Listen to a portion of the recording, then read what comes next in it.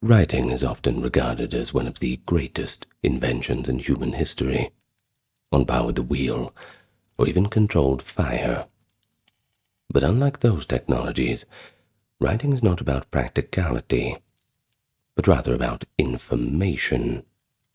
It allowed words and ideas to be fixed in time and space, no longer bound to the speaker or their immediate audience.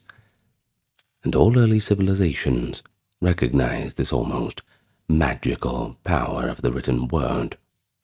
Indeed, many attributed it to the gods: the Egyptian god Thoth, Sumerian goddess Nisaba, the Chinese legendary sage Zhang, or even the Maya deity Itzamna. They were all credited with bringing the gift of writing to humanity. For better or worse, perhaps. Let's look at an example from Plato and Phaedrus. It recounts an Egyptian myth where the god Thoth offers writing to King Tamus as a potion for memory and wisdom, but he is actually rebuked. You see, the king did not want this gift. He argued that it will, quote, introduce forgetfulness into the soul. People will put their trust in writing and will cease to use their own memory, and thus will gain the appearance of wisdom, but not its reality. That's a bit of a paradox, don't you think? Writing was seen as both a miraculous tool to preserve knowledge, but also a potential crutch that might weaken natural knowledge. As we shall see, writing indeed dramatically enhanced collective memory, yet debates about its effects on the mind have continued ever since. Importantly, writing was not invented in one place and then diffused everywhere. Rather, it arose independently in at least 3 or 4 major regions at different times. Scholars generally agree, at least as of 2025, that true writing first appeared in ancient Sumer, that is Mesopotamia, around 3200 to 3100 BCE, followed shortly by Egypt, between 3200 and 3000 BCE. Thousands of years later, writing was independently developed in China, by roughly 1200 BC in the Shang dynasty, and in Mesoamerica by the first millennium BCE. Each of these scripts, cuneiform, hieroglyphs, Chinese characters, Maya glyphs, and others, they had unique forms and contexts. Yet, remarkably, despite vast separations in space and culture, they followed pretty similar stages of evolution. Early signs were mostly pictorial, and then gradually became more abstract and phonetic, able to transcribe anything that could be said. But the initial motivations and uses of writings, that is where they differed in each case. So to understand why writing was invented, we have to look at the specific needs and innovations of each civilization. Was it temple accounting or statecraft that drove people to make the marks on clay or stone? Was it ritual and religion that first inscribed bone and bronze? By comparing all of these cultures, we can find a few common themes, such as economic administration and the desire to preserve knowledge, as well as the distinct triggers for each invention of writing. So let's jump right in, and we can see how writing changed the world. But of course, let me welcome you to the channel first. Are you excited to hear about writing? I sure am. It's quite a story to tell. If you're new to the channel, I invite you to join the club and subscribe.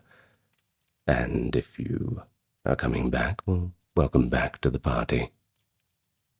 This is 100% ad-free due to the contributions of those on Patreon, YouTube memberships, those who checked out the merch store, and of course those who chose to kindly donate. Thank you very much for your support. Okay, that's all out of the way. Now let's begin. Get in right from the start, shall we? Of course, it's very hard to trace that beginning, isn't it? You see, before true writing, humans did find creative but limited ways to record information. Prehistoric people painted symbols on cave walls and carved tally marks on bones, but these were proto-writing at best, not systematically representing language. As societies became more complex in the Neolithic era, especially with the rise of agriculture and trade, there was a need to store and transmit information beyond what one person could remember. One fascinating precursor to writing was the use of small clay tokens in the Near East. As early as 8000 BCE, farmers and traders used baked clay shapes, cones, spheres, discs, each shape representing a specific quantity of goods. For example, a cone might stand for a small measure of grain, a sphere for a jar of oil, etc. These tokens were a kind of three-dimensional record-keeping system. By collecting tokens in clay, one could keep track of a debt or shipment, say, 10 tokens for 10 sheep. Something like that, very primitive kind of systems. Around 3500, some clever accountant out there had the idea to impress the tokens into a flat clay tablet instead of enclosing them, essentially transferring the count into two-dimensional symbols. According to one archaeologist, Demis Schmant-Besserat, this was the direct forerunner of writing. Tokens morphing into what we would recognize as the written word, when their impressions became abstract signs on clay. In other words, in Mesopotamia, a system of counters evolved over millennia into written marks that everyone could recognize without the physical token present. Pretty clever for back in those times. Now, this development shows that writing was not invented overnight by a single prodigy or genius, but rather that it emerged to meet practical needs of accounting, as early villages grew into towns and cities. By the 4th millennium, the ancient Near East was undergoing rapid urbanization, and nowhere was this more dramatic than in Sumer, in what is now Iraq. The city of Uruk, often cited as the world's first true city, exploded in population, from roughly 10 to 40,000 or more. And with that, the general complexity of organizing its society is all happening around 3,500 to 3,000. Such a bustling urban society with temples collecting agricultural tribute, merchants carrying on trade, it faced an information crisis. Spoken words and memory alone could not reliably handle the volume of transactions, inventories, and directives needed to run the city.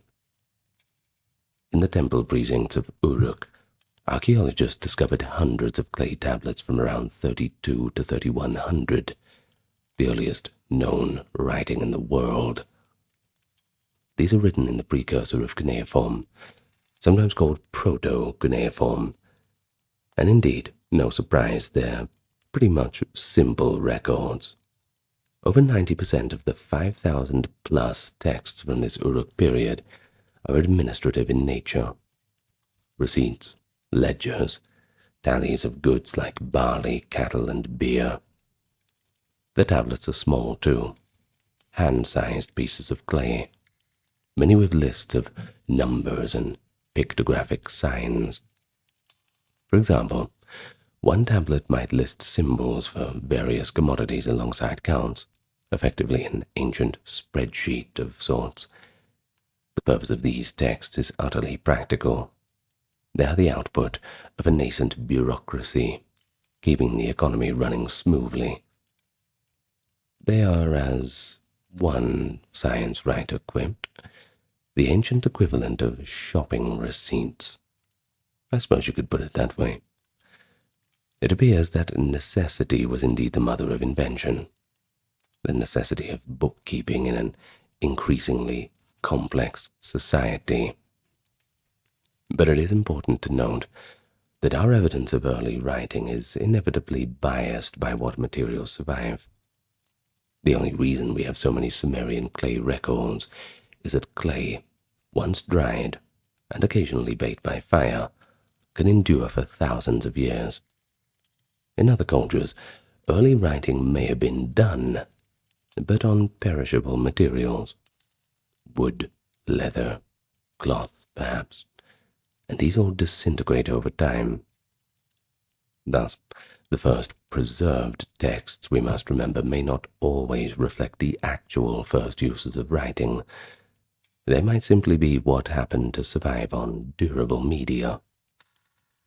We must keep this in mind, especially for Egypt, China, Mesoamerica, where the earliest surviving inscriptions already show a relatively developed system, implying earlier stages that are now simply lost.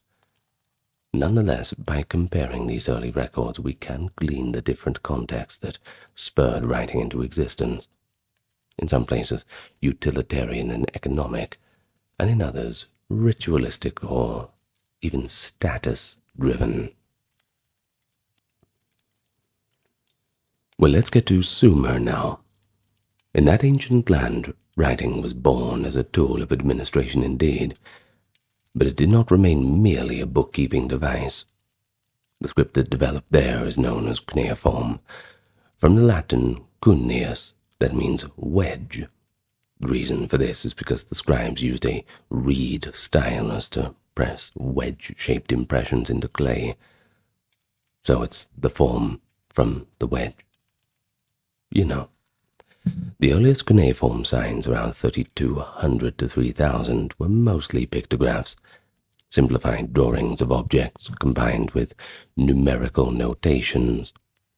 For example, a picture of a head might mean person or a specific worker. A picture of a jar might mean oil. You see where we're going with this. Often accompanied by scratches representing quantities too. Over the next few centuries, this system became more stylized and abstract.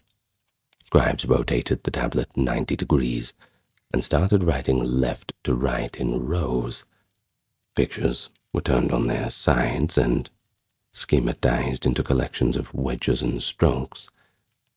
It seems that by around 2500, cuneiform signs no longer looked much like objects they once pictured. They had become truly abstract symbols for words and syllables. The evolution from tokens to pictographs to syllabary to later alphabets in Mesopotamia shows how writing gradually increased in abstraction and power. Initially, each sign stood for a thing or a concept, a cow, a bushel, etc. But soon, scribes began using signs to represent sounds as well. And this is a crucial leap. The rebus principle meant that you could use a picture of, say, an I to represent that sound in any word, like the syllable I in another word. By combining phonetic signs, scribes could write not just concrete nouns, but also names, verbs, and sentences in short, spoken language. But what factors drove refinements such as these? As Sumerian society grew, so did the demands on writing. By the 3rd millennium BCE, Sumer was a patchwork of city-states and elaborate temples, palaces, and with a great system of commerce. Writing became indispensable for running the state. We find thousands of tablets from the administrations of cities like Shuruppak, Lagash, and later the vast bureaucracy of Ur-3, 21st century BC, recording everything from labor assignments to tax collections. And indeed, tens of thousands of administrative texts survive from the Ur-3 dynasty alone, detailing a sophisticated bureaucratic system. These dry tablets might not make much thrilling reading, we must admit, but they do indicate that by 2100, writing was thoroughly embedded in governance. It enabled kings to manage resources and people across wide areas through documented orders, archives, and accounts. Yet at the same time, something else was happening too. Writing was escaping the account book and entering the other domains of human life. A critical early use was inscription in monuments and objects. In Mesopotamia, rulers began to commemorate their achievements in writing.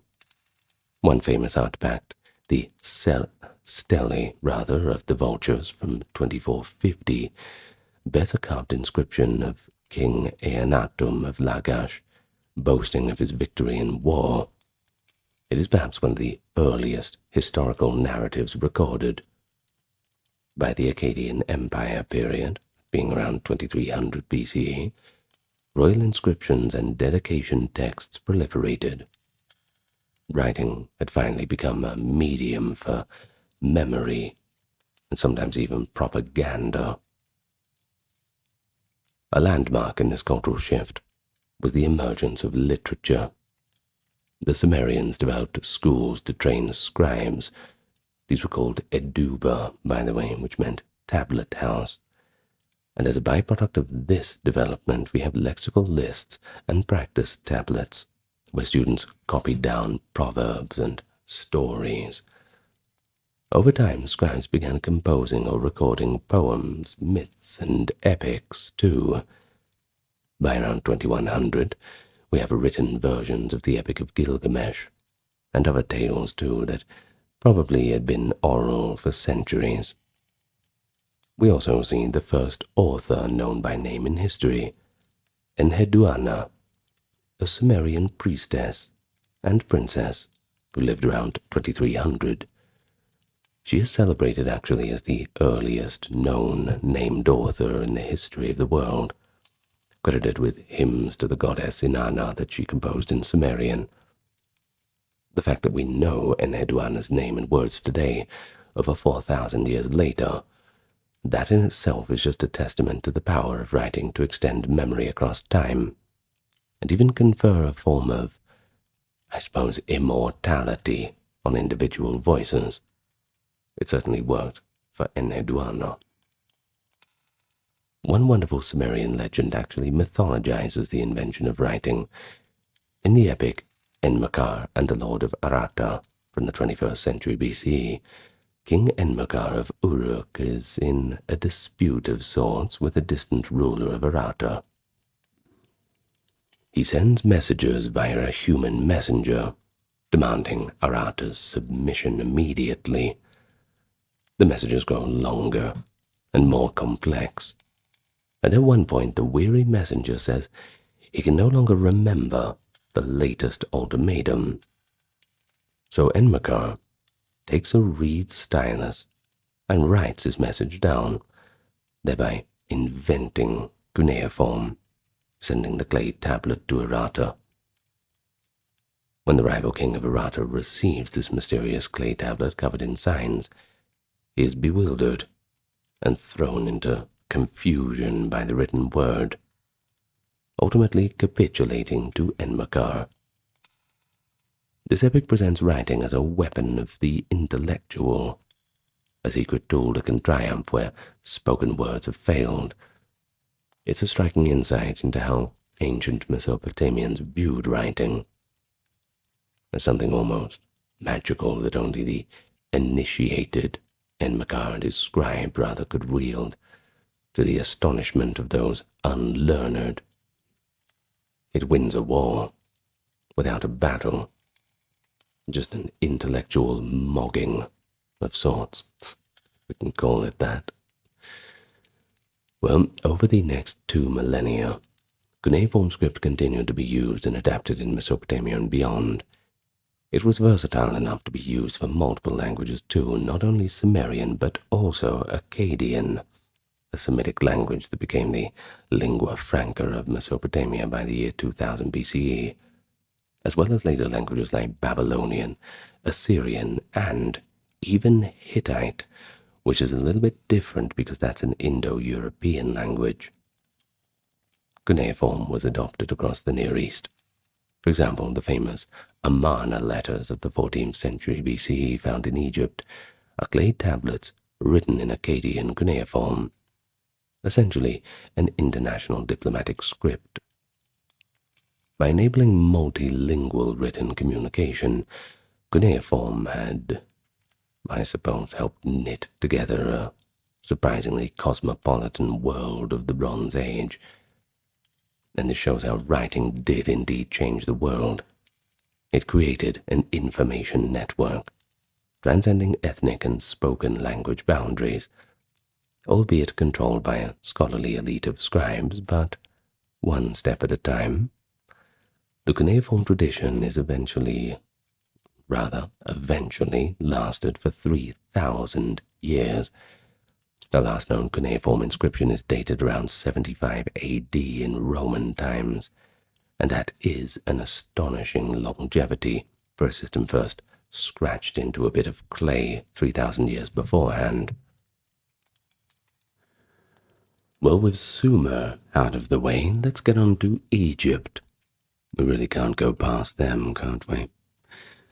Around about the same time that cuneiform was emerging in Mesopotamia, Egypt was undergoing political unification, and along with that, rapid development. Here, too, writing appeared seemingly all on its own, completely independent. Egyptian writing is most famously represented by hieroglyphs, little pictorial symbols of people, animals, and objects that adorn the temple walls and tombs. In fact, the word hieroglyph comes from the Greek, meaning sacred carvings. That reflects that they were often inscribed in stone in sacred contexts. But hieroglyphs were only one form. Egypt had other forms of writing too. They also developed cursive scripts, hieratic, and much later demotic for writing with ink on papyrus, for more everyday purposes. But let's focus on the origins. How and why did Egypt start writing? For a long time, the oldest known Egyptian inscriptions dated to around 3100, at the very start of the First Dynasty, which is shortly after the legendary unification of Upper and Lower Egypt under a single king, often identified as Narmer or Menes. You can obviously find the Narmer palette, that big old stele with him, a 10-foot tall Narmer clobbering the pathetic enemy. It's quite interesting, I think. However, in the late 20th century, archaeologists made a discovery at Abydos in Upper Egypt. In a pre-dynastic royal tomb, excavators found about 200 tiny tags made of ivory and bone, and each one of them had a few little symbols carved on them. These tags, about the size of postage stamps, had holes as if tying to bags or jars. They appear to have been labels attached to grave goods, possibly indicating the origin or context of the offerings left in the tomb. Each tag has between 1 and 4 signs. For instance, one might show a glyph of a grain silo with tally marks. Another might show an animal, or perhaps a combination of a place and a symbol with a numeral. In total, scholars identified around 50 distinct symbols on these tags. Some of the signs closely resemble later Egyptian hieroglyphs. For example, a symbol that looks like a bark or a scorpion, which strongly suggests that these were indeed the earliest writing form in Egypt. At least, what we know of for now. That being said, I keep saying what we know of for now. I really do hope that archaeological knowledge supersedes what we currently know about it. There really is so much out there left to find. Get excited about that. I'm excited about it, at least. Well, of course, all of this we just mentioned, these little tags, these little postage stamp things, it pushes the invention of Egyptian writing back to roughly the same time as Sumerian proto-cuneiform, and that indicates a parallel development. But what do these Abydos tags tell us about the impetus for writing in Egypt? The context is important. A royal tomb. It seems writing here was used in an administrative and ceremonial capacity, to inventory offerings for an elite burial, to ensure that in the afterlife the king or noble had all that was provisioned. And this hints at a dual purpose, partly utilitarian, labeling goods, perhaps denoting their origins or tax assessments, and partly ritual/elite. The very act of inscribing the tags might sanctify the goods or just assert the power of the tomb owner. And yeah, scholars conclude that early Egyptian writing likely served some purposes that are utilitarian or ceremonial, always depending on the type of writing and object. Let's take one example. An ink-inscribed pottery jar might simply mark how much oil it contains. Now that's a utilitarian purpose, whereas a carved royal name on a decorative mace head, well, that's obviously going to be ceremonial in its purpose. Interestingly, the surviving early evidence in Egypt leans towards the ceremonial and symbolic, perhaps because those inscribed artifacts in tombs and on stone had better odds of survival than ephemeral accounting records on papyrus. Nevertheless, we have reason to believe that bureaucratic needs were also a driver. Egypt around 3200 was coalescing into a unified state. Around about that time, it seems to have been a state unified under kings, who had introduced writing and, well, eventually the first bureaucratic system of administration. In other words, the establishment of the Egyptian kingdom and its bureaucratic machinery went hand in hand with the early use of writing to keep that machinery running. Egyptian hieroglyphic writing, from those earliest tags and onwards, already shows considerable sophistication. By the time of the First Dynasty, scribes were using 3 types of signs that would remain staples of the system. First, we have logograms, a sign representing a whole word. Phonograms, a sign representing a sound or a syllable. And determinatives, non-phonetic signs added to clarify meanings. Think of things such as like an icon of a scroll after a word to signal it's an abstract concept. For example, a picture of a month could be a logogram meaning, a mouth rather, could be a logogram meaning mouth, or a phonogram for the sound because the Egyptian word for mouth was re. And at the end of the word they might add a picture of a man with a hand to mouth to indicate the word is something said or an occupation involving speech, that being a determinative. Now here's something impressive. One of the Abydos tags shows evidence of the rebus principle, a sign used not just for its literal object, but rather for its phonetic value, indicating that even this nascent stage Egyptians had moved beyond the pure picture writing. All this suggests that earlier experimental stages of writing, perhaps pure pictograms or simpler symbols, had already been surpassed by 3300 in Egypt. The full story of how they got there, well, that's still a bit of a mystery. Sorry to disappoint you.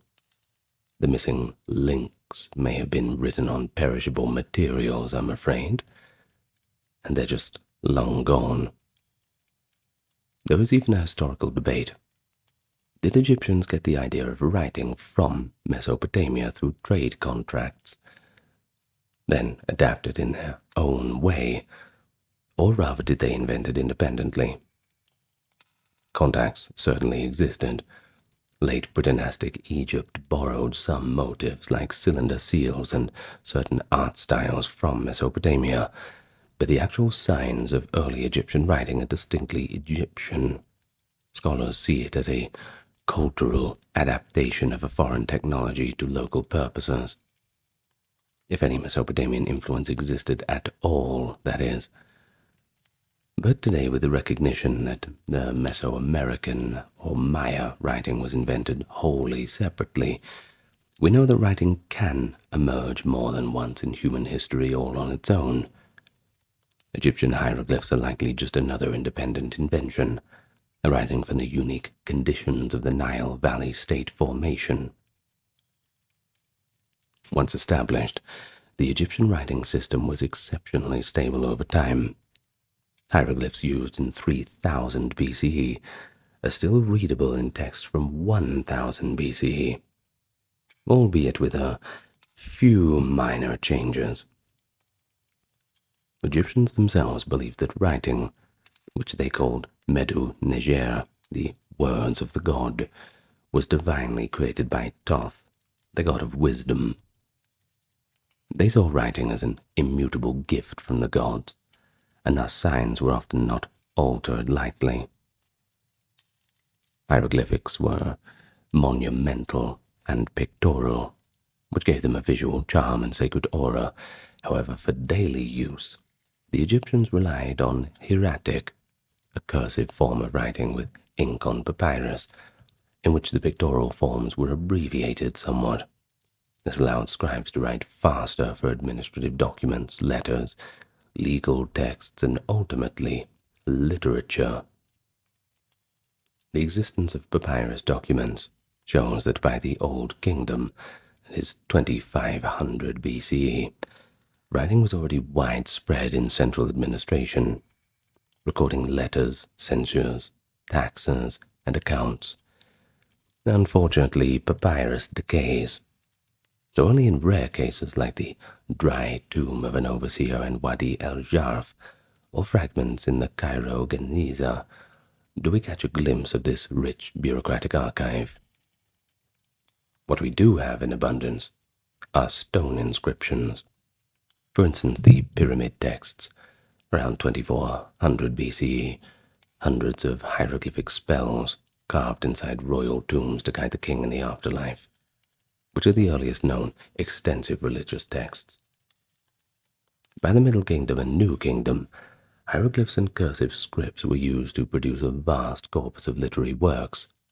Stories like Sinuhe or the Shipwrecked Sailor, wisdom texts like the instructions of Ptah-hotep, poetry, scientific manuals. They had a bit of everything.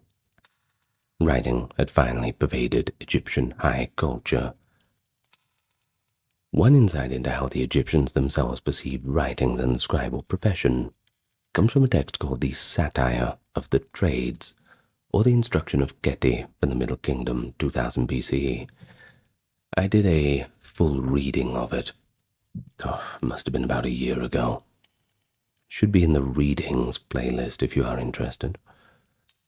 Either way, just briefly, it's framed as a father advising his son to become a scribe rather than any other job, and the father moves on to somewhat mock the hardships of the other trades. The farmer breaks his back in the sun, the carpenter's covered in dust, etc., at the same time just praising the comforts of a scribe's work. In one copy, the text reads, "Happy is the heart of him who writes, he is young each day. Be a scribe, your body will be sleek, your hand will be soft. You are one who sits grandly in your house, your servants answer speedily, beer is poured copiously, and all who see you rejoice in good cheer." It's a little bit blown out of proportion, perhaps, but it is revealing. It does show that scribes enjoyed high status. In fact, they were part of the elite who ran the state, so you'd better hope to get some status out of that. But it also hints at literacy being generally low in the population, and indeed probably estimated around 5% were literate, probably less. so being a scribe certainly put one in a special and privileged category. Writing in Egypt was thus somewhat monopolized by a class of professionals, serving the pharaoh, the temples, and the bureaucracy. The pharaohs used writings as an instrument of royal ideology, from the earliest labels and monuments where kings list their titles and victories, to later grand stelae that record treaties or edicts. For example, around 196, the priests of Egypt inscribed the Rosetta Stone with a decree in 3 scripts, that being hieroglyphic, Demotic, and Greek, affirming the royal cult of Ptolemy V, an act that incidentally provided modern history with the key to deciphering the hieroglyphs in 1822 CE. More about that in a different video, I suppose. Okay, so let's turn our attention now to China, where we find another independent blossoming of the written word, this time with its own distinctive character and context.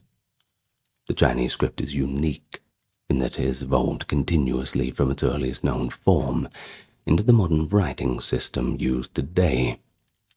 And the earliest confirmed evidence of writing in China comes from the Shang dynasty, 1600 to 1046 BCE, in particular from the royal capital near modern Anyang, around 1200 BCE rather. These are the famous oracle bone inscriptions, texts carved on animal bones and turtle shells used in divination.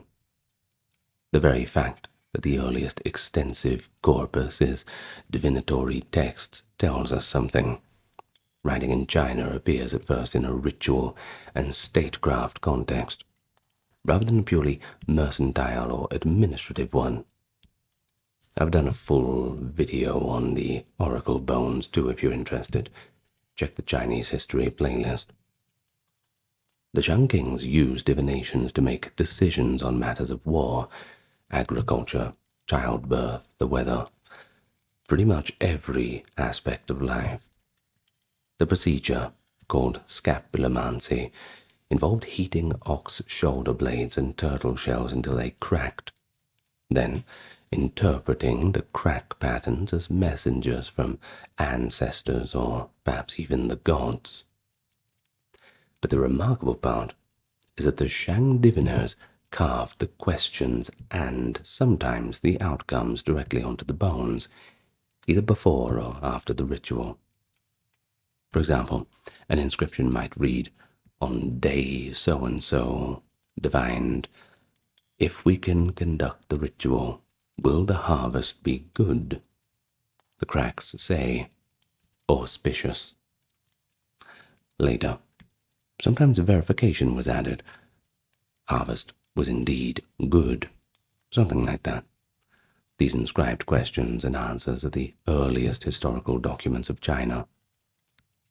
It's been noted, too, that oracle bones are indeed the earliest written records of Chinese civilization that give us a selective but vivid picture of what was concerning the Shang elite, just by the questions that they were asking. Pretty human concerns. By now, archaeologists have unearthed 150,000 plus oracle bone fragments with inscriptions, and that's a huge trove of data. The writing on them is called oracle bone script, or in Chinese, Jia Gu Wen. It is clearly an early form of Chinese characters too, yet quite developed. Scholars have catalogued about 4,000 distinct characters on the oracle bones. Many of these characters can be linked to later forms of the same character, although some are now archaic or still undeciphered. What is striking is that the script was already capable of expressing full Chinese language of the time, that is, Old Chinese. It wasn't a proto-writing or mnemonic system. It was a full writing system with logographs and phonetic components. This implies that writing likely began earlier than 1200 BCE, maybe in early Shang or even the late Neolithic. But these earlier records, perhaps written on perishables like wood or bamboo have either not survived, or if they were written on more durable materials, we've just not discovered them yet.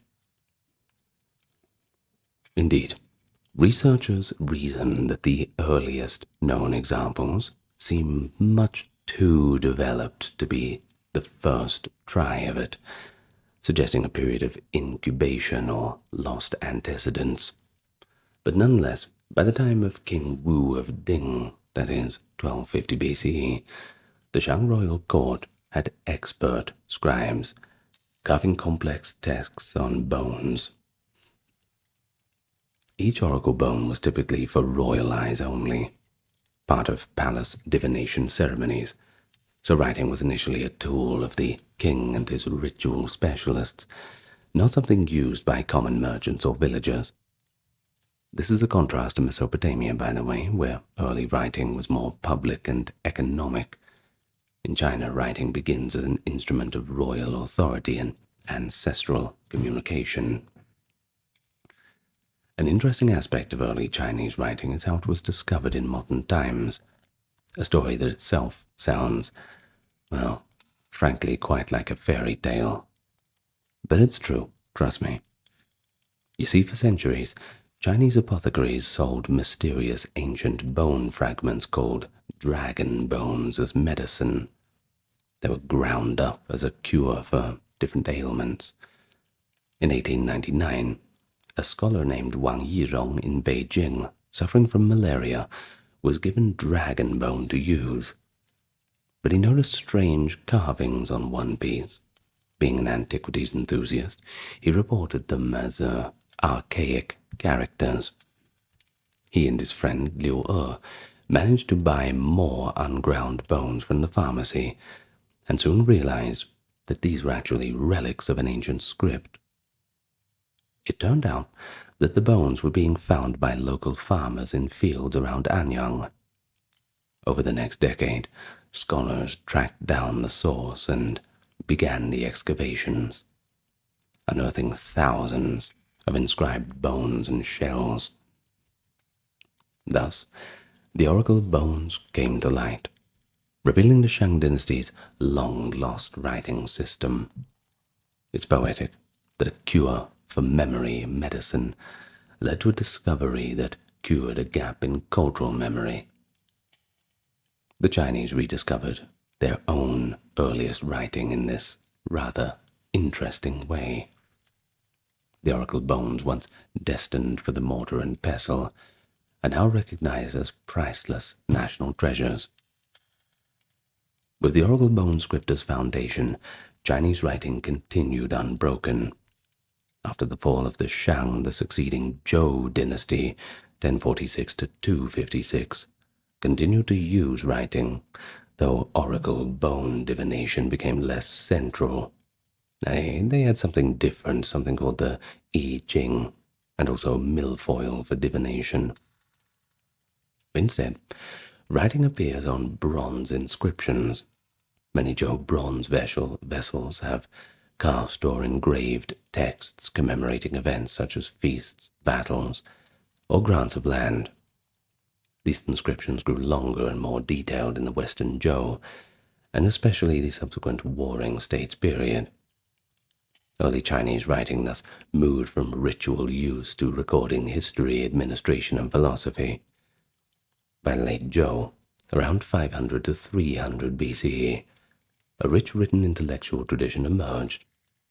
The classics of Confucius, Sun Tzu, Lao Tzu, and others. They were all written on bamboo strips.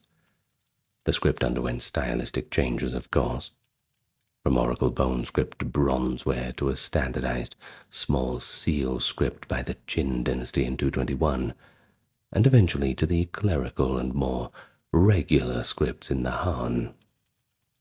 Yet through all this, the basic logographic principle remained. Modern Chinese characters are direct descendants of those first carved signs. This continuity meant that writing became a core part of Chinese identity and governance very early. In 221, the first emperor of China, Qin Shi Huang, famously unified the writing system across his empire, standardizing the characters. This was pretty important in uniting diverse regions. Even if people spoke different dialects or languages, the written characters were a common medium. Writing thus helped forge and maintain Chinese civilizational continuity from the Bronze Age onward. And still today, all of those different dialects in Chinese, whether it be Cantonese,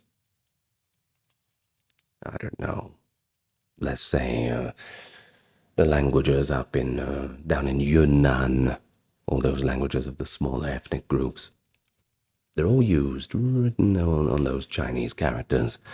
Of course, there's a few smaller languages like Lisu that have Latin scripts, but we don't want to go into that. There's too much detail in that. I don't want to get onto the topic. Anyway, one might wonder, what about everyday uses like commerce? Surely ancient Chinese traders had to record their transactions too. Well, they likely did. But they probably weren't carting around bones and tortoise shells. They likely did it on perishable materials that simply haven't survived. Some early texts on bamboo or wood dealing with legal codes, treaties, or tallies have been found in tombs from the Warring States period. But our picture of earliest Chinese writing remains skewed towards the elite, ritual, and political sphere. In any case, it's evident that once writing existed in China, it was applied to all facets of life: statecraft, ritual, economy, scholarship, fortune-telling.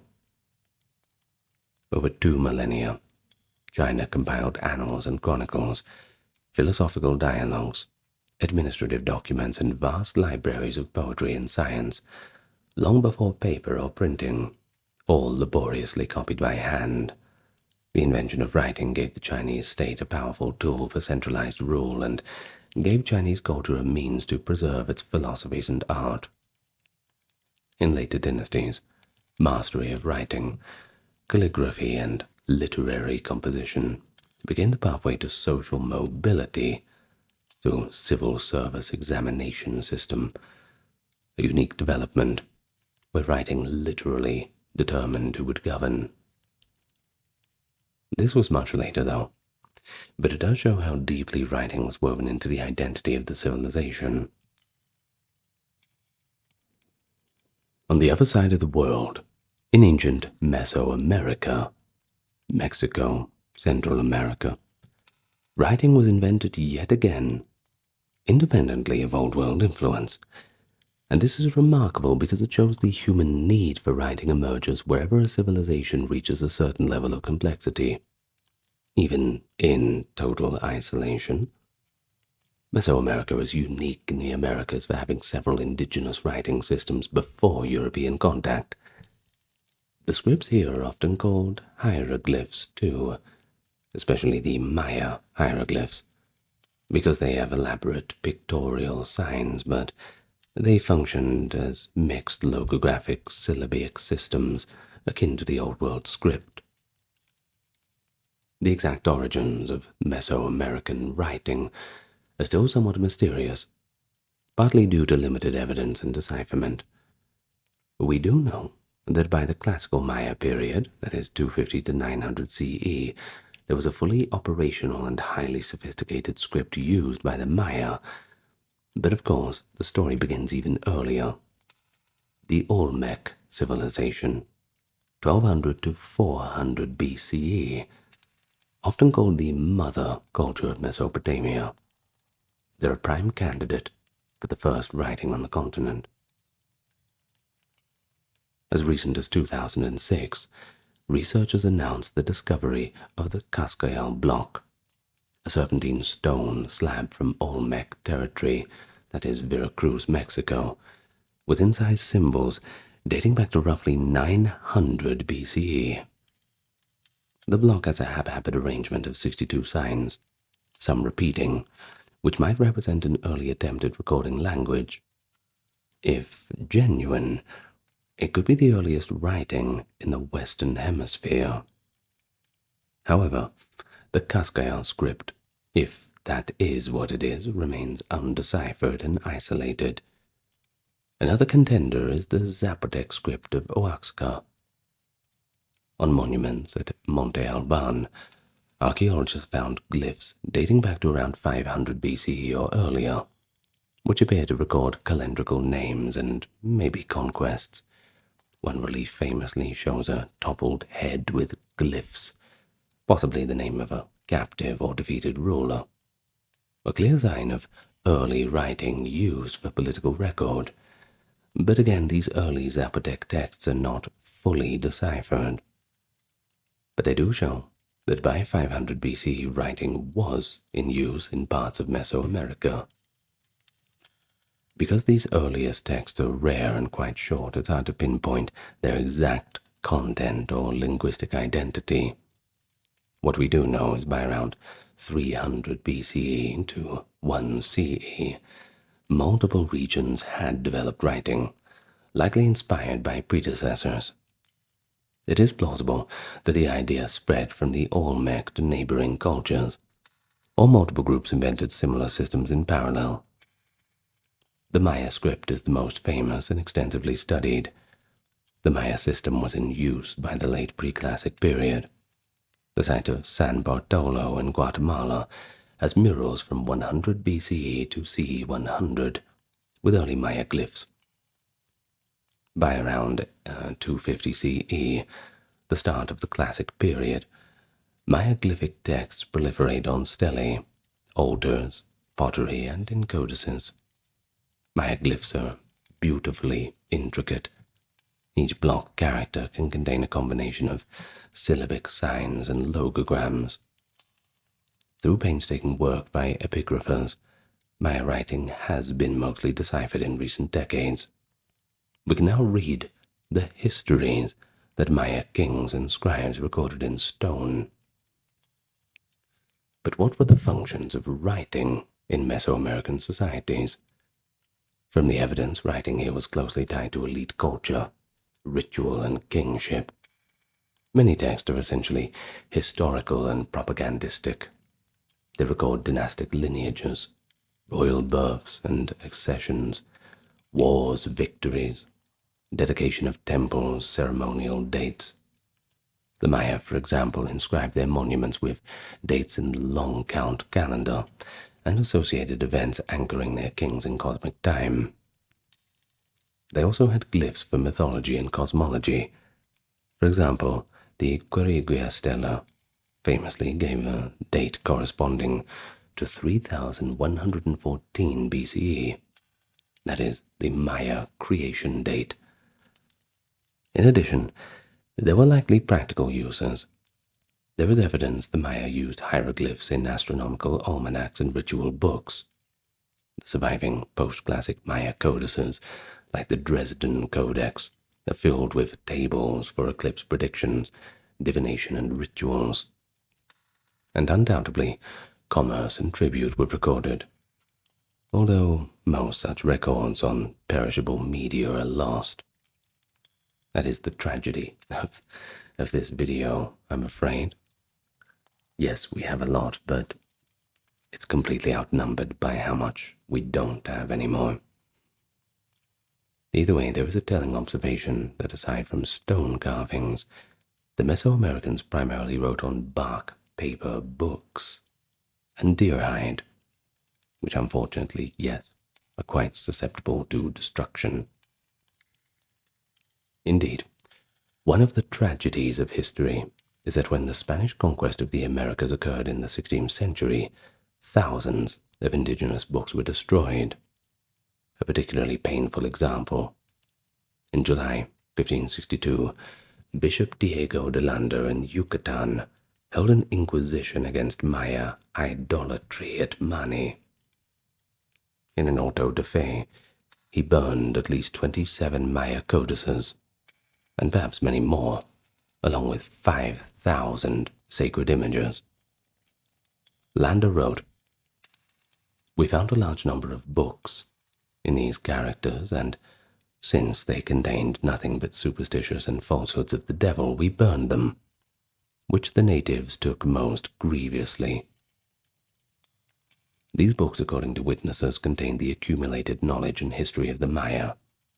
One Spanish account by Alonso de Zurita recalls seeing numerous books in Guatemala in 1540 that, quote, recorded their history for more than 800 years back, which elders could still interpret.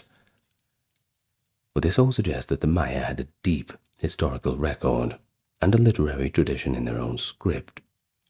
Fray Bartolomeu de la Casa lamented that the destruction of the native books erased precious knowledge, and indeed, by 1700, almost all of them were gone.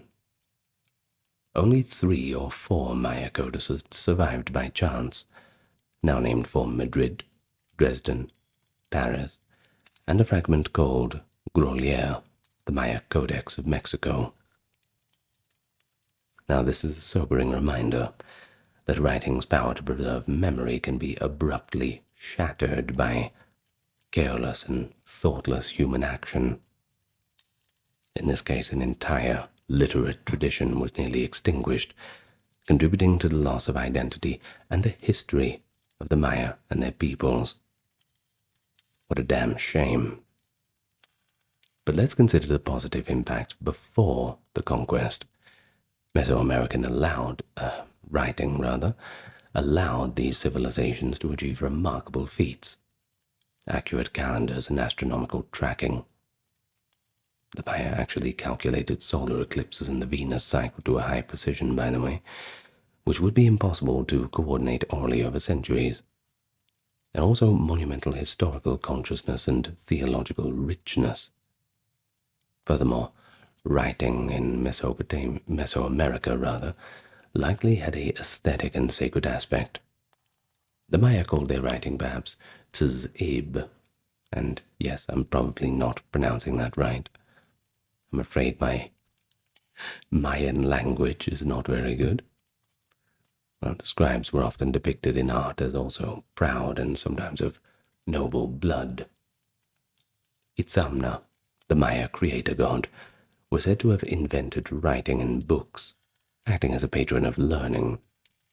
Scribes in Maya culture could even be deified or mythologized. Similarly, the Aztecs, though their writing system was less phonetic, honored their own deities as keepers of knowledge. Writing and the calendar were considered gifts of Quetzalcoatl in some central Mexican myths. Clearly, writing was intertwined with religious identity. To have knowledge of the glyphs was to access divine or ancestral wisdom. We should mention briefly, though, the Aztec Mexica system. By the 15th century, the Aztecs used a pictographic writing for records, mostly logograms and numeric dots for dates, etc. It was not fully phonetic, but they did manage to record histories and tribute lists. After the Spanish conquest, some learned natives adapted the Latin alphabet to write out their languages, like the Nahuatl, and even annotate old pictorials, but the original indigenous scripts eventually fell out of use, replaced by the new scripts under the colonial rule. Well, before we finish up, let's have a look at a few lesser-known little facts. It'll be a bit of fun, won't it? Let's talk about the first library. You might assume that libraries are actually a later development, but as soon as multiple texts existed, people started collecting them. The Assyrian king Ashurbanipal of the 7th century BCE established a royal library at Nineveh that contained over 30,000 clay tablets, including literature like the Epic of Gilgamesh. Now, what is amusing is that Ashurbanipal prided himself on being able to read cuneiform himself. That is a rarity for kings, and he even had texts in Sumerian copied for posterity. At the time, Sumerian was long dead. He essentially ordered a national project of copying old texts to preserve knowledge, and because of this, we today have copies of ancient texts that would have otherwise perished in the city ruins. This early library shows that even 2,600 years ago, people understood the value of collecting written knowledge for future generations. Many ancient scripts were forgotten over time and had to be deciphered by modern scholars. Each decipherment has tales of ingenuity. For instance, Egyptian hieroglyphs.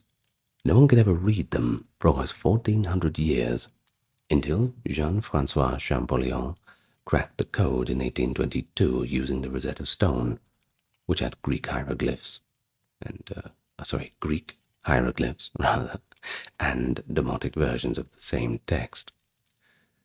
In the case of Maya glyphs, their decipherment was even more recent and rather involved a Russian linguist, Yuri Knorozov, who in the 1950s used Landa's Spanish transcribed alphabet and recognized that Maya writing was a phonetic phonetic syllables. All right, so give me a break. I've been talking for an hour. I'm going to make a few mistakes. I do apologize. Later, an American epigrapher, Linda Shell, and others in the 1970s and 80s worked with the young Maya descendants to read their own glyphs, sparking a revival in understanding Maya history. And it is quite moving that now Maya people can read the inscriptions of their ancestors after centuries of silence. Similarly, cuneiform was deciphered in the 19th century via the Behistun inscription, a Persian king's trilingual inscription in Old Persian, Elamite, and Babylonian cuneiform, which allowed Sir Henry Rawlinson and others to do for cuneiform what Champollion did for hieroglyphs. Okay, so in ancient times, literacy was typically quite low, but there were exceptions. For example, in some periods of Mesopotamia, like in the city of Ugarit, 1200 BCE, there's evidence that quite a few merchants could at least write in cuneiform alphabet. Ugaritic had an alphabet of cuneiform of only about 30 signs, a little bit easier. In one house, archaeologists found a kind of classroom with an alphabet tablet and practice exercises, suggesting schooling outside of the temple. And in Roman Egypt, we have the ostraca, pottery shards with school exercises in Greek and Demotic, glimpses of kids learning about their letters. These little details show a human side of writing. Children laboring over alphabets, scribes getting tired and making mistakes. Some tablets have notes like, "The novice scribe wrote this as an apology for poor quality." In a 12th dynasty Egyptian letter, a father writes to his scribe's son complaining that he hasn't written anything in a long time, essentially an ancient, "Why haven't you written me?" gripe, showing writing used for personal communication as well. Not all ancient writing has been deciphered, by the way. The Indus script, 2500 to 1900 BCE in the Indus Valley, remains quite a mystery. Short inscriptions on seals that no one has convincingly read, partly lack to long texts or bilingual sources. Likewise, the Proto-Elamite script of Iran, late 4th millennium BC, is undeciphered. The Phaistos disc from Minoan Crete, too, the Rongorongo glyphs of Easter Island, they're also undeciphered.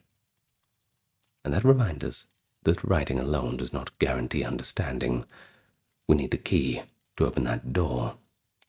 But until then, those voices are all locked away.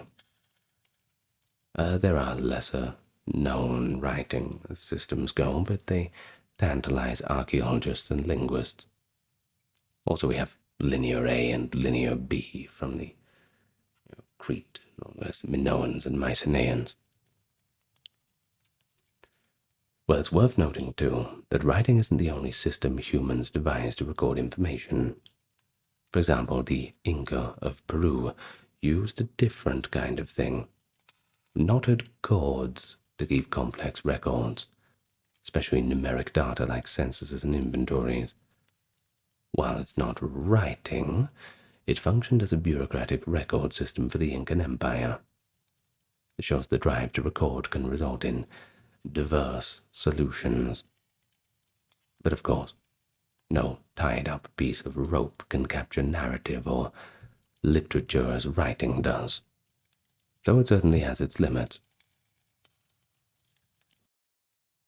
5,000 years ago, a lone scribe presses a sharpened reed into a damp clay tablet. In careful, practiced strokes, he records the day's grain deliveries to the temple granary. As the clay fills with neat rows of wedge-shaped symbols, he sets the tablet aside to dry. One more piece of preserved knowledge, all finished up. The job is done. Such a scene could have unfolded 5 millennia ago in ancient Mesopotamia, long before the famed Library of Alexandria or the scroll-stacked libraries of Greece and Rome. Bronze Age civilizations were pioneering the collection of knowledge. In the 3rd and 2nd millennia BCE, the peoples of Mesopotamia, the Nile Valley, the Indus Valley, and Minoan Crete had already developed writing systems and began to populate the world's first libraries, archives of clay tablets, papyrus scrolls, and inscriptions that safeguarded everything from mundane accounts to myths of creation. But these libraries were not public institutions as we think of libraries today. They were rather repositories of collective memory, temple collections, royal archives, scribal workshops, where human thought was preserved for future generations. The story of the first libraries is a journey into the very dawn of writing itself, when humanity learned how to make words last across time. And so today, it's all about how Bronze Age people collected and stored knowledge. We'll go through Sumeria, Babylonia, Egypt, all the old scribal schools, and Indus Valley merchant offices too, Minoan palace storerooms, and beyond. And we'll see how the invention of writing, cuneiform wedges, hieroglyphic signs, enigmatic Indus symbols, and even linear A strokes lost to time enabled information to be recorded for posterity. By the end, I think we'll appreciate how these Bronze Age knowledge centers, certainly modest in form, yet monumental in legacy, laid the foundation for humanity's enduring pursuit of learning. And that's why you're here, isn't it? The pursuit of learning. I hope so. Let me welcome you first. If you're a newcomer, it's good to meet you. Truly. If you're coming back, it's good to see you again. Thank you dearly to those supporting on the Patreon, and those who took the time to check out the merch store. And thank you in advance for clicking that subscribe button, which is right next to the like button. Thank you.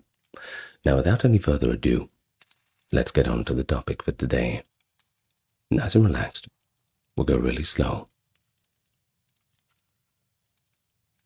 So, the roots of the first libraries lie in the invention of writing itself. That only makes sense, doesn't it? During the early Bronze Age, we're talking late 4th to early 3rd millennium BCE, multiple civilizations independently developed writing systems as a means to record information. In Mesopotamia, that is the land between the two rivers, the Tigris and Euphrates, the Sumerians invented cuneiform writing around 3400 to 3200 BC. Cuneiform began as a pictographic marks and numerical impressions left into clay tablets mainly to track goods and transactions. Boring stuff, accounting. But over time, these symbols became a bit more abstract and even syllabic, capable of recording complex language. Little by little, it was changing. But Mesopotamia wasn't the only advanced civilization for that time. In ancient Egypt, a wholly separate writing system was taking place, hieroglyphics. They emerged around 32 to 3000 BC, that's 3200 to 3000 BC, as evidenced in the inscribed tags and pottery from the tomb of proto-dynastic rulers. Egyptian hieroglyphs were sacred pictorial characters used on monuments. You know the ones. But there was also a cursive derivative called hieratic that was developed for everyday writing on papyrus. It's not as well known, but you'll probably recognize it if you saw it. But writing was by no means a Mediterranean phenomenon. Far to the east, the Indus Valley civilization, which flourished from 2500 to 1900 BC, created an interesting script of its own. Archaeologists have uncovered symbols of distinct Indus writing on sealed stones, pottery, and bronze tools. These symbols, typically only a few characters long, likely represent a writing or proto-writing system, though it remains undeciphered to this day, at least at the time of doing this video. It'd be a little embarrassing if they deciphered it within the next few days, but that's okay. Well, in the Aegean, the people of Minoan Crete developed writing a little bit later.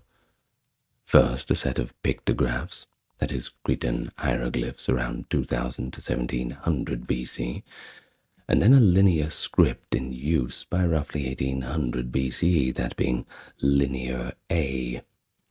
Now, Linear A is still undeciphered, but demonstrates that even in Bronze Age Europe, writing had taken root. It's just a shame we don't understand it yet. By around 2000 BC, multiple Bronze Age civilizations were fully literate, each using scripts tailored to their language and needs. That is not to say that the common people were fully literate, but the administration certainly was. Now you must remember, these early writing systems almost universally arose for pragmatic reasons only. No one in those early days was writing down big stories and all the rest, at least none that we've found. That would come a little bit later. They were chiefly used to facilitate administration, governance, and trade, record-keeping, things like this. In Mesopotamia, early cuneiform tablets were essentially tools of the accountants. We've got tons of them, literally tons. Lists of grain deliveries, tallies of livestock, trade inventories, things like that. Likewise in Egypt, the earliest hieroglyphic inscriptions often accompanied economic records or labels of royal possessions. This practical origin of writing meant that from the very beginning, written documents accumulated in significant numbers. Once a tablet or papyrus had served its immediate purpose, recording a transaction or a decree, it was often stored rather than discarded, in case it needed to be referred to later. Thus, temples, palaces, and administrative offices gradually amassed archives of written records. By the mid-3rd millennium BC, these archives had grown large enough that we can legitimately call them the first libraries. The first libraries were essentially archives of the earliest forms of writing, collections of clay documents in Sumerian temple storerooms and palaces such as Ebla in Syria. Basically, history begins with the library, since the preservation of written records marks the transition from prehistory, that is, the time of no written accounts, to documented history. Each early civilization's writing system provided the foundation for storing their knowledge, and the creation of archives naturally followed the spread of literacy. So next, we turn to how these early records were physically made and preserved, the ingenious techniques Bronze Age people used to ensure their words would last. Of course, writing in the Bronze Age was constrained and shaped by whatever materials were available. Different civilizations adopted different writing media, each with its own methods of preservation, and these choices deeply influenced how their libraries developed. The two most important writing materials of the Bronze Age were clay and papyrus, corresponding broadly to Mesopotamia and Egypt respectively, while other media like stone, metal, or wood were used, but in specific context. Well, let's have a look first at the most quintessential images of the Bronze Age, those clay tablets in Mesopotamia. Of course, that was the medium of choice for recording information. Scribes would scoop up a lump of fine clay and flatten it into a tablet, typically about an inch thick. While the clay was still damp, they used a stylus, often a sharpened reed, to press symbols into the surface, creating the wedge-shaped imprints characteristic of cuneiform writing. These clay tablets varied in size and shape.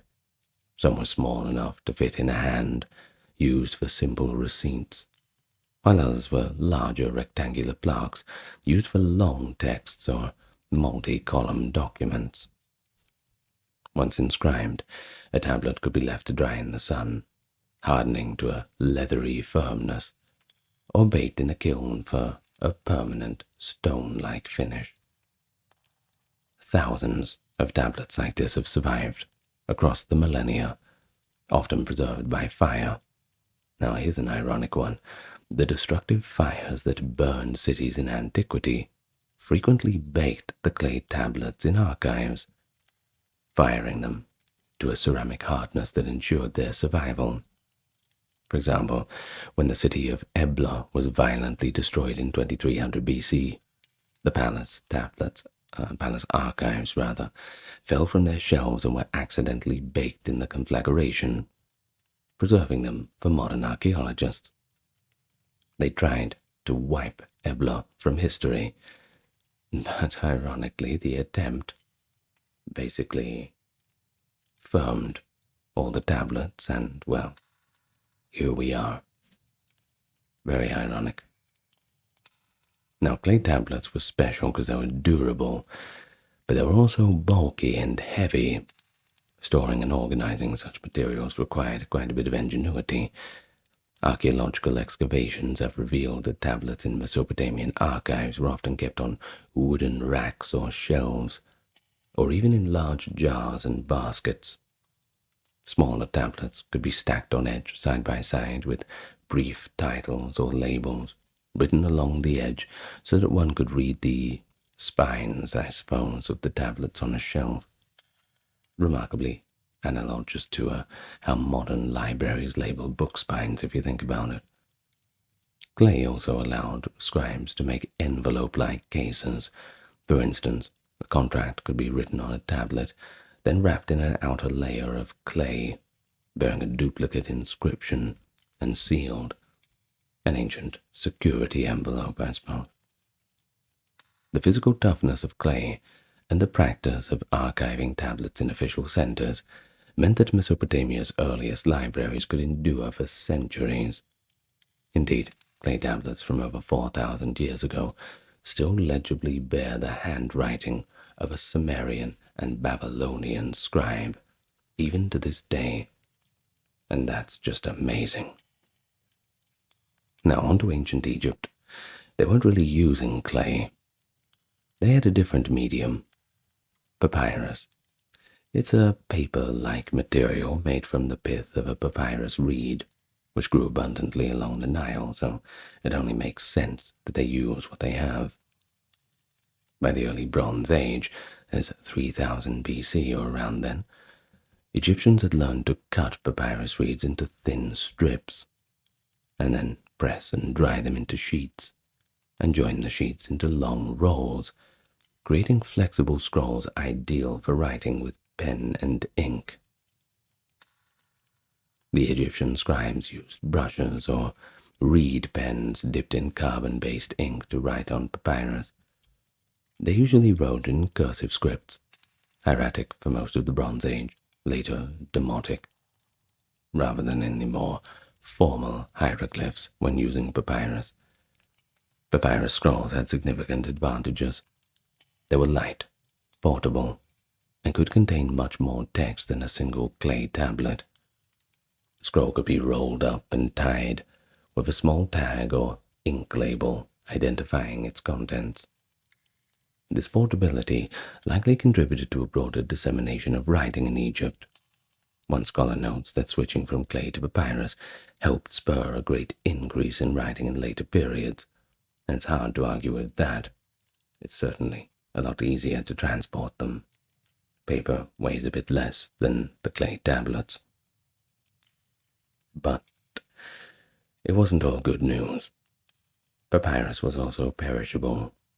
Unlike the clay tablets that could literally survive the burning ruins of the city, papyrus was highly vulnerable, not just to fire, but moisture, and more importantly, as we sit here thousands of years later, it was vulnerable to time. Most Bronze Age papyri have come down to us as preserved only thanks to Egypt's dry climate and protective conditions of tombs and sealed jars. For instance, famous Egyptian texts like the Ebers Papyrus, a medical text from around 1550 BC, and the Westcar Papyrus containing royal tales, survived by being buried or hidden. Countless others must have crumbled to the dust. So how did Egyptians store their papyrus documents? Archaeological and textual clues indicate that they used wooden chests, clay jars, and shelving niches in a temple or palace archive. In the city of Amarna, around 14th century BC, a storage chamber of the documents of pharaohs was discovered, complete with the remains of papyrus and labels, suggesting that bundles of scrolls were actually kept there. And then there's the tomb paintings that show scribes carrying scroll cases or boxes, indicating that important documents could be tied up with cords and placed in decorated chests. One vivid image is from the tomb of an 18th dynasty official, which depicts scribes recording the harvest. Nearby, spare scrolls or writing equipment are stored in a wooden box. Thus, while Mesopotamia's libraries were rooms full of clay tablets, Egypt's were more likely to be cupboards of scrolls within temple scriptoria or offices, carefully maintained by archivist priests. The fragility of papyrus meant Egyptian archives required careful protection from the humidity and insects. Occasionally, scrolls might be recopied onto new papyrus if the old ones had decayed. Other material also played roles in Bronze Age information. In the Indus Valley, many inscriptions were carved on small steatite seals, that's a soft stone, that could be impressed onto clay for marking goods. These seals, typically about the size of a postage stamp, often have drilled holes, indicating they might be worn or kept on strings. Perhaps an official's personal seal, combining identification with a bit of text. The Indus people may have also written on perishable materials, wood planks or palm leaves, but no such documents have survived. In Minoan Crete, aside from clay tablets, some inscriptions appear on metal goblets and stone vases, and the intriguing Phaistos disc, a fired clay disc stamped with pictograms, suggests experimentation with different formats. Additionally, both Egypt and Mesopotamia sometimes used ostraca, broken pottery shards, or limestone flakes as a cheap writing surface for notes and school exercises. For permanent records like royal decrees and commemorations, stone stelae were employed. The best example I can give you of this is probably Hammurabi's Law Code. That was a diorite stele inscribed around 1750 BC. There are a few others, but this is the most recognizable. These stone inscriptions are not really libraries in themselves, but they often existed alongside the archives, and sometimes copies of the same text would be kept on clay or papyrus in an archive. All to be told, Bronze Age civilization demonstrated impressive ingenuity in exploiting the available materials to store their knowledge. whether incising damp clay, painting ink on reed paper, carving symbols into stone. They developed pretty robust techniques. And the techniques in turn influenced the form of early libraries. Mesopotamia's archives look like rooms of baked tablet stacks, while Egypt's look like collections of scrolls and seals all stuffed into little holes, each tailored to the medium of memory. But enough about the tablets. Who were the people behind the first libraries? Well, in every Bronze Age civilization, a specialized class of literate individuals emerged. Scribes. They became the primary creators, organizers, and guardians of written knowledge. They were essentially the human backbone of the early libraries, responsible for recording information and transmitting it across generations. By virtue of their education and role, they often became scholars in their own right, studying and copying older texts and contributing to a growing intellectual tradition. In ancient Mesopotamia, scribes were highly esteemed professionals. It was a good job, but becoming a scribe, that required an extensive education. In Sumer, by the early dynastic period, around 2500 BC, formal scribal schools existed.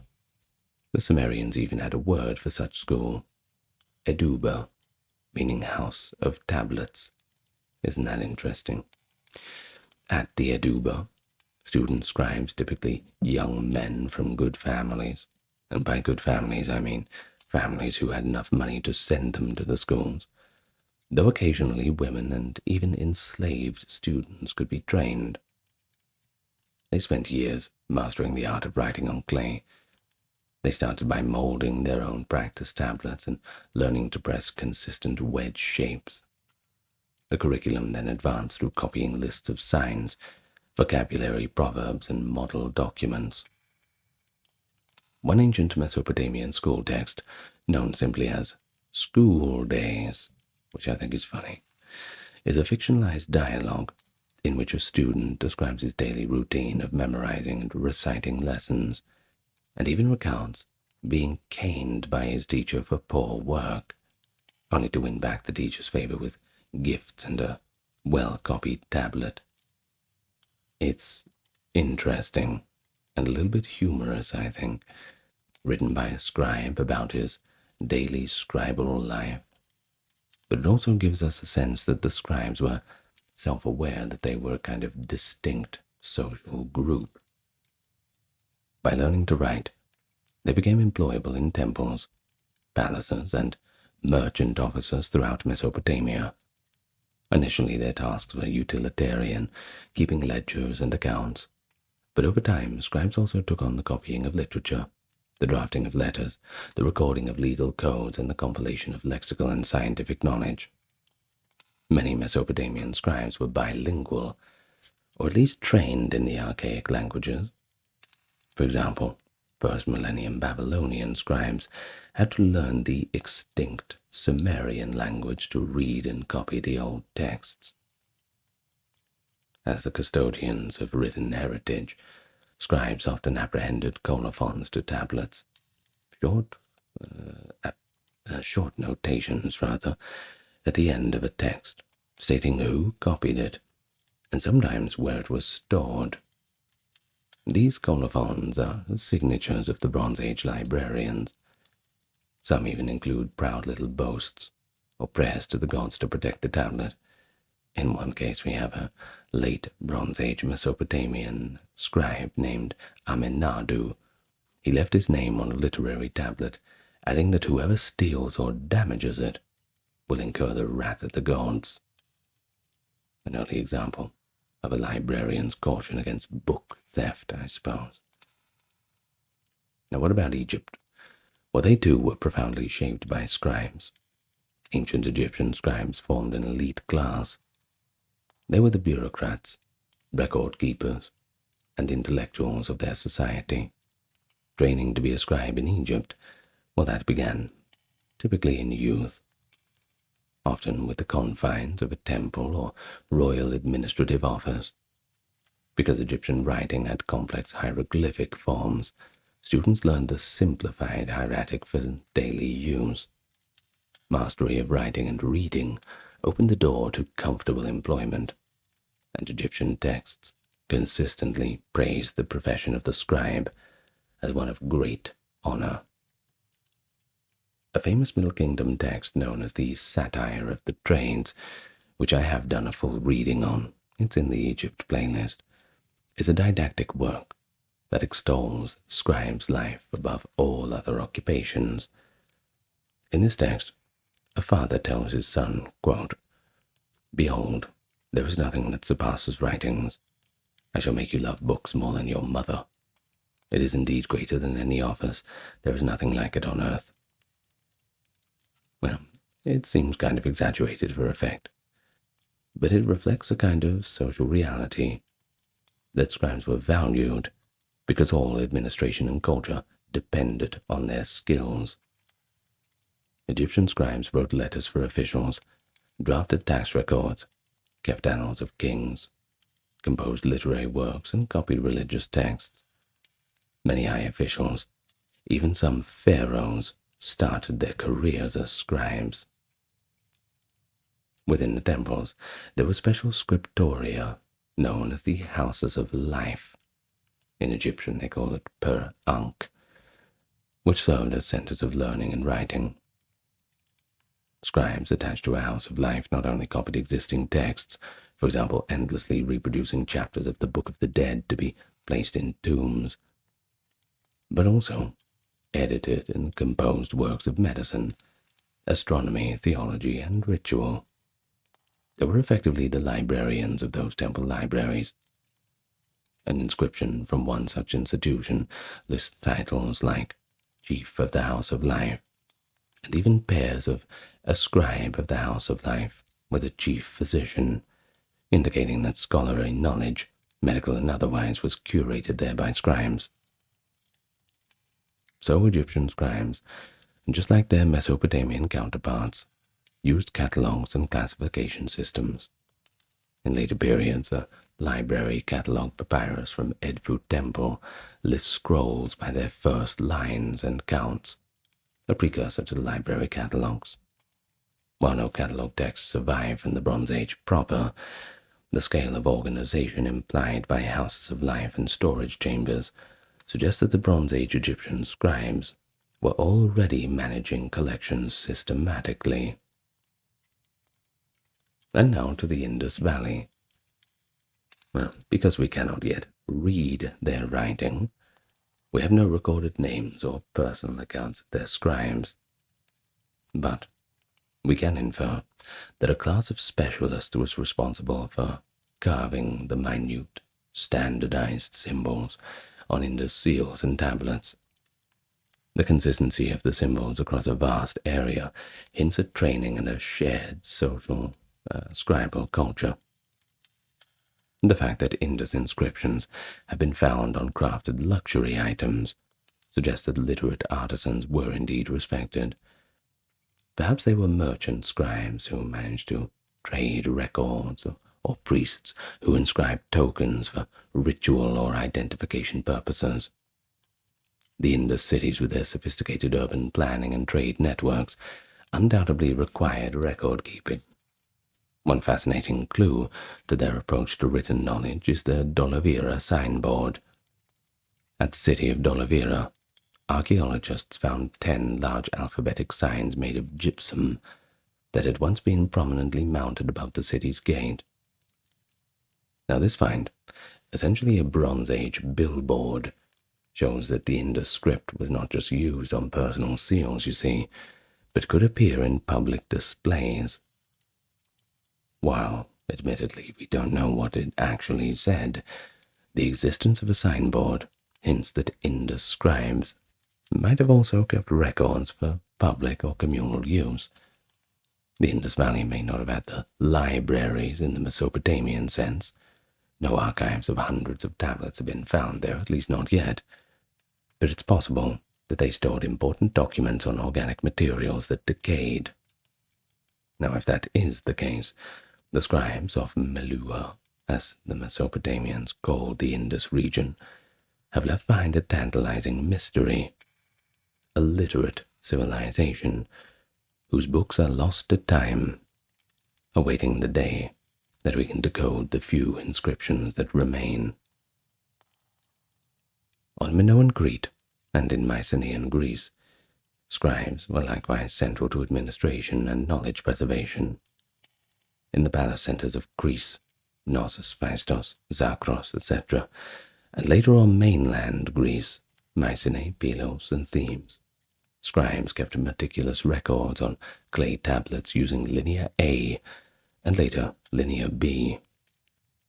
Minoan scribes writing in Linear A recorded primarily economic and administrative information. Excavations at sites like Knossos and Hyatreata have uncovered rooms that once stored dozens or even hundreds of clay tablets, and that indicates a centralized archive. When the Mycenaeans took over Crete and adopted writing, they continued the scribal tradition. The Linear B archives of Knossos, 14th century BC, and Pylos in the 13th century show a highly standardized bureaucratic system. Scribes wrote in a jargon-heavy administrative language, using many standardized abbreviations and logograms for commodities, a clear sign of established scribal training. And they also used a form of cataloging. Tablets are often found with summary tablets that tally subtotals from many records, pointing to an internal filing system. Analysis does suggest that Minoan and Mycenaean scribes not only kept archives, but also issued and filed transactional documents, effectively acting as accountants and record managers. These Aegean scribes ensured that the wealth and resources of the kingdom, and even religious offerings to gods, were documented. Across all these cultures, scribes often doubled as scholars, librarians, and even scientists. They accumulated knowledge, and then had the responsibility to pass it on. In Mesopotamia, for example, advanced scribes compiled lexical lists, essentially encyclopedias and dictionaries of their time, containing lists of words, plants, animals, professions, and more, in multiple languages at that. They also copied and studied omens, star observations, and mathematical tablets. In Egypt, scribes produced wisdom literature, guides to ethics, and good conduct, along with technical manuals like medical papyri and mathematical texts. The scribe's reputation rested on both accuracy and erudition. A simple scribe might be expected to know administrative procedures, religious ritual texts, legal formulas, and even classic stories. Many scribes served the gods of writing: Nabu in Mesopotamia, Thoth or Seshat in Egypt. They often invoked these deities in colophons or prayers, symbolically linking their work to a divine mission of knowledge preservation. It is no exaggeration to say that the first libraries existed in the minds and hands of these scribes, for without their skill and care, the physical archives would have been nothing but unmarked clay and blank sheets of papyrus. So what exactly did these libraries hold? What kind of information?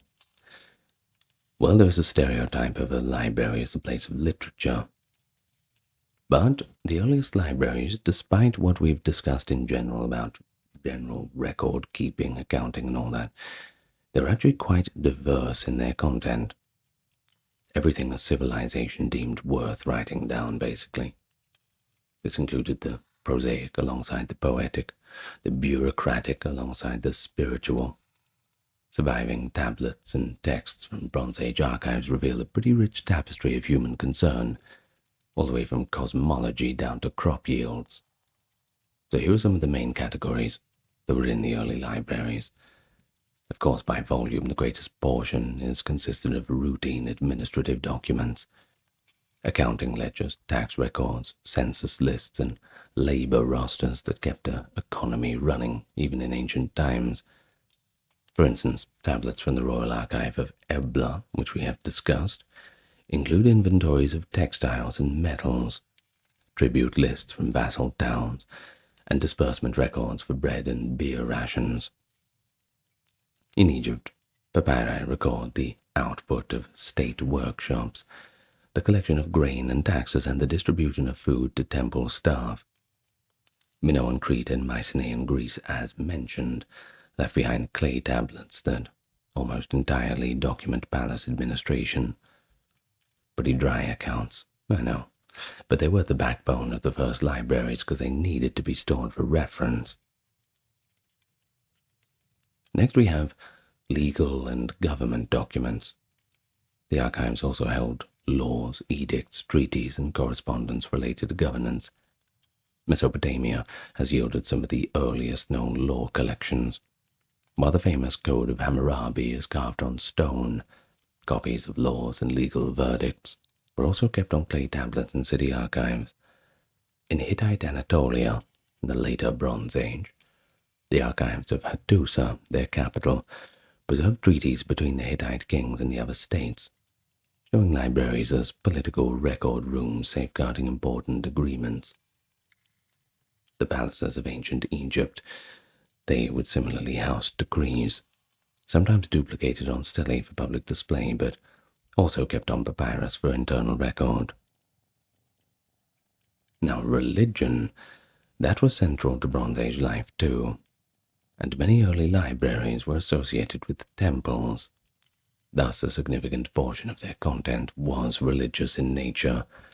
In Mesopotamia, temple and palace libraries contained numerous tablets of hymns to gods, rituals for festivals, and omen texts used for divination.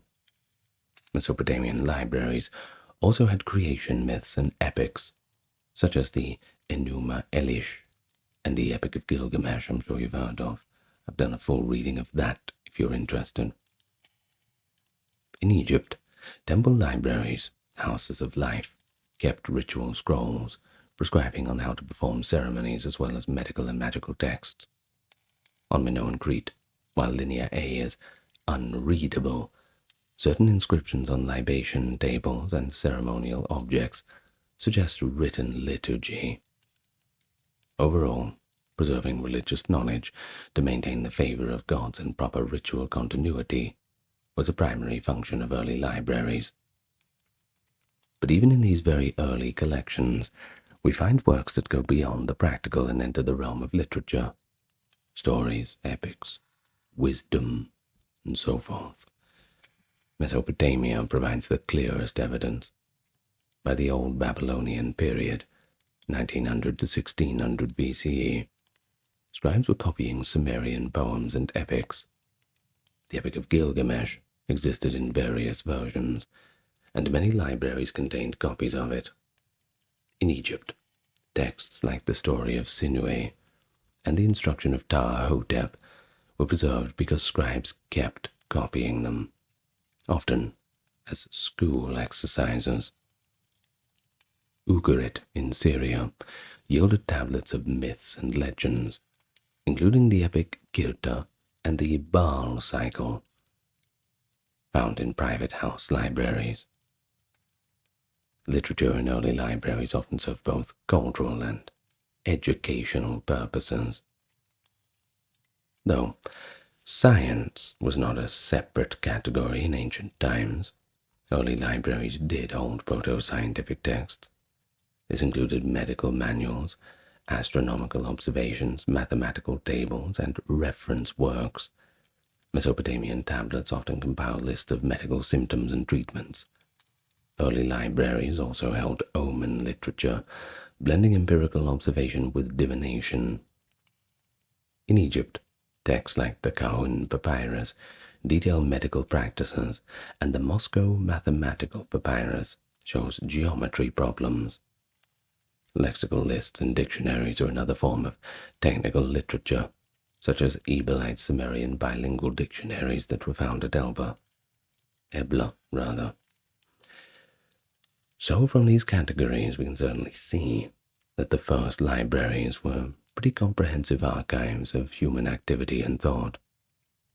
They contained the cumulative knowledge, practical, spiritual, cultural, everything that the Bronze Age societies had amassed. Thanks to ancient librarians and scribes, we at least have portions of these surviving. It allows us to read millennia-old stories and state documents, even in our current day. That's pretty special, don't you think? So, Mesopotamia. Like I said, it's the quintessential Bronze Age topic. It's often called the cradle of libraries too, yielding the earliest known archival collections. And believe me, there are tons and tons of those tablets still sitting there in storage in some museum, just waiting to be translated. We got so many that we just can't keep up. And that's just the ones that we've managed to pull out of the ground. Who knows how many more are still out there? We might discover another Epic of Gilgamesh. Who knows? But one of the oldest libraries yet discovered comes from the ancient city of Ebla in northern Syria that we talked about. They excavated it back in the 1970s, and they found a room containing, get this, over 14,000 clay tablets dated to around 2400 BC. These tablets were originally arranged on shelves by subject matter. Although the wooden shelves burned and collapsed, researchers could reconstruct the original order and find spots. Well, Ebla's archive demonstrates that by the mid-3rd millennium BC, a royal court certainly saw it fit to collect and organize knowledge for administrative efficiency and posterity. But further south, other early libraries took shape in temple complexes. Nippur, Mari, and other cities housed tablets that recorded everything from letters between kings to religious hymns. Over time, the idea of collecting texts grew. By the late Bronze Age, Mesopotamian states like Babylonia and Assyria, revered the old knowledge, and scribes copied ancient works onto new tablets. This tradition culminated, in the Iron Age at least, with King Ashurbanibal's vast library at Nineveh, which contained tens of thousands of tablets organized by subject. Although Ashurbanipal lived later, his library built on earlier Bronze Age practices, preserving works like the Epic of Gilgamesh and Omen series. In ancient Egypt, libraries took a bit of a different path, closely linked to religious and monumental structures. That house of life, part of a temple complex, was dedicated to writing, storing texts, and teaching. Such houses of life are attested from the Old Kingdom onward. They housed ritual manuals, medical texts, hymns, and scholarly treatises. The Ramesseum papyri, for example, included literary stories, medical prescriptions, and magical texts, possibly from a house of life cache. Pharaohs also maintained state archives for administrative documents. The discovery of the Amarna letters, a cache of around 300 cuneiform tablets in Egypt, reveals that foreign correspondence was carefully archived. We can imagine that domestic administration relied on papyrus scrolls stored in palace libraries. Unfortunately, few of them survive. Scribes held prestigious positions, and their copying of classic tales and religious texts over centuries ensured that these works endured, at least the best they could. The House of Life was regarded as a sacred place, and its collections were sometimes subject to secrecy. And that's just another way that the Egyptians expressed their reverence for written knowledge. Well, the Indus Valley remains a bit of a mystery in this story, I'm afraid. While undoubtedly literate, they left behind thousands of inscribed seals and objects. We have no excavated archive rooms containing texts, nor do we understand the script. Many scholars believe that they wrote on perishable materials that have not survived. Indus inscriptions are typically brief, suggesting a system for labeling or short notations. The lack of decipherment means we cannot identify a scribal class or a library structure, yet their urban sophistication and standardized seals certainly imply that some form of record-keeping existed. The aforementioned D'Oliveira signboard shows that writing also appeared in a public context. Their libraries remain a mystery, exemplifying how historical record can vanish when scripts and media do not survive. And as for Minoan Crete and Mycenaean Greece, they provide some of the earliest evidence of libraries in Europe. They used that Linear A script for administrative tablets found in the palace archives at Knossos, Zakros, and Phaistos. Later, Mycenaeans adopted Linear B, a pretty early form of Greek, for similar palace records at Knossos, Pylos, and other sites. Typically, these archives contained inventories of livestock, grain, weapons, and personnel. Though smaller in scale than Mesopotamian archives, the organized storage of clay documents in dedicated rooms shows that a library archive tradition did exist. Many Linear B tablets, preserved by accidental fires, ironically, reveal a well-developed bureaucracy. The mention of a, quote, tablet keeper, an official at Pylos, suggests that a proto-librarian role existed in Mycenaean palaces. Of course, their texts are mostly administrative, but some hint at possible religious or even literary content. Linear A, though, and the Indus Valley's system of writing. Fingers crossed we'll figure that out one day. Who knows what we'll learn about them. And so, in the Bronze Age societies, Mesopotamia, the Indus Valley, Egypt, Minoan Crete, we can see that emergence of a revolutionary idea that knowledge can be collected, stored, and transmitted beyond individual memory or local time. Now, these first libraries were usually extensions of temples or commercial hubs, yet in serving pragmatic functions, they ultimately preserved epics, myths, medical lore, and scientific observations. By committing words to clay or papyrus, and filing them systematically, Bronze Age scribes laid the foundations for a tradition of learning that endures to this very day. Each region contributed a unique approach. Mesopotamia gave us that extensive tablet archive and a scribal culture that prized copying older works. And in Egypt, the House of Life revealed a sacred dimension of libraries where scrolls were regarded as divine knowledge.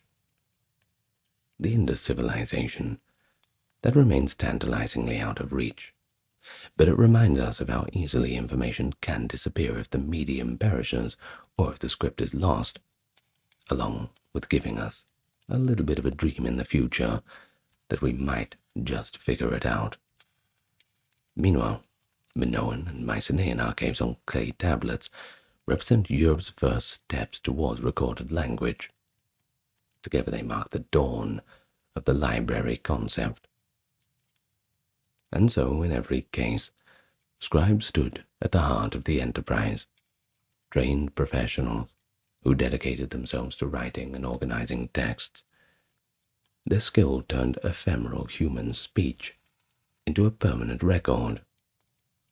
And I wonder if they knew that in thousands of years, people would be reading the very tablets that they had marked.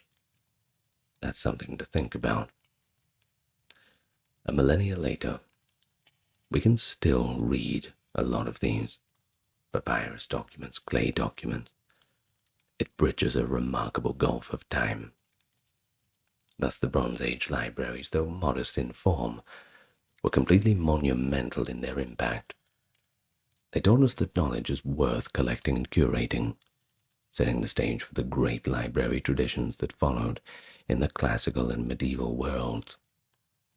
The very act of writing, saving information, from tax rolls to tales of gods and heroes, it began right there thousands of years ago.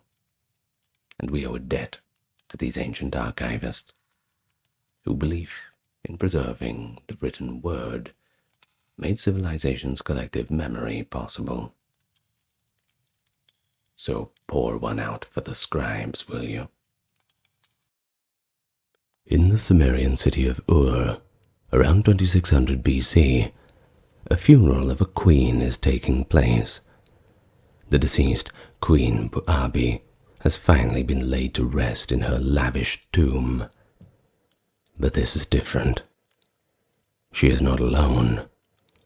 In what has been dubbed the Great Death Pit, dozens of her servants and court ladies lie arranged in orderly fashion, adorned with fine jewelry and holding cups. They were sacrificed, given poison to drink, accompanying their queen into the mysteries of the next world. It's a chilling image, an entire retinue entering death together. Why would a society do this? The answer can only be that they believed that their queen would live on in some fashion after death, and therefore needed her servants to attend her. Here, at the very start of the Bronze Age, we have our powerful evidence that people took the concept of an afterlife very seriously. So seriously that they staged a grand, albeit gruesome, send-off. We're going to step back today, almost 4,000 to 5,000 years, into the Bronze Age, exploring a question that has fascinated humans for as long as we have been aware of our own mortality. It's a simple question, but it's as equally fascinating as it is frightening. What happens after death? This isn't a talk examining philosophy or talking about theology in modern senses. We're just looking at the concrete beliefs that were recorded by Bronze Age civilizations themselves, and we're not going to judge them. We're just going to talk about them. Now, we'll hear directly from the ancient texts, which we have many preserved on those clay tablets, the voices of long-dead kings, priests, and scribes, describing their hopes and fears about the world beyond the grave. Today, we're going to be doing most Bronze Age civilizations, except for China and the Indus Valley, which I want to discuss in a separate video.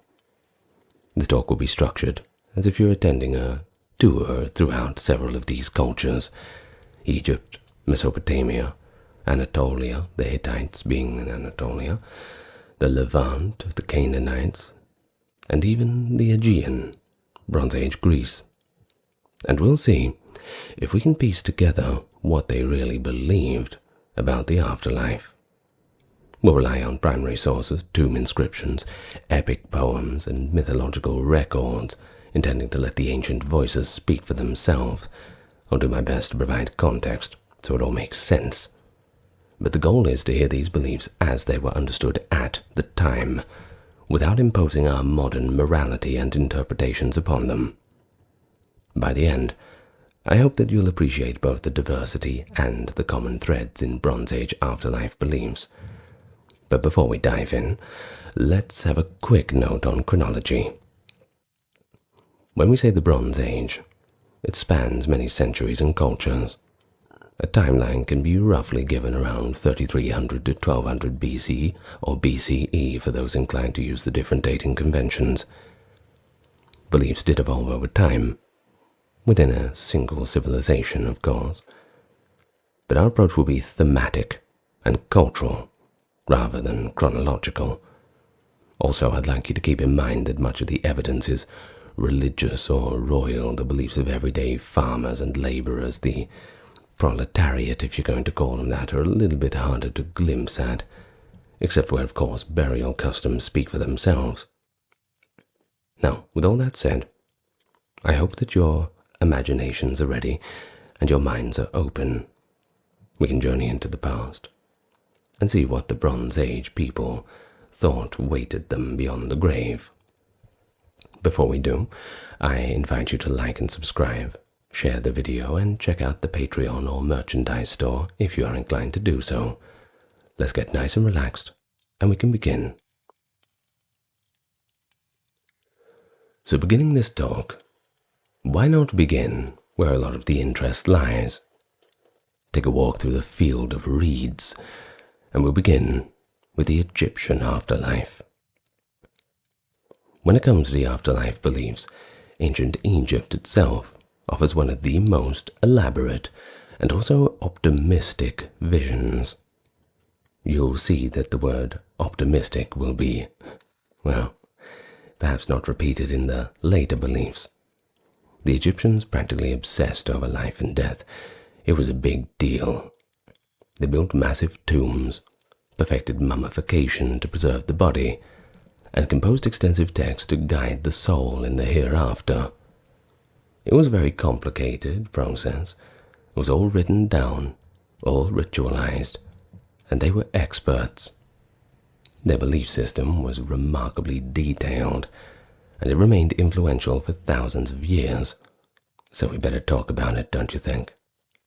One of the first things to understand is that Egyptians envisioned the afterlife as a continuation of the best aspects of life on earth, but all of those aspects somewhat perfected. They called idyllic hereafter the field of reeds, Seket Aru, essentially a paradise that looked like the Nile Delta in full bloom, a perfect blue sky, not too hot, not too cold, everything in its place. It sounds nice, doesn't it? Kinda the place that you'd want to go. If you were scared of where the next place would be, you'd want to imagine somewhere nice like that. In fact, we have a New Kingdom tomb inscription that sums it up pretty well in beautiful detail around 1400 BC. And it goes like this. May I walk every day unceasing on the banks of my water. May my soul rest on the branches of trees which I have planted. May I refresh myself in the shadow of my sycamore. In these words, an Egyptian elite, an upperclassman, expresses the heartfelt wish to spend eternity strolling by his own beloved gardens and orchards, enjoying shade and clear water. No sickness, no aging, no death, none of that. Just an eternal, idealized Egypt, his homeland, forever. And this was the reward for a life well lived and a successful navigation of the trials of death. Of course, it all sounds good, but I'm afraid there's a price. One did not automatically gain entry into this paradise. Tickets were limited. The Egyptians developed a complex theology of judgment. By the time the New Kingdom, that is around 1500 BC, the dominant belief was that upon death, a person's soul, specifically their heart, which embodied the conscience, would be weighed on scales against the feather of Ma'at, the divine symbol of truth and justice. In fact, you might have seen some of the depictions in funerary papyri, like the papyrus of Hunefer. If your heart was free from the heavy weight of wrongdoing, in other words, it balanced with the feather, you were declared true of voice, ma keru. Essentially, you were vindicated, and congratulations, you were allowed to enter the eternal bliss of the afterlife. But if not, the consequences were not very good. A fearsome demoness named Amit, part crocodile, part lion, part hippopotamus, the three most fearsome animals, well, perhaps if we're discounting the snakes, would gobble up your heart, consigning you to the second death, non-existence. The prospect of annihilation was the ultimate punishment for the unjust, thrown into the void, the dustbin of life. To avoid this fate, Egyptians had to arm themselves with spells and declarations of innocence. In the famous spell number 125 of the Book of the Dead, which is also, by the way, called the Book of Going Forth by Day. Now, the Book of the Dead's a little bit more of a marketable name, I suppose. The deceased makes a negative confession, denying a list of sins before the tribunal of Osiris. For example, one would say something like, I have not stolen, I have not committed murder, I have not told lies, and so on. A remark will look into the moral code. If judges accepted these statements, and the heart test was passed, the deceased could proceed. But for Egyptians, death was not really an ending, but more of a transition, often called the westering, since bodies were buried on the west bank of the Nile where the sun set. They believed a person was composed of multiple spiritual parts, as being Ka, Ba, etc., that had to be reunified after death to form the effective spirit, the Ak. Now, I mentioned that word, the Ka. The Ka was like a vital essence that still needed nourishment, and that's why we see the food offerings in tombs and not just for decorations. And the Ba, which was often depicted as a human-headed bird, represented the individual's mobility to travel between worlds. Each day after death, the Ba soul could leave the tomb and journey with the sun god Ra across the sky, reuniting with the mummified body at night. And of course, then we come to the mummification itself. Well, that was central. You can't go past Egypt without talking about that. Preserving the body intact was important because the soul needed a second home, and it had to be a nice one. As a result, Egyptians developed sophisticated embalming to prevent decay, expecting the person would use their physical form again in the next life. Tomb walls were inscribed with spells, like the earlier pyramid texts and coffin texts, the precursors to the Book of the Dead, to guide the deceased post various hazards in the afterworld, which was called the Duat. These texts can also be very dramatic, and I'll read one example. For instance, the pyramid text, the utterance 213 from the pyramid of Unas in the 5th dynasty, proclaims to the deceased king as follows: O Unas, you have not gone dead, you have gone alive to sit on the throne of Osiris. Your scepter is in your hand, that you may give orders to the living. Give orders to those of the mysterious sights, the dead. Now here the belief is pretty explicit, don't you think? King Unas lives on after his physical death, assuming a divine throne, alongside Osiris, and even wielding authority over other beings in the netherworld. He just continues to be the king forever. In fact, Egyptian royalty often identified with Osiris, the god who himself died and was resurrected. According to myth, Osiris was a king who was murdered by his evil brother Set, only to be magically reassembled and revived by his wife and sister, by the way, Isis.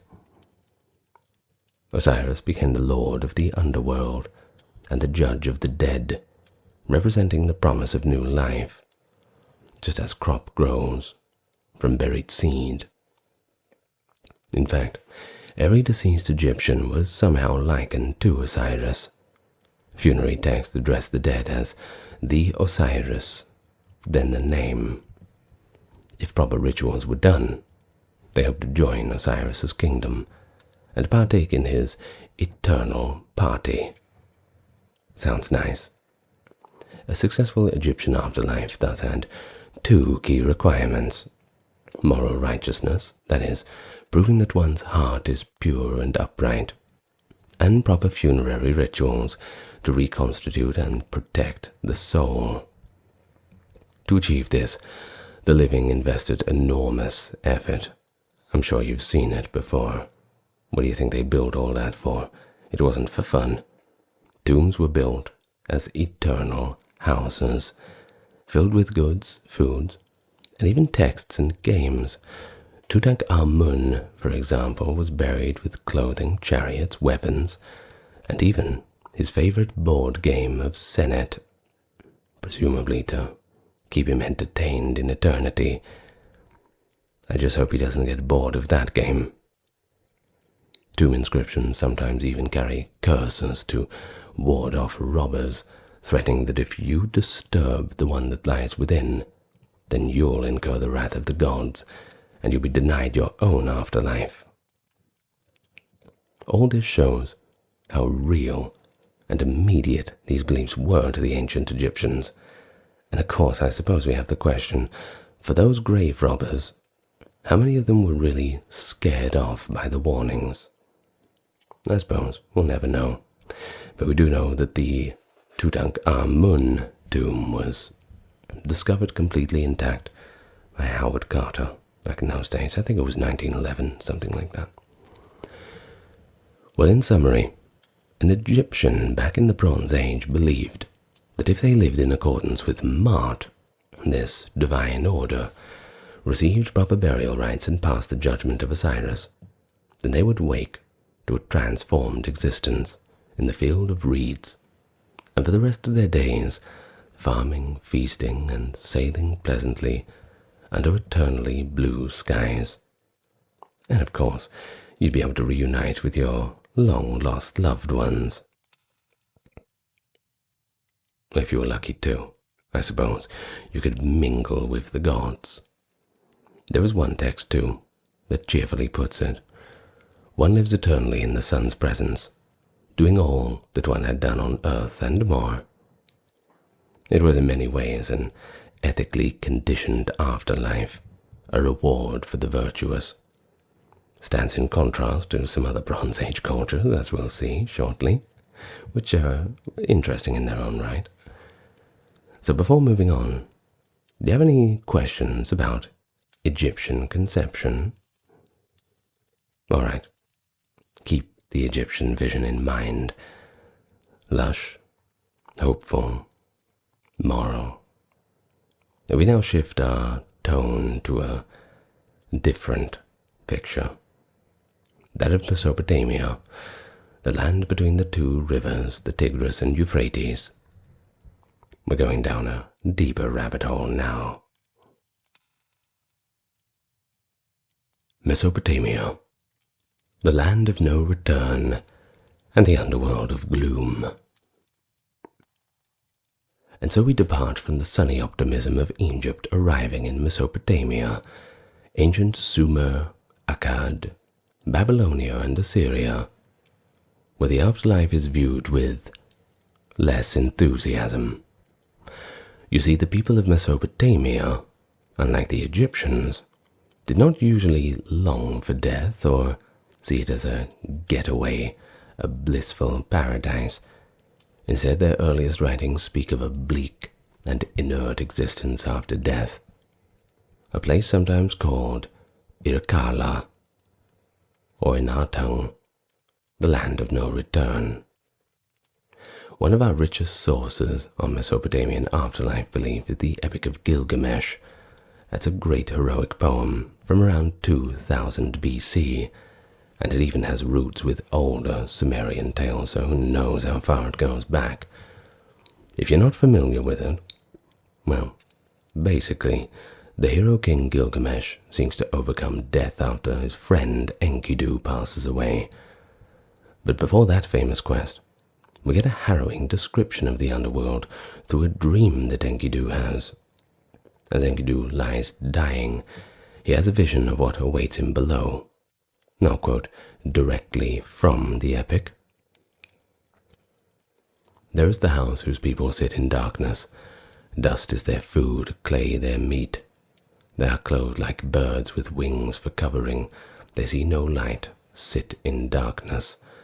I entered the house of dust, and I saw the kings of the earth, their crowns put away forever, rulers and princes, all those who once wore kingly crowns and ruled the world in the days of old. They, who had stood in the place of gods, now stand like servants, fetching baked meats in the house of dust, carrying water in the midst of darkness. Now this passage conveys the Mesopotamian house of dust, a dreary underground cavern where all souls, small and great, are forced to endure an eternity of monotony. The imagery is pretty striking.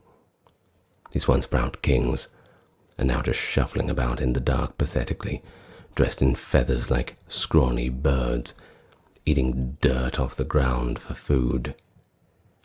There's no differentiation or joy. Everyone is equally miserable. Dust is their food.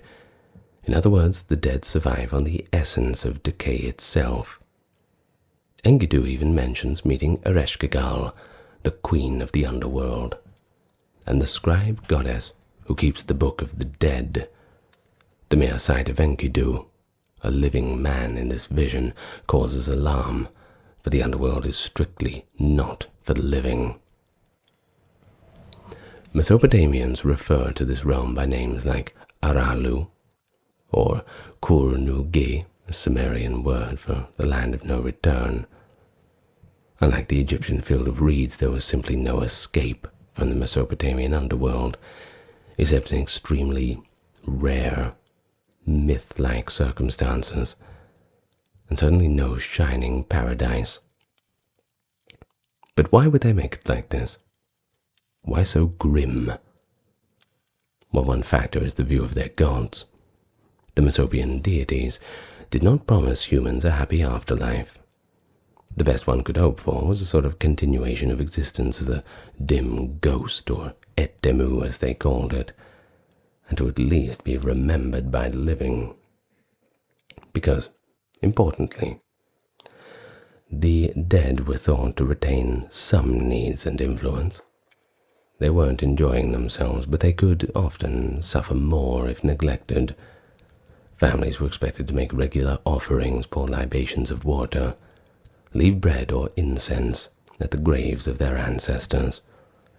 If a dead person was not properly buried, or didn't receive these offerings, their spirit might become restless or angry.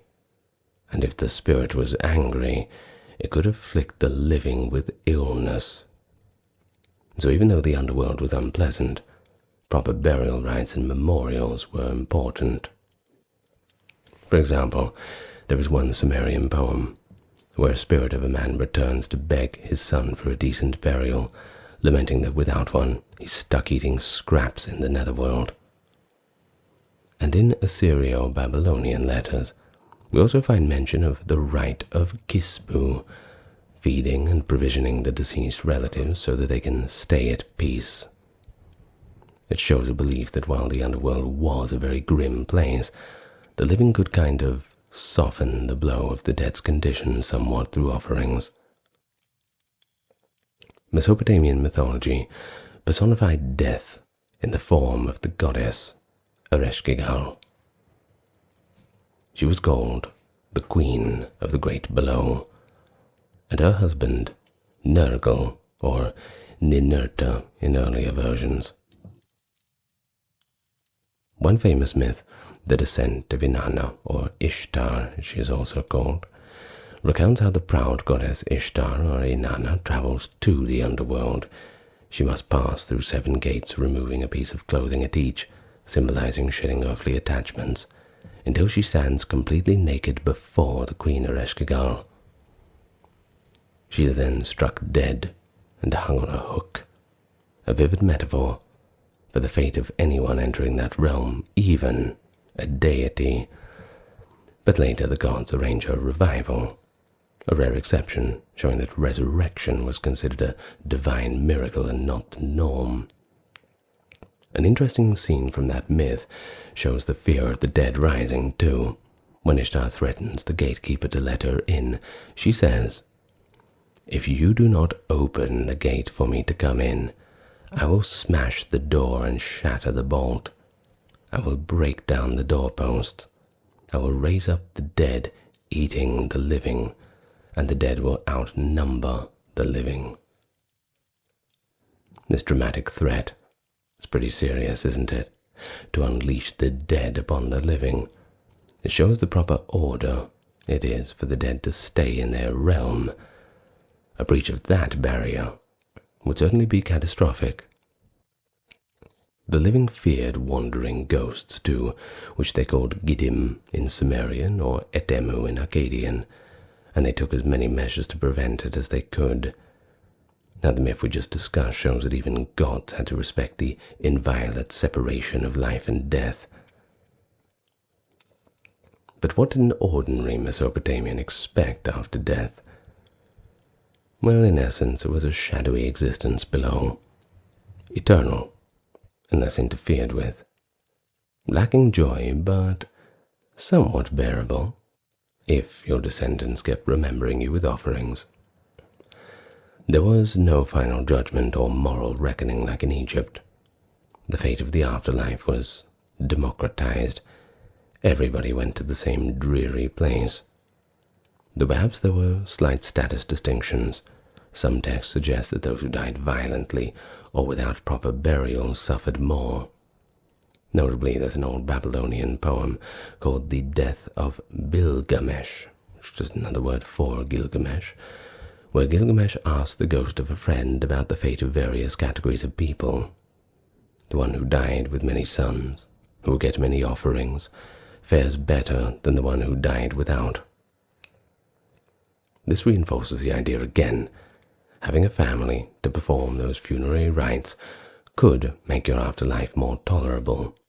And we must use words like tolerable, because tolerance is all you can really hope for. As for Mesopotamian tombs, they included everyday items, pots, weapons, jewelry, quite similar to Egyptian tombs, but likely intended more as immediate grave goods rather than supplies for an eternal paradise. The grand royal tombs of Ur, as we saw, even included human sacrifices.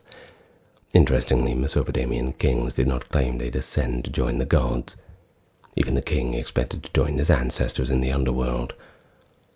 There is an Akkadian phrase, eternal life, but it usually meant lasting fame on earth.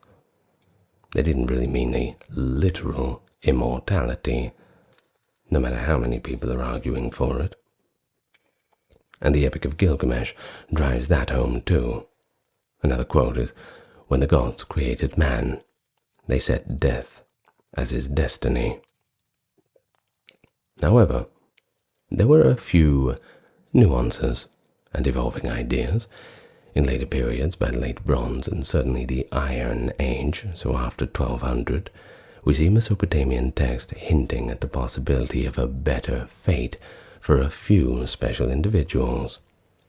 We're talking heroes or those who are divinized after death. The legendary figure Utnapishtim, the flood survivor, like the Mesopotamian version of Noah, basically. Well, he was granted immortality by the gods and lives at the mouth of the rivers in a faraway place. But he's a very rare exception. 1 in a million. For the vast majority, the hope was not for heaven, but just for restful oblivion.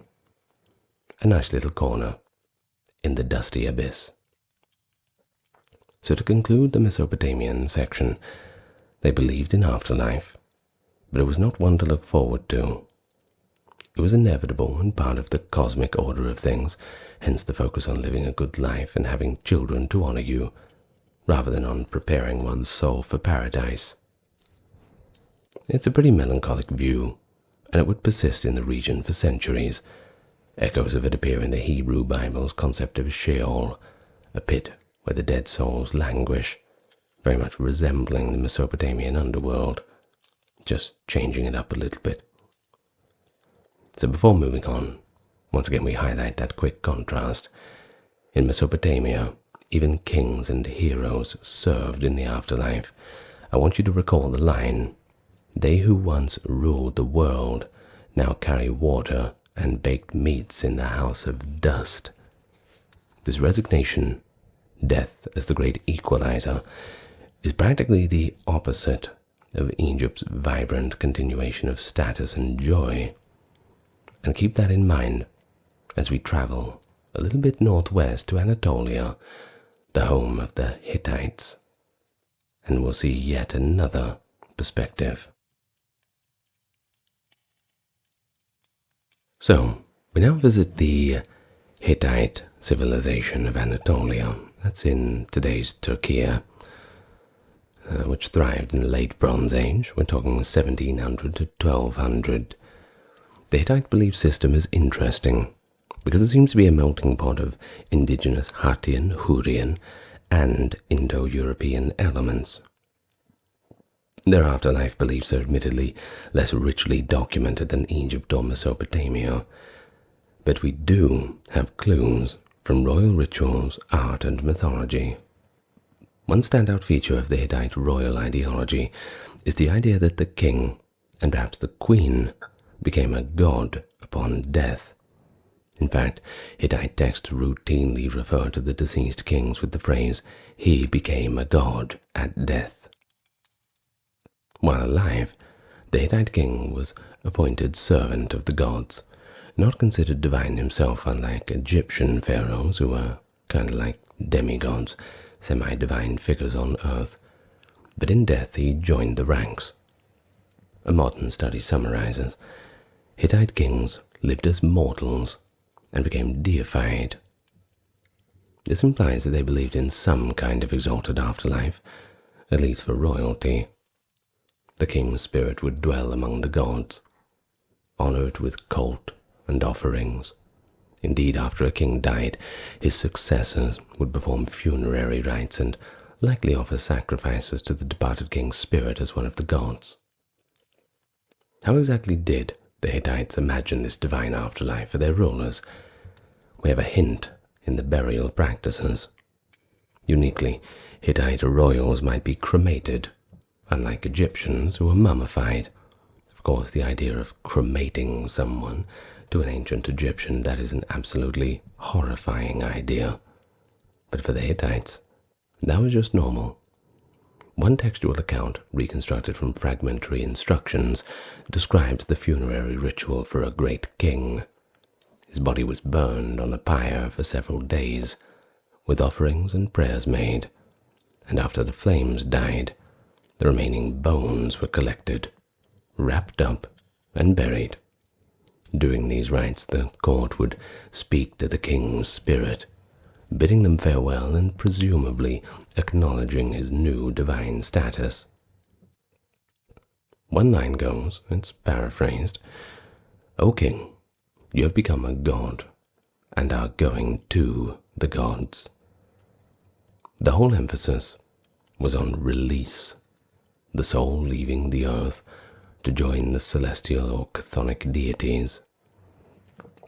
Now, the Hittites worshipped a plethora of gods, we know that. Their text often invoke the 1,000 gods of Hatti, so we know there's at least 1,000 of them. Among these were deities of the underworld, notably the sun goddess of the earth, a female solar deity who was believed to rule the underground, separate from the sun of heaven, and a god called Lelwani, originally male, later seen as female, a deity of the underworld. They also venerated ancestor deities to some extent. It seems that the spirits of important people could be revered as a sort of minor deity after death. For example, deceased kings might have had statues or stelae where offerings were made in their memory, effectively treating them as protective ancestral spirits. As far as Hittite mythology, We unfortunately don't have an epic description of the afterlife like we do in Gilgamesh, but we do have iconography. A prime example is the rock-cut sanctuary at Yazilikaya, near the Hittite capital of Hattusa. In Chamber B of this sanctuary, there's a famous relief carving of the 12 gods of the underworld, a file of 12 identical figures wearing tall pointed hats and short tunics, marching together in procession.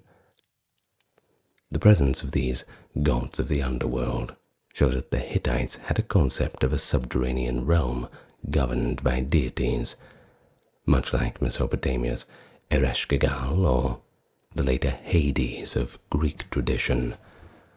The dead, presumably, went on to this realm. There isn't evidence that the average person expected a joyous afterlife. Likely the common Hittite view was somewhat closer to Mesopotamia's, in that the dead became weak shades, dwelling in that mysterious dusty land of darkness. In one Hittite prayer, a queen laments her dying husband and hopes the sun goddess of earth will take him to herself and free him from pain. This suggests a belief in being gathered to the goddess's care, of course. But what about the man on the street, ordinary people? Archaeologically, both inhumation and cremation were practiced by the Hittites, and neighboring peoples too, like the Luwians. They often buried ashes or bodies along with goods, sometimes terracotta figures. It's possible that they believed in some form of the spirit surviving, but interestingly, Hittite texts also mention something somewhat grim. If certain taboos were broken, these gods of the underworld might punish the living with misfortune, plague, or anything else they could come up with. This indicates that the dead and the underworld gods could influence the living, an incentive to perform proper funerary rituals and respect ancestors. So in summary, I suppose Hittite afterlife beliefs straddle a line. On one hand, they had no elaborate paradise like Egypt, and likely shared the broader Near Eastern view of a gloomy underworld for most. But on the other hand, their kings expected apotheosis, that is, becoming gods, and religious emphasis was placed on ensuring that the dead were cared for, so that they wouldn't disturb the living. Proper ritual had to be kept. The Hittite civilization fell around 1200 BC with the Bronze Age collapse, leaving us with many uncertain details. But later Anatolian cultures, like the Phrygians and Lydians, would continue some of these ideas of hero cults and honoring tombs. I suppose we'll have to wait until we dig something else out of the ground. Let's just hope that we can find some Hittite version of the Epic of Gilgamesh or something like that. I won't hold my breath. But if I wake up one morning to a news story saying that they've found something, guess who's making a new video on the Hittites? So, moving on from Anatolia, let's go a little bit south, and we'll find ourselves firmly within the Levant, among the Canaanite people. And like everyone else, they had their own intriguing take on death's domain. Shades of Canaan and the Feast of Rephaim. In the Bronze Age Levant, we're talking regions including modern Syria, Lebanon, Palestine, Jordan, people such as the Canaanites also believed in an underworld and a continuing existence of the dead. Thanks to texts from the city-state Ugarit around 1300 BC, we have a pretty good insight into West Semitic beliefs. Ugarit, in modern Syria, left behind clay tablets with myths and rituals in a Canaanite tongue, shedding light on how these people conceptualized life after death. The general Canaanite term for the realm of the dead was similar to others. In later Hebrew, it's Sheol, and Ugaritic might have had Apuku or Arse, terms for the underworld. It was seen as a shadowy place below, ruled by the god Mot, that is, the word for death. Mot is featured in the Ugaritic Baal cycle as an insatiable power who even drags the mighty storm god Baal into his maw, causing the land's fertility to cease until Baal is rescued. When describing Baal's demise, the texts have Mot saying that he churned Baal in his jaws like a piece of olive paste, graphic imagery of death as a devourer. So clearly, the underworld was not thought of as a very pleasant place to be, rather as a insatiable, hungry abyss. More enlightening are the Ugaritic ritual texts that show how ancestors, particularly the dead kings, were venerated. In one text, sometimes called the Rephaim text, we see the king performing rites for the illustrious dead. The word Rephaim is used for these departed heroes or kings gone. A portion of the funerary liturgy for the recently deceased King Nikmadu III of Ugarit goes like this, in an admittedly summarized translation. The priest invokes the assembly of the mighty dead, Rapa Umma, calling on the ancient kings by name to attend. There is then a call for mourning. Even the king's throne and footstool are said to weep symbolically. The sun goddess Shapash, who in Canaanite belief has the role of transversing the underworld at night, is invoked to guide the king's soul.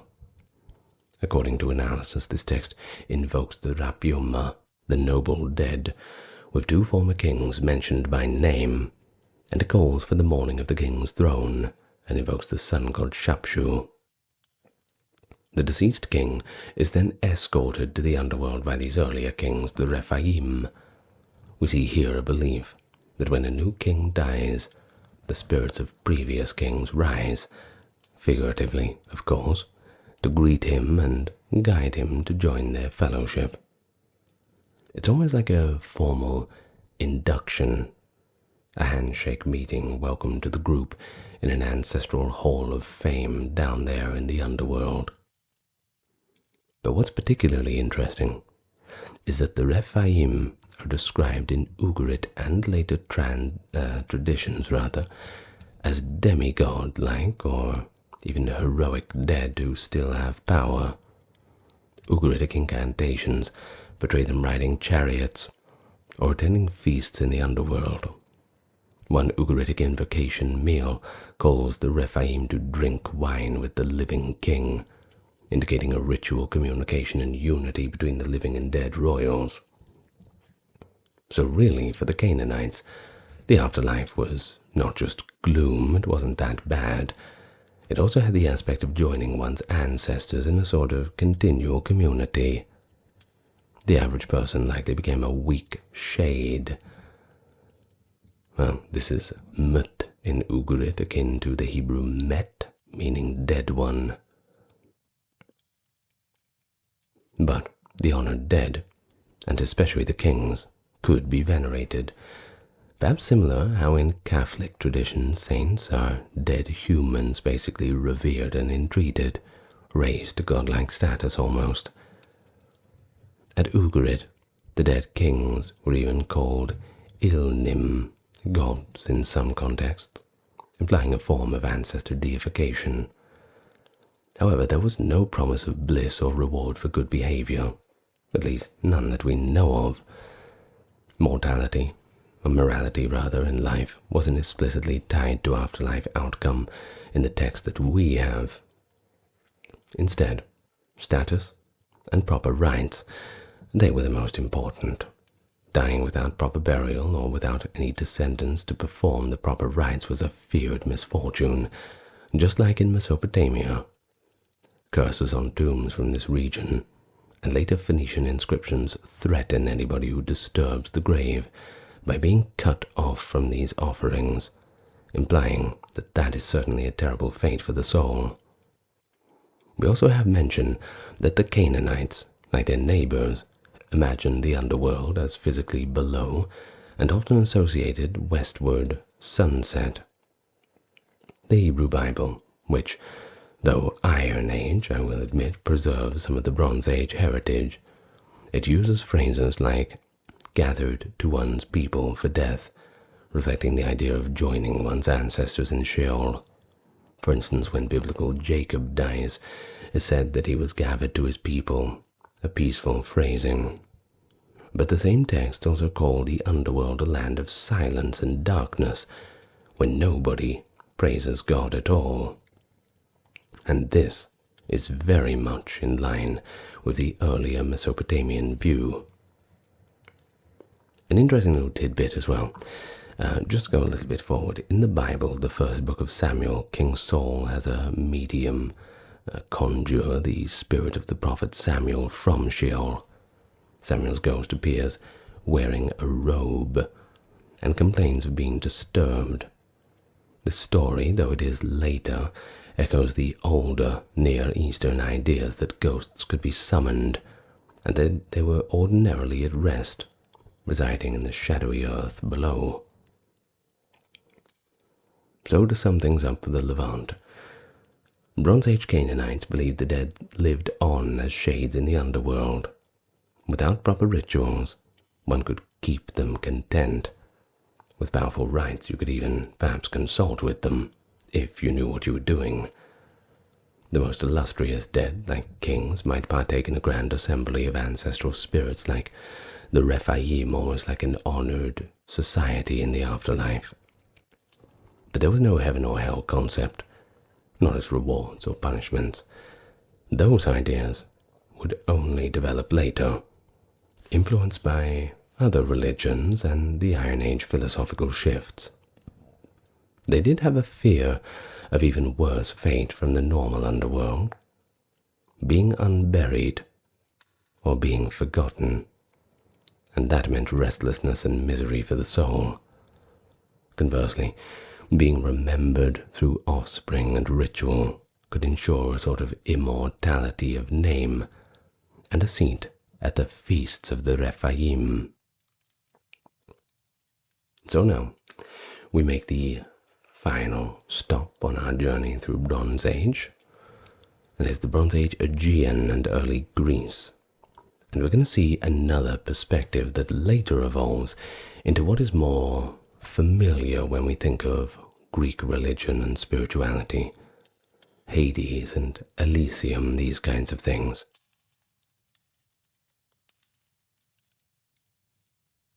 Bronze Age Aegean and early Greek beliefs, Hades and beyond.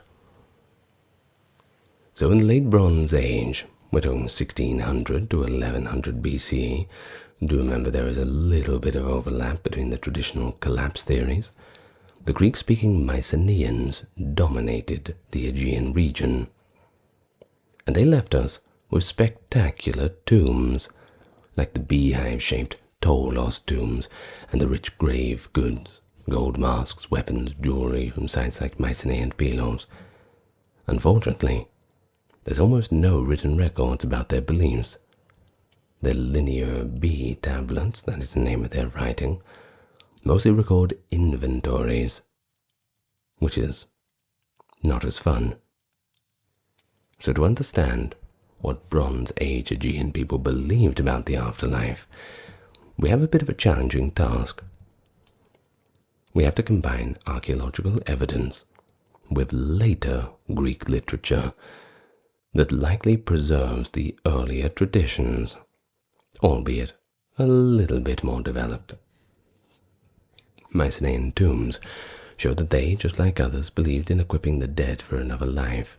For example, the famous Mask of Agamemnon, a gold funeral mask, and other grave goods from Grave Circle A at Mycenae.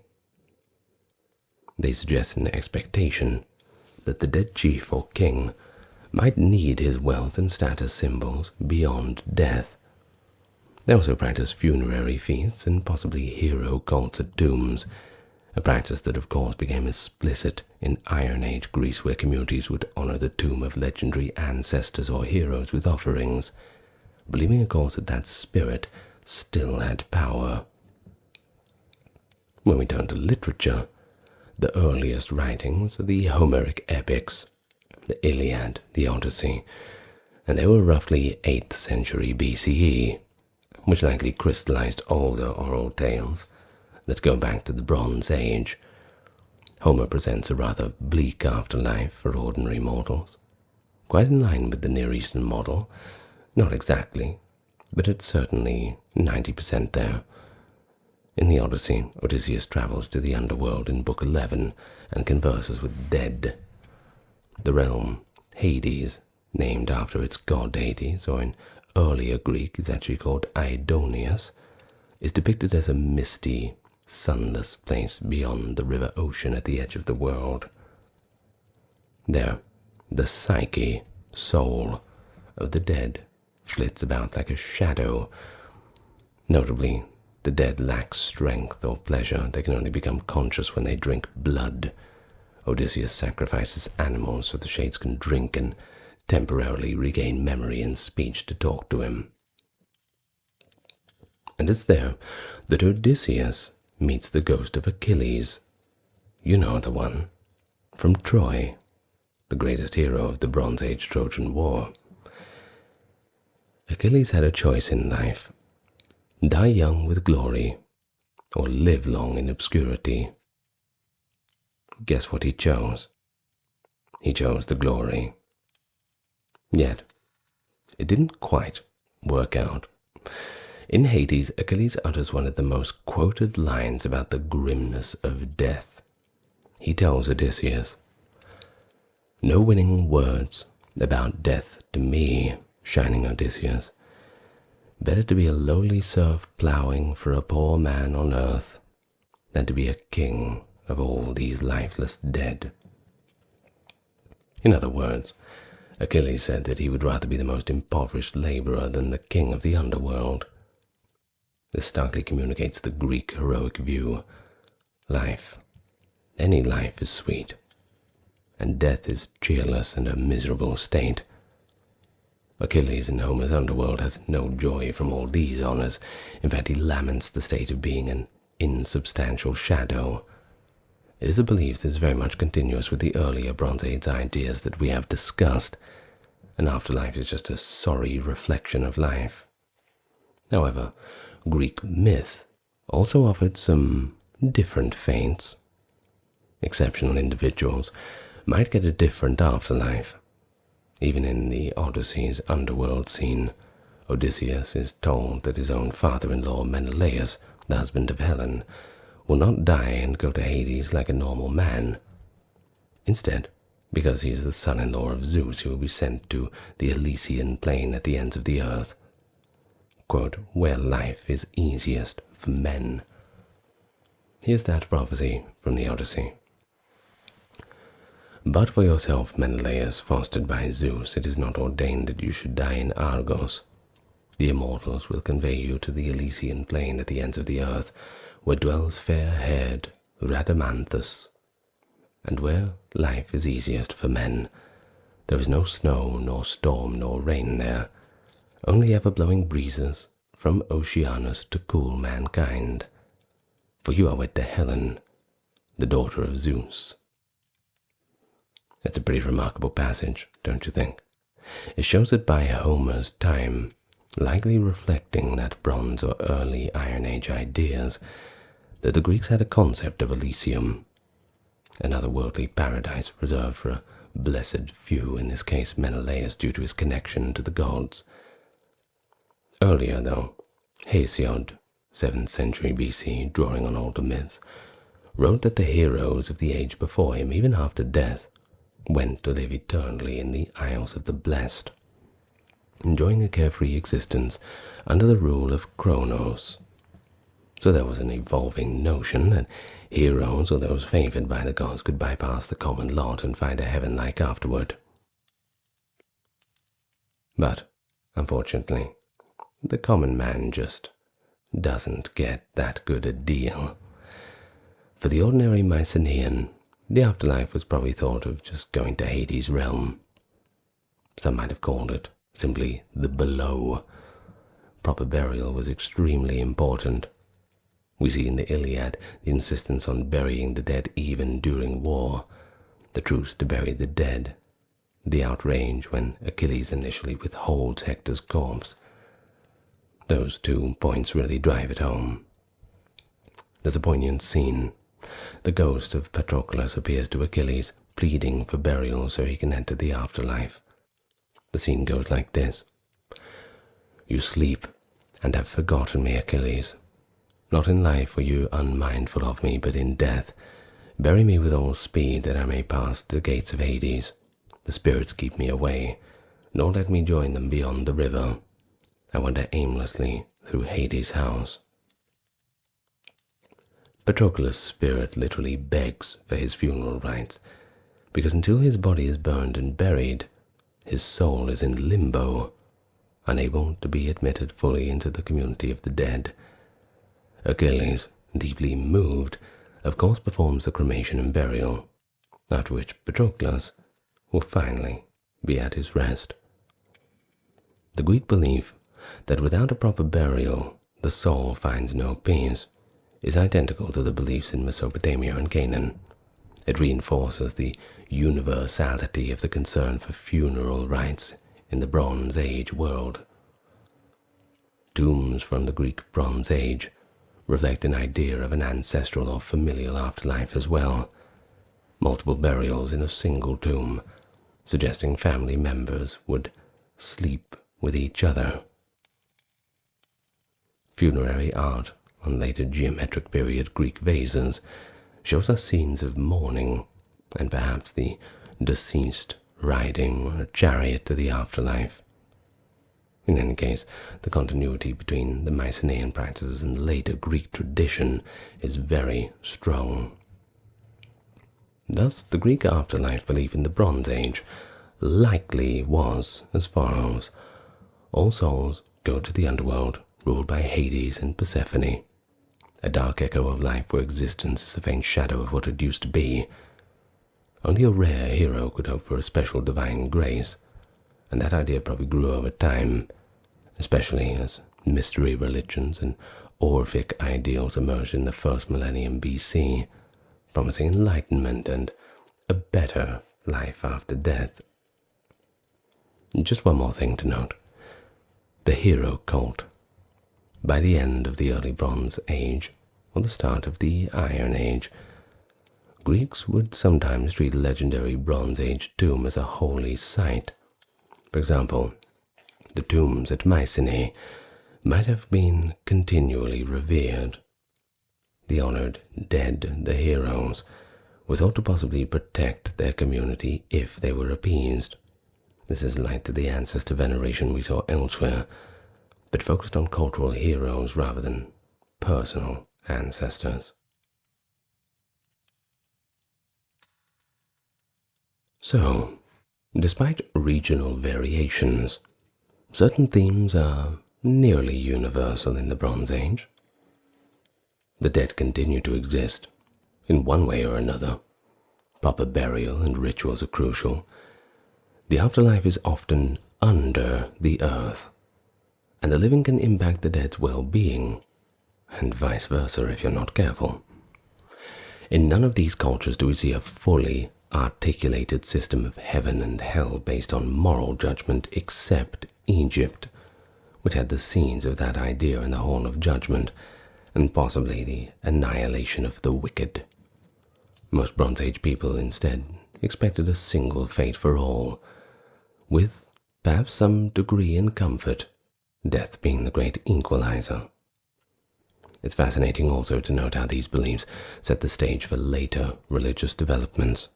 For example, ideas of moral judgment and paradise or hell would later appear in Zoroastrianism. Oh, I'm going to make some videos about that soon too. And much later in Christianity and Islam. One can trace a line of evolution, certainly. It all seems to rhyme. with Egypt's feather of Mart and the concept of Elysium. Well, they were early steps. But, as requested, we've stuck to how Bronze Age people themselves described the beliefs without later interpretation. We can't look at everything in hindsight. We just take it as it comes. So to conclude, I want you to have a little image in your head. Think of an Egyptian noble and a Mesopotamian merchant having a conversation together in the afterlife, kind of a cosmic tavern where all of these cultures can meet. The Egyptian might say, "My friend, why do you sit here in the dark eating dust all day? Come to the field of reeds instead. The beer is sweet and the barley grows tall." The Mesopotamian ghost might shrug his shoulders and reply, "This is just how it is for us. At least my son gave me a proper burial. I have a few crumbs of bread to be thankful for that." Meanwhile, a Hittite king's spirit passes by, perhaps on his way to consult with the gods, and a Canaanite ancestral chief raises a toast from the cup of remembrance his descendants had left him. And from somewhere, the Greek Achilles mutters, "I'd rather be a plowman alive than rule among the dead." Each culture, in its own way, tried to come to terms with the great mystery of death. That, I suppose, we may never solve. They built the foundations of the afterlife on conceptions that would echo through history, and that's proved by the fact that we're talking about it 5,000 years later. So thank you, and I will wish you always to walk in that beautiful field of reeds. The Pyramids of Giza, ancient and stoic sentinels on the west bank of the Nile. Even to the ancients, they were staggering. When the Greek historian Herodotus visited in 450 BCE, the Great Pyramid was already over 2,000 years old and famed as a wonder of the world. Another 2,500 years later, today, the pyramids remain just as awe-inspiring. They are the last remaining of the 7 wonders of the world still standing, and for nearly 4,000 years, the Great Pyramid was the tallest man-made structure on Earth. But how exactly were these monumental tombs built? And why? What stories have they silently witnessed across 45 centuries? Certainly piques the imagination, and I assume you're interested since you clicked on the video. So how about we spend the next hour together discussing the Great Pyramids of Giza? Not just their construction, but a little bit of those interesting details, and plenty of the modern scholarship and archaeology that's allowed us to unravel a few more mysteries. But before we do that, I'll give you a warm welcome, as is usual. Anyone new to the channel or those who have not subscribed, I invite you to do so. And tell me what you think in the comments. Do you have any theories about the pyramids yourself? Let's have a nice discussion. Now you will get no ads during this video, due to the generous support of those on Patreon, YouTube memberships, those who checked out the merch store, and those who kindly decided to donate. All the appropriate links for that are available in the pinned comment or video description. Now, let's get nice and comfortable, and we can begin our journey back into ancient Egypt. So how can we really understand the pyramids of Giza? Well, it all begins in the Old Kingdom. Now that's the 27th to the 25th centuries BCE, the era of history's most ambitious pyramid construction. See, the concept of pyramid tombs did not appear overnight. It wasn't some random invention. Earlier Egyptian kings were buried beneath structures called mastabas. These are identifiable as flat-roofed rectangular tomb structures. Around 2650 BCE, King Djoser's architect Imhotep stacked mastabas to create a stepped pyramid at Saqqara, the first large stone pyramid in history. This innovation began a pyramid-building revolution. In the reign of Pharaoh Sneferu, that is around 2600, the art of pyramid construction was truly perfected. Sneferu was one of the greats. He built at least 3 major pyramids, experimenting to achieve smooth-sided, true pyramids. One of these is at Dashur. It's known as the Red Pyramid. It stands as the first successful smooth pyramid, establishing the template that would be used for Giza. But it was Sneferu's son, Khufu, who would build the greatest of them all. The 4th dynasty of Egypt, circa 2575 to 2465, was a time of centralized power, prosperity, and along with that prosperity and extra money in the coffers came grand architectural visions. Pharaohs were considered divine kings, and their royal tombs were not merely graves, but resurrection machines, designed to ensure the king's soul ascended to join the sun god Ra and live forever. The Giza Plateau, a rocky desert escarpment near the capital Memphis, became the chosen ground for royalty to erect eternal monuments. Khufu, also known by the Greek name Cheops, Khufu's successor Khafre, Chephren, and Khafre's successor Menkaure, Menserinus in Greek, would each marshal the kingdom's wealth and manpower to build 3 main pyramids in Giza between roughly 2550 and 2490. It was the high noon of pyramid building. Later kings would build smaller pyramids, and by the New Kingdom they shifted to hidden cliff tombs. But at Giza, that's where we really see the zenith and scale of their ambition. And right at the center of this ambition is the Great Pyramid, built for Pharaoh Khufu around 2550. In sheer size and engineering precision, it's unmatched. There's really nothing like it. Originally, it stood about 146 meters tall. That's around 480 feet, roughly a 40-story skyscraper. You imagine building that all those years ago. In fact, it remained the tallest structure on Earth for 4 millennia, and that's a pretty good record. As for its base, it covers 13 acres, each side measuring about 230 meters or 750 feet in length, oriented almost exactly to the cardinal directions, that is north, south, east, west, with astonishing accuracy. In fact, the alignment is within a fraction of a degree. To achieve this perfect level base, ancient surveyors likely used water-filled trenches or channels. Water seeks a horizontal plane, you see, allowing the builders to mark a level for reference around the huge square footprint. The pyramid's sides rise at an angle of approximately 51.5 degrees, meeting at the apex in a perfect point, where likely a capstone called a pyramidion, perhaps gilded in gold, once gleamed in the sun. When new, the Great Pyramid was encased in smooth white Tura limestone, highly polished so that it glinted brilliantly.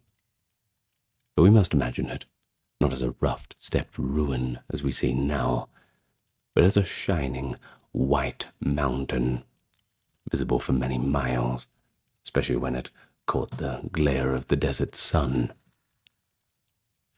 But constructing such an edifice was a feat of organization and labor. The Greek historian Herodotus, writing 2,000 years after Khufu, preserved a tradition about the pyramid's construction. Egyptian priests told him that Khufu mobilized 100,000 men at a time, working in 3-month shifts to get the job done. A staggering workforce.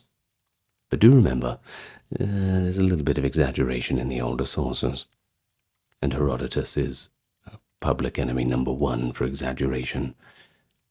But still, even if it was a fifth of that amount, 20,000 people, is still an incredible feat of organization. According to Herodotus' account, it took 20 years to complete the pyramid itself, after 10 years just preparing the causeway and underground chambers. But modern archaeology does suggest a somewhat smaller workforce and even a similar time frame, perhaps on the order of 20,000 to 30,000 workers, active at any given time over 2 to 3 decades. But these laborers were not slaves in chains, as popular myths often suggest. They were skilled builders, engineers, stone cutters, and even a supporting army of bakers, brewers, medics, and administrators. They were likely farmers conscripted or volunteering during the Nile flood season, when fields were underwater and agricultural work had to go on a pause, supplemented by year-round crews of skilled artisans and surveyors and supervisors. But far from toiling without care, the pyramid builders were well provisioned by the state. Excavations have revealed huge bakeries and breweries at Giza, along with barracks and even cemeteries for the workers. The bones of these laborers show arthritis and healed injuries consistent with labor, but also evidence that those injured were cared for. Broken bones set back in place, for instance, though you wouldn't be too keen to get one of them back in those days. Not good in these days either. This was a national project under the patronage of the pharaoh himself, and in a sense, a matter of pride. Graffiti found inside the pyramid's hidden chambers include team names like the Friends of Khufu and the Drunkards of Menkore, suggesting camaraderie among the crews. Such markings, left by workers themselves on the blocks, would be sealed inside the structure. Are informal, but they're invaluable records, including one instance of a crew naming itself after Khufu, of course. In fact, it was in 1837 that the British explorer Howard Vyse blasted into the upper relief chambers of the Great Pyramid and discovered painted hieroglyphics with Khufu's name and crew inscriptions, confirming definitively that the pyramid was indeed built for Khufu, something Greek sources always assumed, but later speculators had questioned. The logistics of quarrying, transporting, and placing the roughly 2.3 million stone blocks of the Great Pyramid are mind-boggling. And just to show you how mind-boggling it is, I'm going to repeat the number. 2.3 million stone blocks. Is your mind boggled? Well, most of the pyramid's core limestone blocks were quarried right on site at Giza. Just south of the pyramid, a deep pit remains where stone was cut and hauled a short distance to the construction area. However, here's the thing. The fine white casing stones came from the limestone quarries of Tura, and that's across the Nile. And the heavy granite for the interior chambers was brought from Aswan. Now, if you don't know the geography of that, that's almost 900 kilometers to the south of Giza. So how exactly did they move the stones? Well, it's a matter of debate. But this is where archaeology comes in and gives us a little bit of a hand. The archaeological evidence and later accounts point to pretty clever methods. See blocks weighing 2 to 3 tons on average, with some of the granite beams in Khufu's burial chamber weighing up to 50 to 80 tons. were likely dragged on sledges over firm ground. There's a telling scene from an ancient tomb painting that shows workers moving a colossal statue on a sled, while one person pours water in front of it. You see, wetting the sand reduces friction, making it easier to slide heavier loads. Such techniques were probably employed at Giza.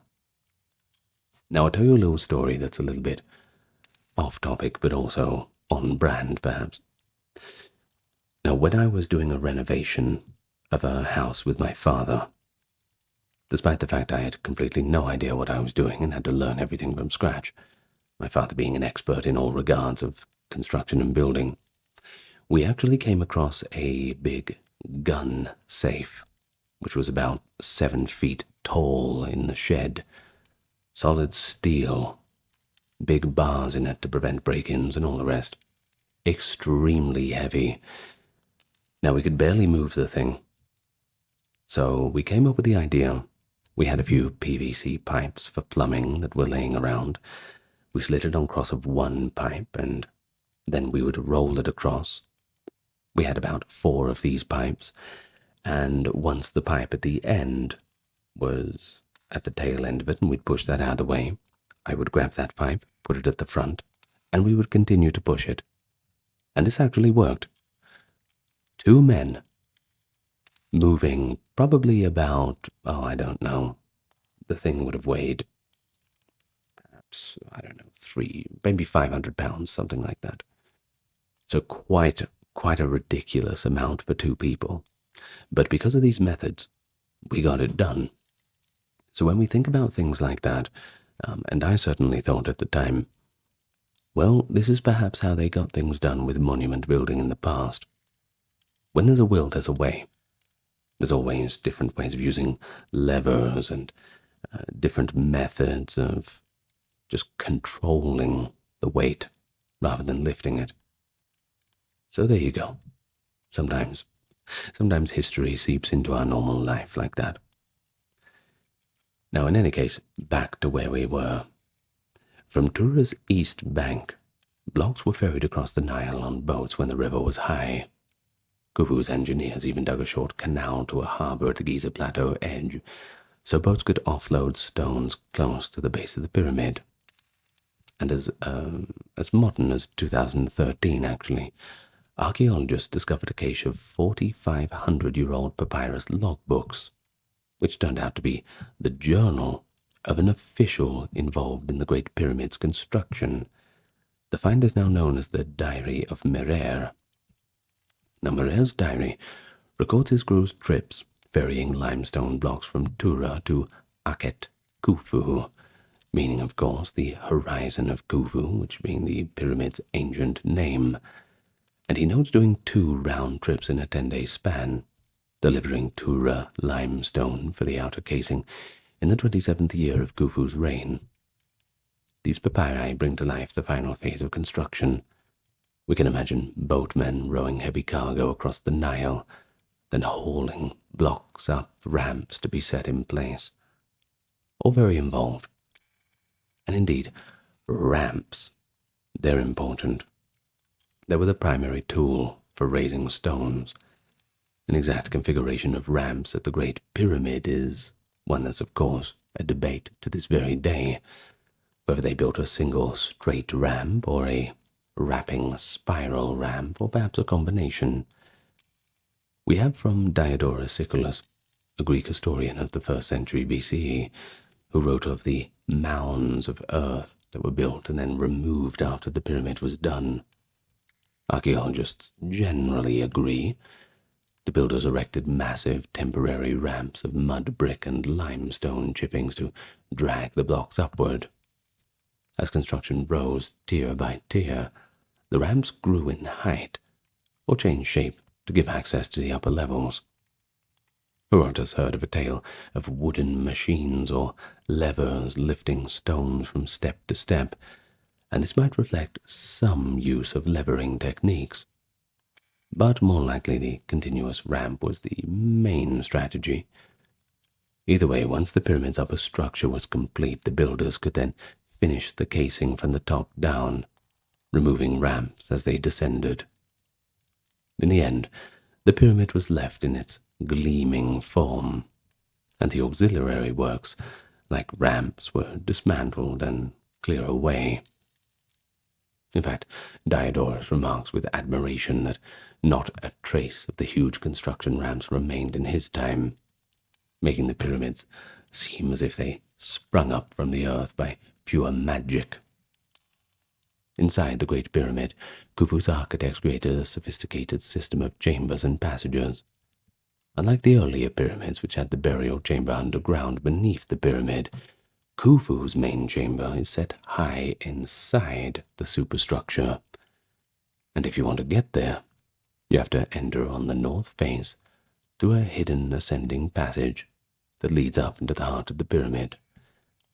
And there it is, the king's chamber, a modest-sized room entirely lined with polished red granite from Aswan.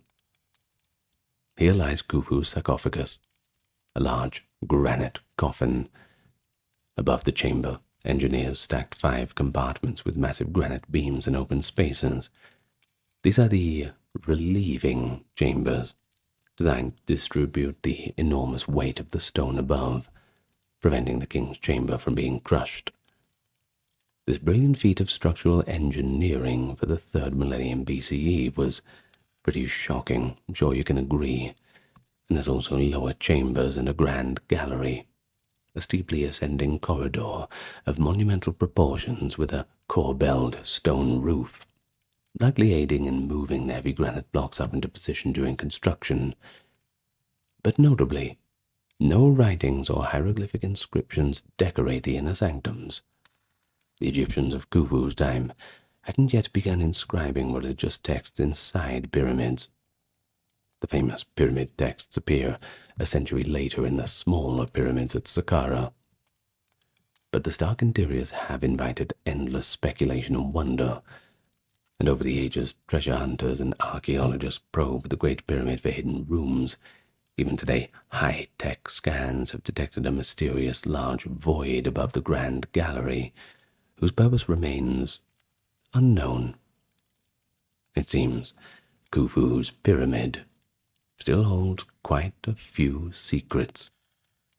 As one Egyptologist quipped, Khufu is long gone, but his pyramid ensured that people would remember him.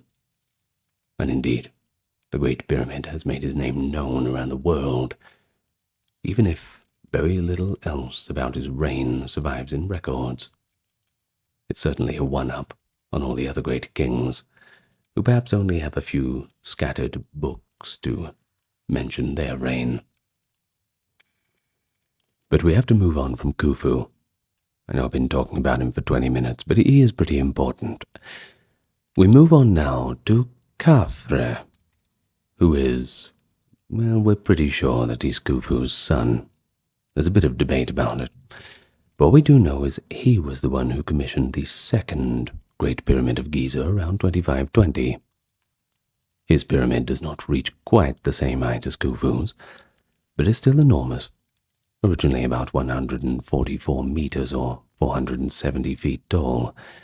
It stands on slightly higher ground and retains its summit, a cap of original smooth casing stones too, giving a visual impression of how old the pyramids would have once looked in their glory, which is kind of as interesting as it is sad. You imagine if they still had all those casings on there, the big gold tip at the top. I suppose something like that so exposed was not going to stand the test of time. Now, in absolute terms, Khafre's pyramid is roughly 136 meters tall today, and the reason for this is because its apex and some casing are missing, with a base of around 215 meters on each side. Khafre placed the base of his pyramid just a few hundred meters southwest of his father's, aligning it along the same east-west axis.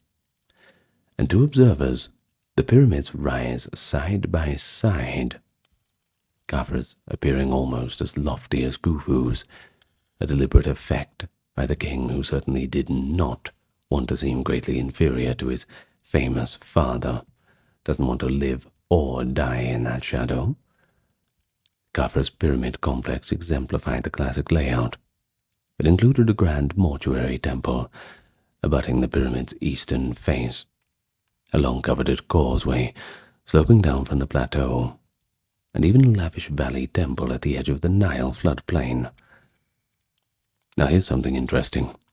The most iconic guardian of Giza, the Great Sphinx, is actually part of Khafre's complex, carved out of natural limestone. In fact, it was a natural limestone knoll actually near Khafre's causeway.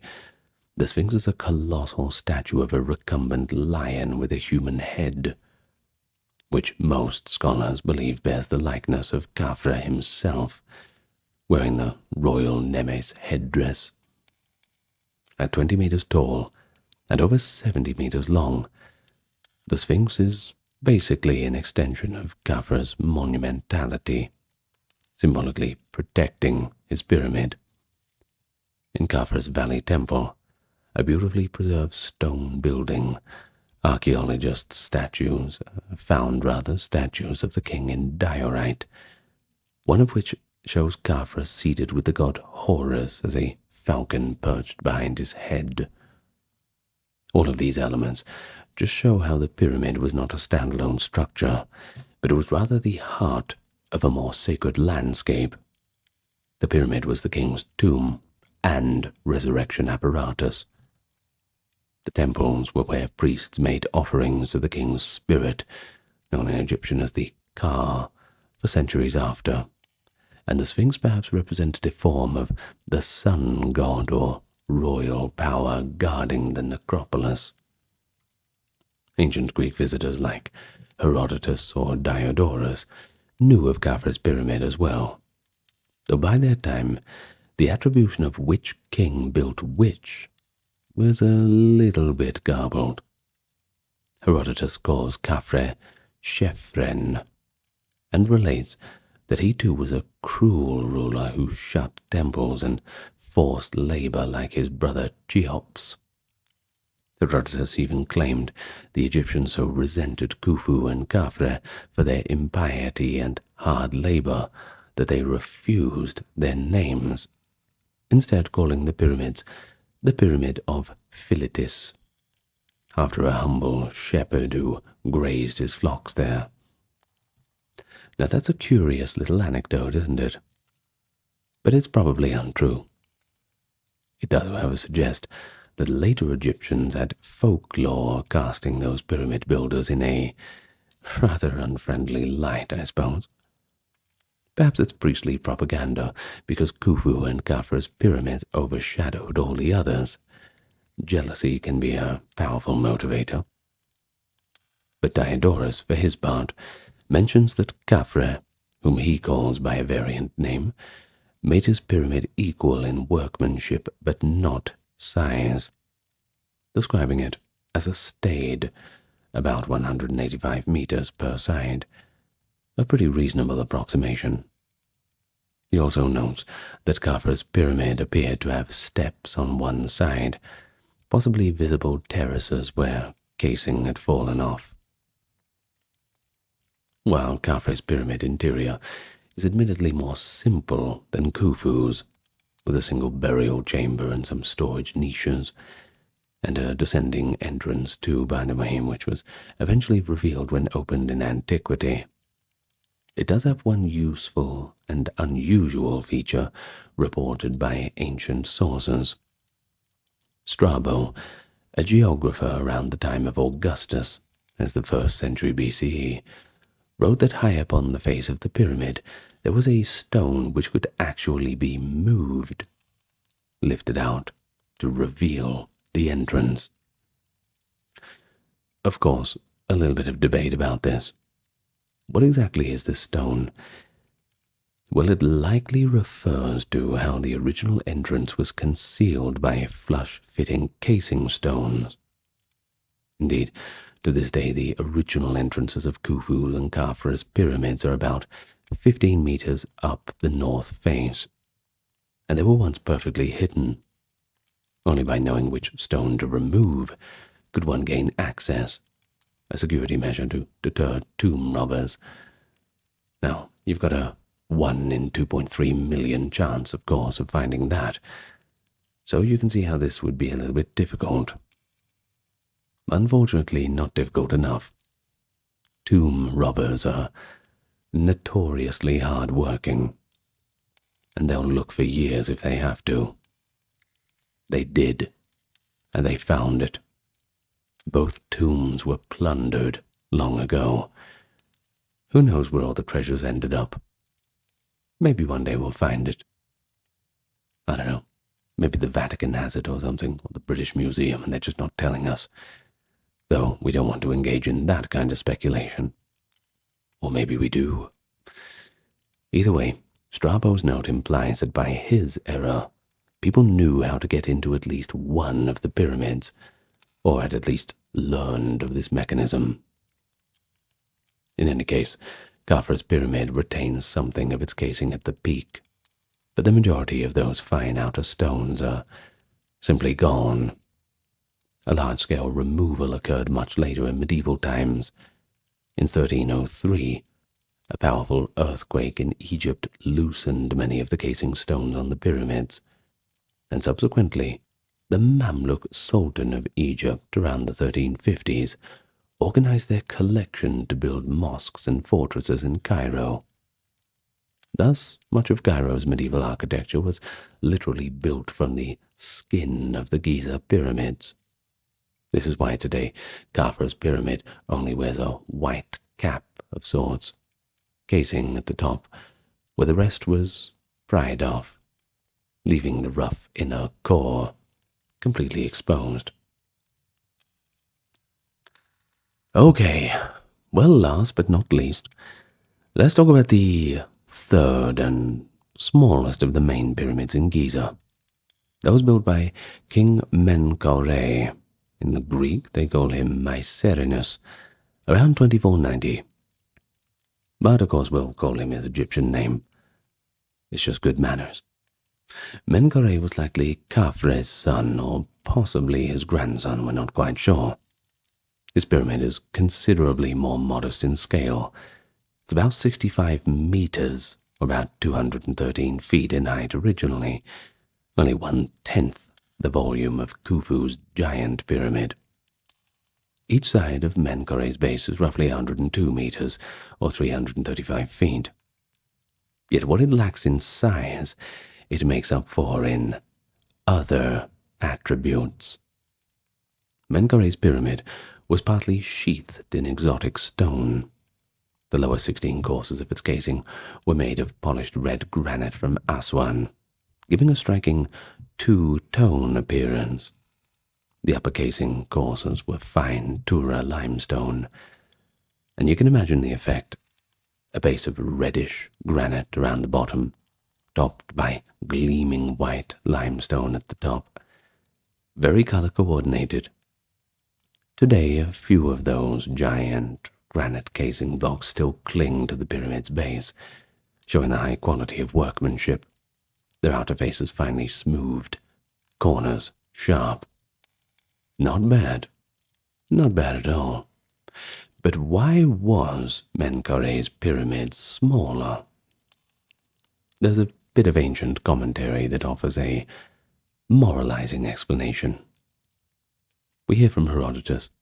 He tells us that Menkaure was a benevolent ruler in contrast to his predecessors. He reopened temples and was just and kind to his people.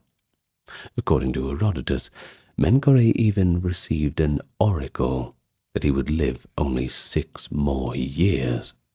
The gods decreed a shorter reign because Egypt had to fulfill 150 years of misery, the supposed punishment for Khufu and Khafre's impiety, and Menkaure's goodness was foiling that divine plan.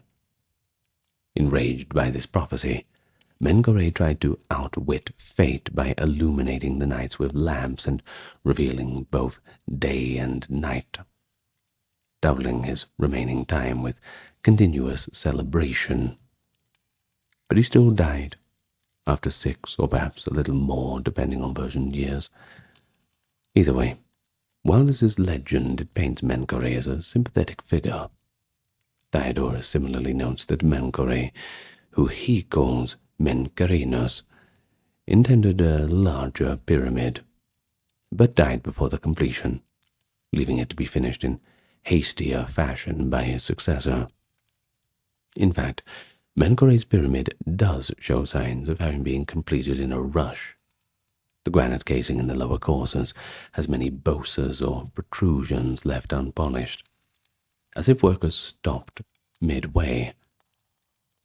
We might suspect that Menkore died unexpectedly, and the project was curtailed. His heir, possibly a king named Shepseskaf, may have completed the pyramid core cheaply and performed the burial rites. Just enough to fulfill the obligation, I suppose. Menkore's pyramid complex included the usual elements: a mortuary temple, causeway, valley temple near the Nile. In Menkore's valley temple, archaeologists in the 20th century found astonishing statues of Menkore flanked by goddesses, masterpieces of Old Kingdom sculpture. Kind of like the famous triad statues of Menkore with the goddess Hathor. These artifacts remind us that the pyramids were part of a larger religious tableau, filled with art and ritual activity. Menkore's complex also featured smaller pyramids, 3 subsidiary pyramids just south of his main pyramid, likely for his queens or as symbolic tombs. Khufu and Khafre also had smaller attendant pyramids near theirs, by the way, typically for wives or maybe even ritual satellite pyramids for the king's soul. Not quite sure about that. There's a little bit of debate about what they were for. But what we do know is that Menkore's pyramid interior is relatively simple, but certainly had an interesting design. A descending passage leads to a chamber with decorative panels and false doors carved in the stone. An early attempt at ornamentation inside a pyramid. Deeper inside, the burial chamber was where Menkore's coffin was placed. Unlike Khufu or Khafre, whose mummies are lost to history, we have a dramatic footnote for Menkore.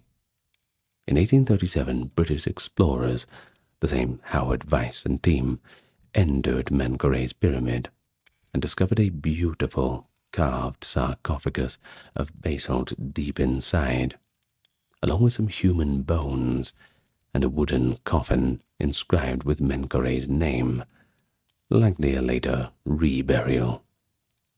They decided to send these treasures to Britain, which was the style at the time. Well, the basalt sarcophagus, a finely carved chest with panels, was loaded onto a ship, the Beatrice, bound for England in 1838. But tragically, the ship sank in the Mediterranean off Spain, and the sarcophagus of Menkore now lies somewhere at the bottom of the sea. It is a poignant reminder that even in modern times, the pyramid's contents can slip away beyond our reach. The wooden coffin, however, did make it back to the British Museum, and tests showed the bones were actually from a later period, not Menkore's own remains. With Menkore, the era of the giant pyramids at Giza came to an end. Later pharaohs of the 5th and 6th dynasties built more pyramids, but of smaller scale and at different sites, such as Saqqara, Abusir, but none matched the triad of Khufu, Khafre, and Menkore. Giza itself became a venerable necropolis.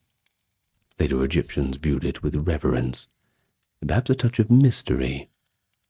The pyramid stood as an ancient monument, even to the ancient Egyptians of subsequent dynasties. And once again I remind you, in the ancient times, 450 BC, of Herodotus coming to Egypt and seeing these monuments built 2,000 years ago, the most ancient of the ancient world.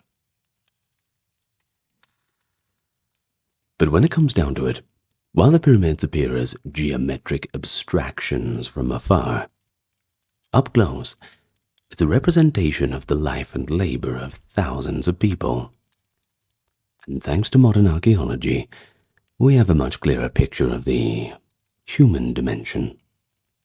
Excavations by archaeologist Mark Lehner and a few others have uncovered what is called the Workers' Village, or the Lost City of the Pyramid Builders. It's just south of the pyramids themselves. Here, the remains of bakeries, breweries, barracks, workshops, even cemeteries, paint a vivid picture of a bustling city of laborers and support staff around 2500 BCE. Archaeologists found enormous bread ovens and fish bones, indicating a diet designed to feed an army of workers. There is evidence, too, of cattle being slaughtered, even high-quality beef and veal, showing that the labor force was provisioned with valuable protein, not some meager slave diet, but rather a state-supported nourishment. The presence of imported wood and luxury items in certain areas suggests that administrators or overseers lived in the same vicinity, overseeing the logistics of the operation. The workers were organized into hierarchical units, crews of perhaps 2,000, subdivided into gangs of perhaps 1 to 200, further divided into smaller teams, and each had distinguishing names. We've already mentioned the Friends of Khufu and Drunkards of Menkaure as mentioned. Which one do you think you'd belong to? I think that the Drunkards of Menkaure would be quite an interesting group to hang around with. They didn't get that name for nothing. Well, the camaraderie and pride within these teams are quite palpable from the irreverent graffiti they left on the stones. Imagine laborers scrawling, "Team A was here. We did this," before the block was set in place forever. These marks humanize the construction process around 45,000 years. 45,000, dear, it's not that old. 4,500 years across that period of time, rather.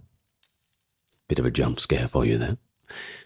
But they also refute the old notion that the pyramids were built by Israelite slaves or mass slave labor. This was popularized in antiquity and later law, but it's simply not true at all.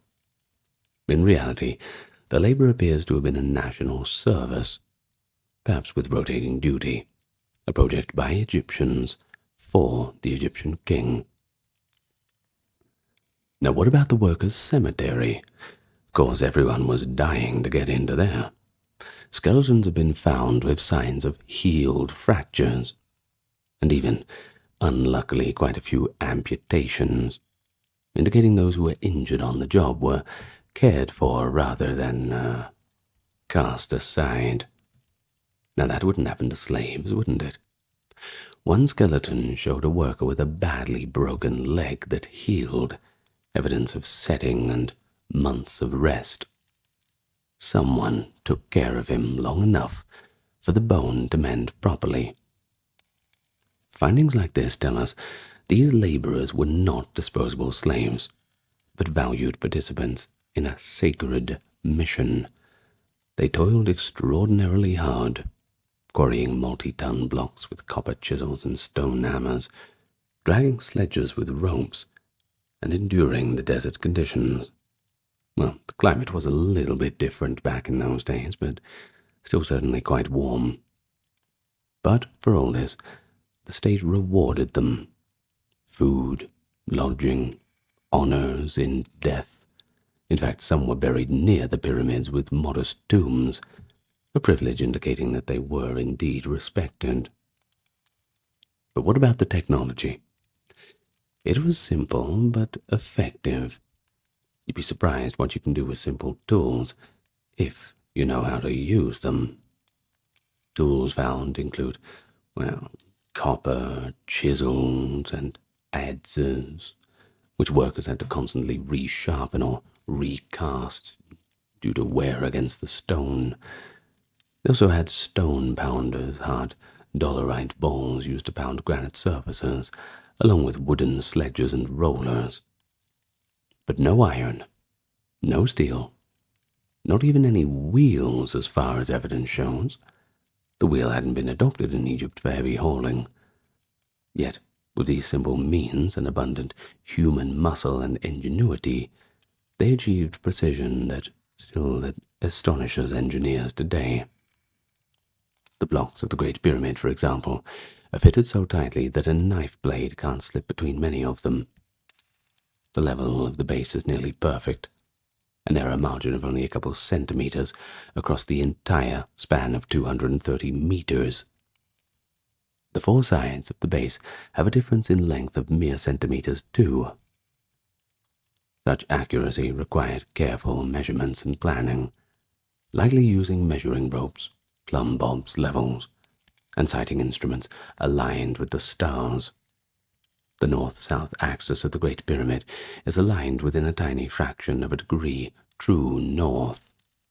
A remarkable feat, probably achieved by observing stars like Polaris or using the circumpolar star's rotation as a guide. And all this sparks to an incredible project management effort. We might compare building a pyramid to staging a kind of national Apollo program, I suppose, of the ancient world at least. It marshaled resources from across the country, all to serve a single monumental goal. Workers might have felt pride in building something for the gods and the king, securing divine favor for Egypt, something that'll always be there. There's certainly something to that. Anybody who's built a house before will know what I mean. The aura of sacred purpose was likely reinforced ritually. We know that workers sometimes inscribed prayers or dedication on blocks, and the construction process itself might have been accompanied by ceremonies. For example, when the pyramidion capstone was set, that must have been a moment of great ritual significance, placing the stone symbolizing the primeval mound and the sun's ray. Well, perhaps if not a moment of ritual significance, certainly a moment of celebration.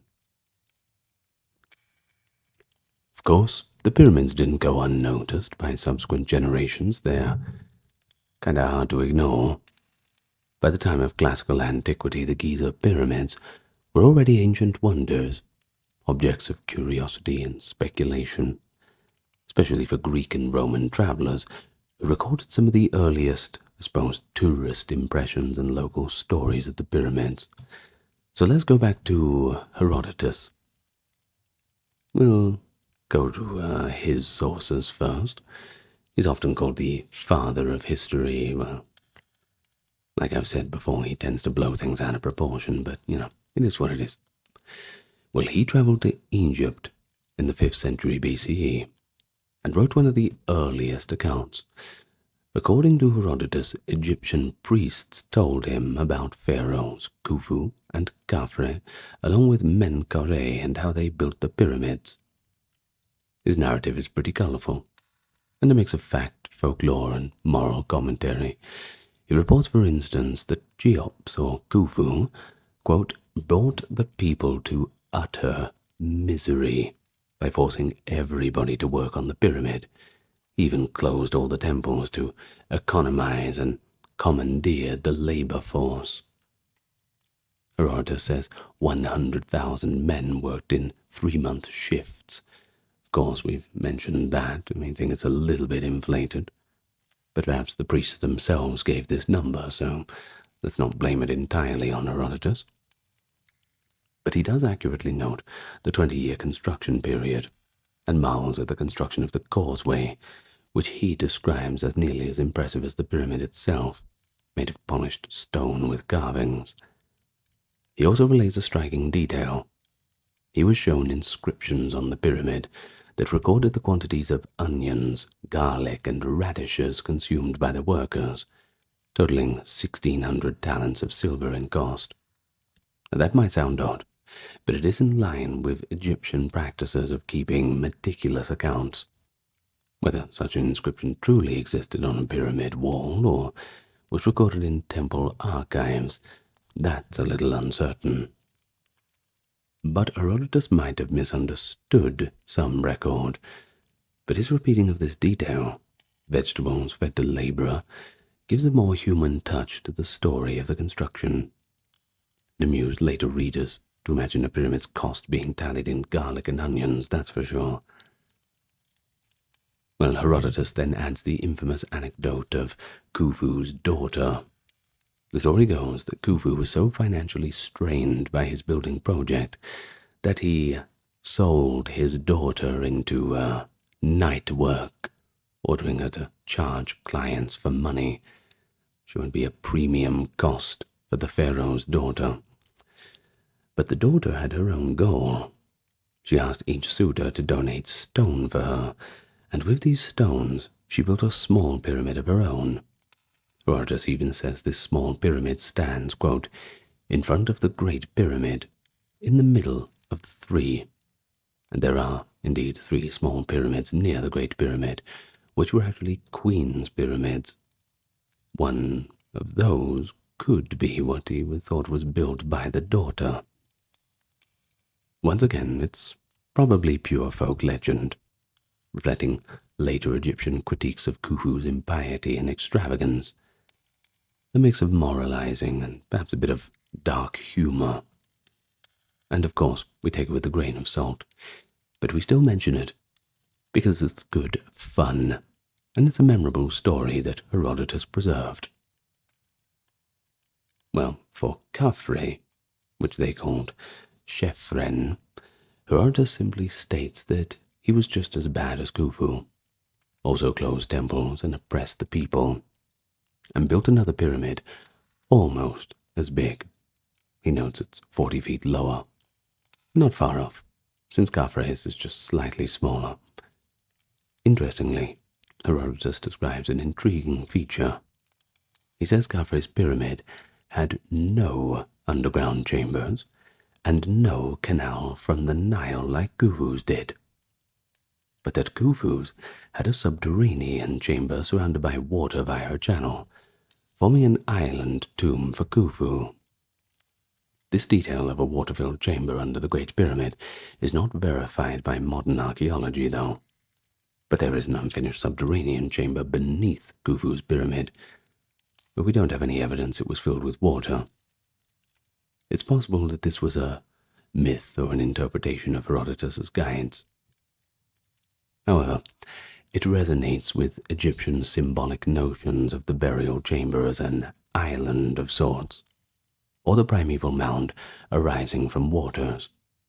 It's fascinating that the Egyptians of Herodotus's time might have had such a story about the pyramid's interior. Another key classic source is Diodorus Siculus, who visited Egypt in the 1st century BCE. Diodorus provides a somewhat more rational and critical account. Different flavor to Herodotus, I suppose. He actually gives approximate measurements for the pyramid in Greek units of stades and plethra, and expresses amazement that after, quote, over 3,400 years, in his estimate, the pyramid stones were still in place, looking untouched by time. He concurs that ramps or mounds must have been used, and notes incredulously that no sign of them remained. He dismisses a story that the ramps were made of salt and dissolved by Nile water, apparently a tall tale he heard from the local Egyptians, that they built ramps of salt which were then washed away, conveniently leaving no trace. You better hope that it doesn't wash down to the farmlands, otherwise you're in real trouble. Instead, he says quite logically, the earth was removed by the same human effort that piled it up. And that seems to make a bit more sense, don't you think? Diodorus repeats the number of workers as 360,000, and it's a lot more than the 100K quoted by Herodotus, and 20 years of construction for Khufu's pyramid. He also mentions inscriptions giving the cost, specifically noting the 1,600 talents spent on radishes, onions, and garlic, clearly derived from Herodotus, or perhaps the same tradition. But he differs in one intriguing way. He claims that neither Khufu or Khafre were actually buried in their pyramids, and this is interesting.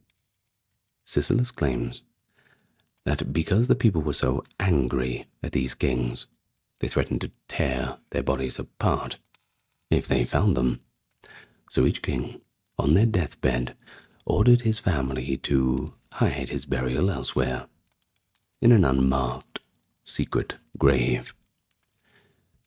But this is not impossible, because no traces of Khufu or Khafre's mummies have been found in their pyramids, and ancient looting was thorough. However, archaeologically, we have no evidence of alternate tombs for them, so likely Diodorus is repeating a local legend or rationalizing why the pyramids appeared empty. It does show how deeply the later Egyptians resented or mythologized those 4th dynasty kings as tyrants, perhaps to cast their own more recent rulers in a better light. But Diodorus also systematically notes conflicting attributions. He says some in Egypt attributed the pyramids to other kings entirely, naming Armaeus, possibly meant to be the pharaoh Amenemhat II, or someone from a later dynasty for the biggest. Amosis, perhaps meant to reference Ahmose I of the 18th dynasty for the second, and Innaros for the third. We can see by Diodorus' time, local memory had become a little bit muddled. Additionally, Diodorus relays the tale that Rhodopis, the famous courtesan, was said by some of the historians to have built the 3rd smallest pyramid using the wealth of her lovers. He rightly casts doubt on this, but records it for completeness. But then we have Pliny the Elder, a Roman scholar of the 1st century CE, and he adds another perspective in his natural history. But I must admit that Pliny seems to have rather a dim view of the pyramids. In fact, he called them, quote, a foolish display of royal wealth. He mused that the pharaohs built them basically to prevent their successors from accessing their treasures. In other words, they squandered resources, so their heirs could not benefit from them. Pliny lists the pyramids among the great engineering feats, but emphasizes that ultimately they were quite wasteful. He repeats the building statistics. He also cites the 360,000 workers, the 20-year period, clearly drawing on the same traditions as Diodorus. He provides measurements in Roman units, though some numbers are quite off. For instance, he quotes the height of 725 feet for the Great Pyramid, far above its actual 481 feet. Possibly a confusion error, or perhaps even a copying error in some sources. But importantly, Pliny too recounts the Rhodopis anecdote, stating with some flourish that the most marvelous thing is the smallest and most admired pyramid that was built by Rhodopis, a mere courtesan, thereby, quote, forbidding us to marvel at the wealth of kings. As if to say, look, how even one such as her could achieve what a king did if she had such rich patrons. This was likely included by Pliny as a curious aside. He himself seems a little bit skeptical, or at least he calls it the last and greatest wonder, in a rather tongue-in-cheek manner. Now Strabo, whom we mentioned, also described the Sphinx, notably saying Egyptians didn't include it in their own accounts, which might hint the Sphinx's origin was obscure by then. Other Greco-Roman writers penned epigrams and accounts showing that visiting the pyramids was a sort of must-do, definitely something to put on your itinerary. They climbed them, and indeed people have been climbing the pyramids since antiquity.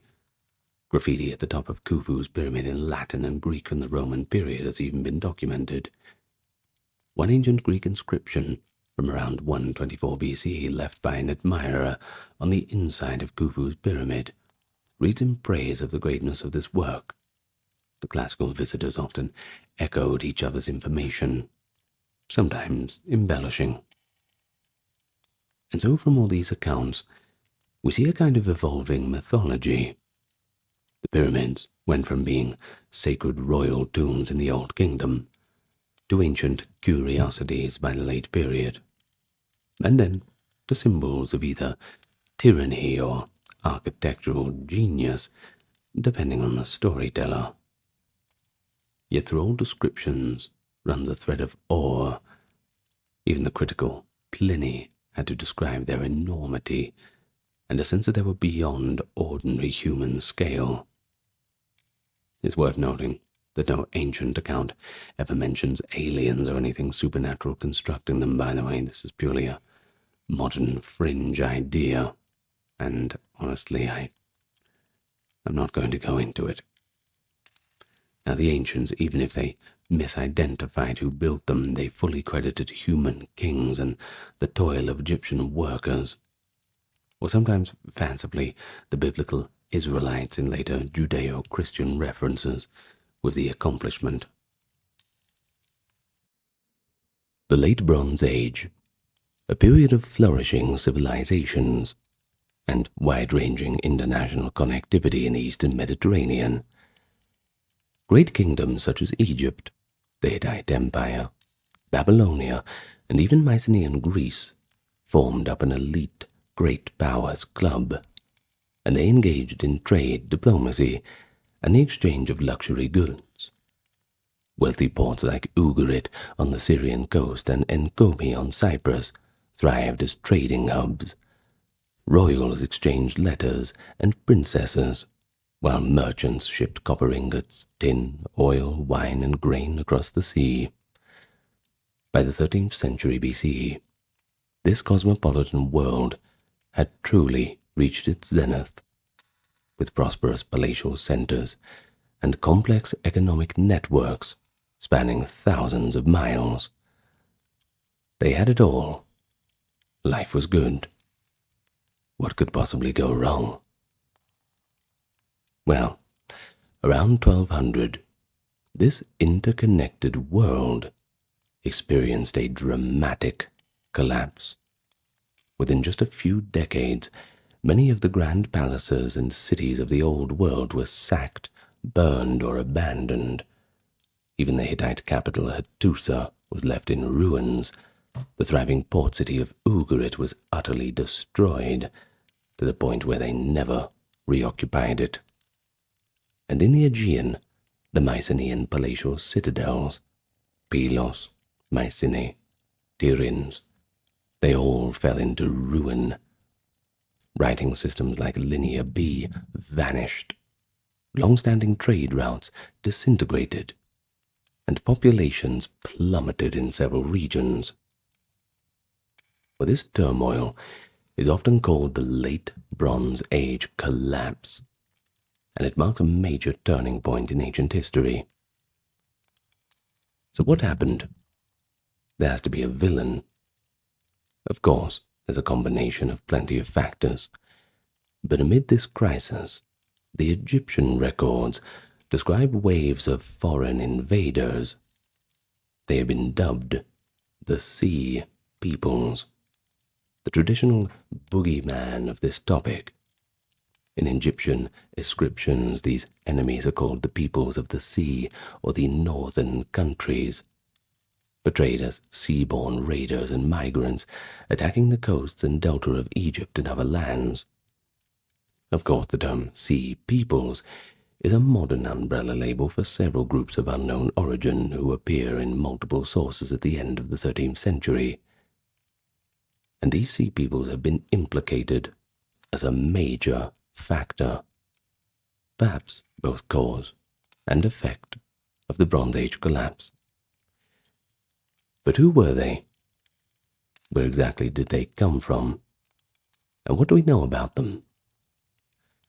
Well, let's do our best to figure that out with all the latest shiny 2025 information in archaeology, and perhaps even a few outlandish theories, just for a bit of fun, because why not?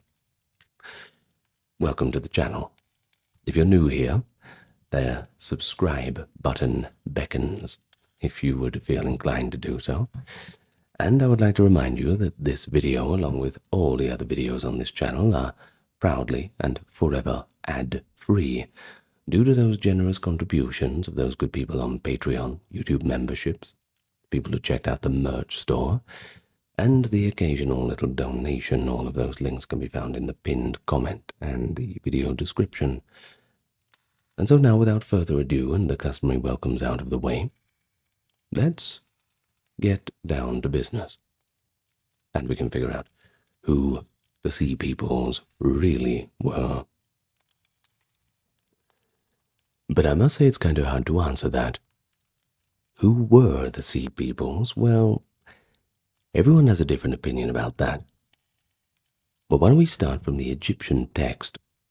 It gives us specific names for these groups, but the true identities and their homelands, it's still a subject of debate, and you're just going to have to make your own mind up. Now, the records of Pharaoh Ramesses III, there's a reign date of 1186 to 1155, lists several tribes among the Sea Peoples. Now, these include the Jeka, Shekelesh, Denyen, Sherden, Peleset, and Weshesh. Earlier inscriptions from the Merentar and Ramesses II periods mention additional names too, like Ekwesh, Luka, and Teresh. Now, these labels are kind of our starting clues to the Sea People's origins. Ancient observers of the time did not record the precise homelands of these groups. They just called them of the sea, or from the islands. Modern scholars have therefore tried to link the names with known locations or peoples. So let's try and do the same.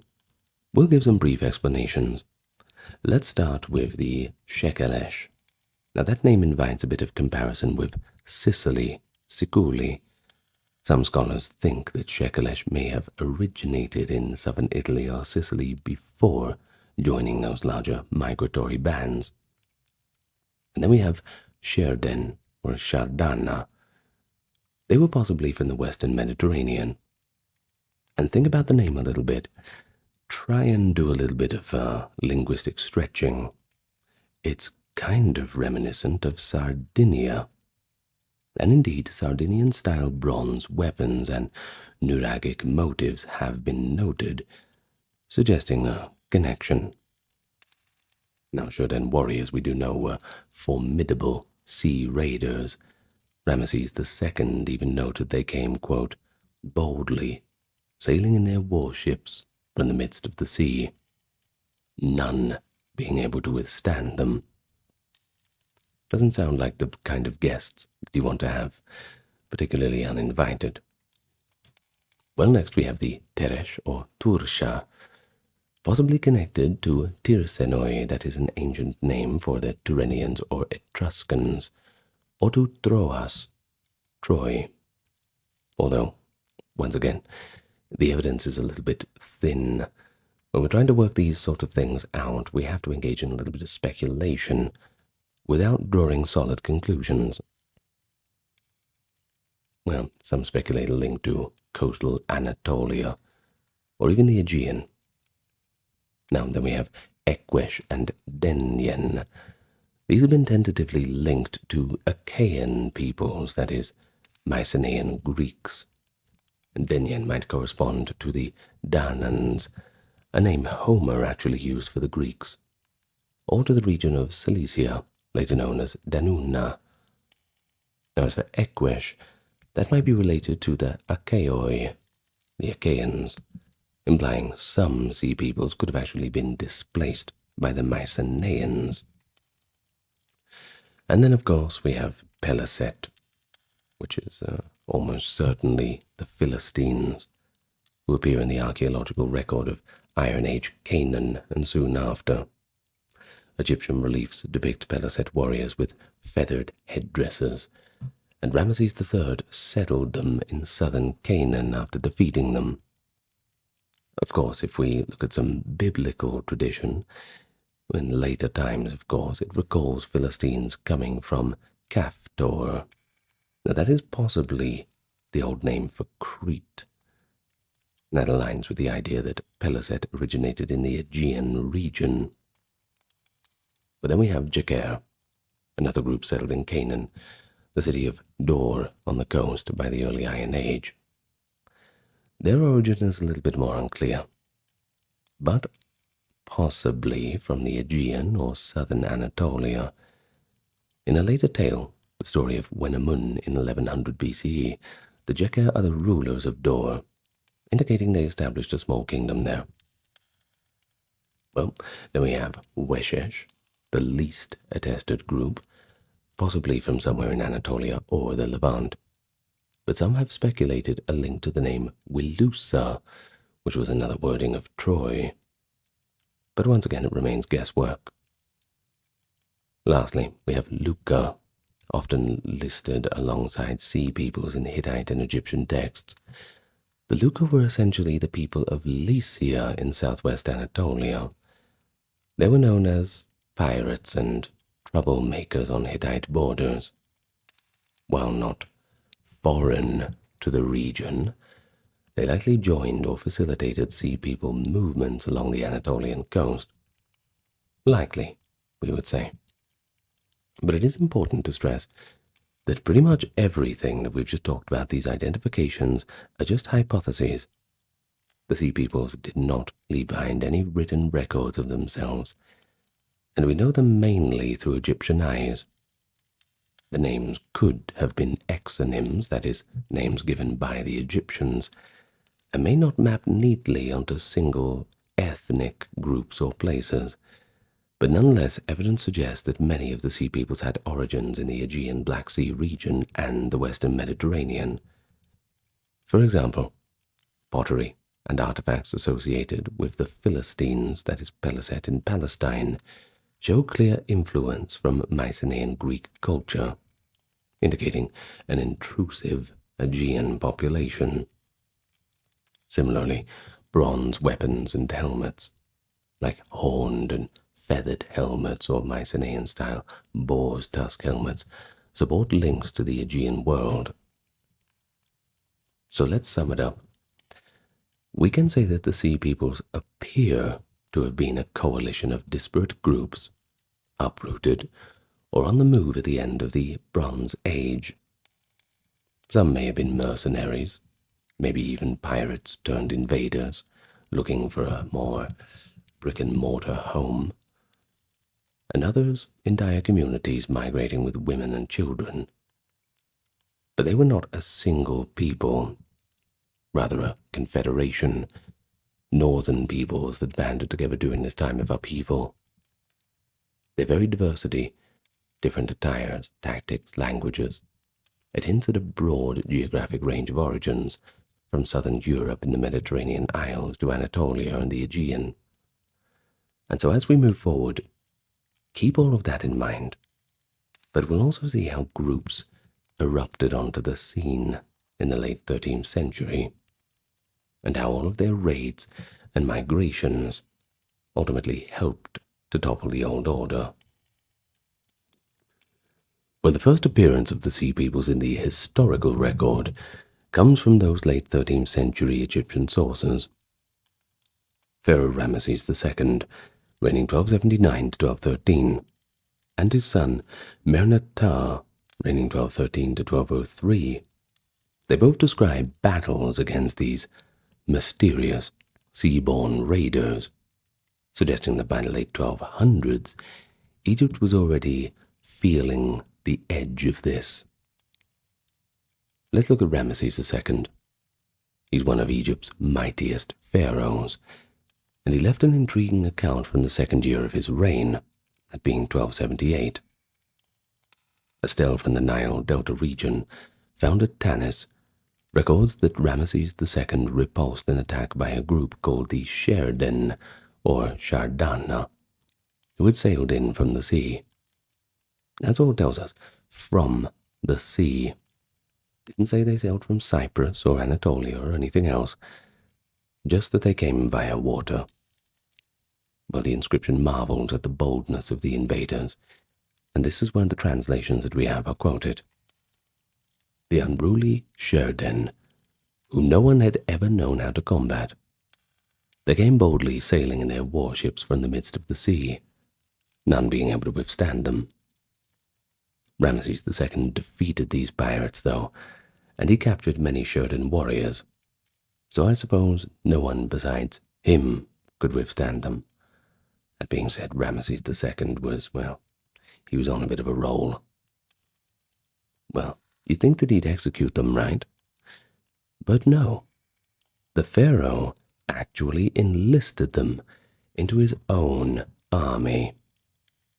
In fact, Sherden Ramesses fought for Ramesses II at the Battle of Kadesh against the Hittites just a few years later, and Egyptian art even depicts them as royal bodyguards with their distinctive horned helmets and round shields. This early encounter shows that the sea peoples, like the Sherden, were certainly active by 1280, raiding up and down Egypt's coast, until Ramesses put a stop to it.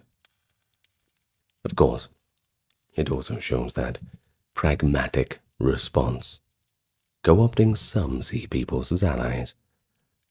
Nevertheless, the Sherden pirates remained a threat along the Mediterranean shores, indicating that Egypt's prosperity was already attracting some predatory attention from the wrong kind of people.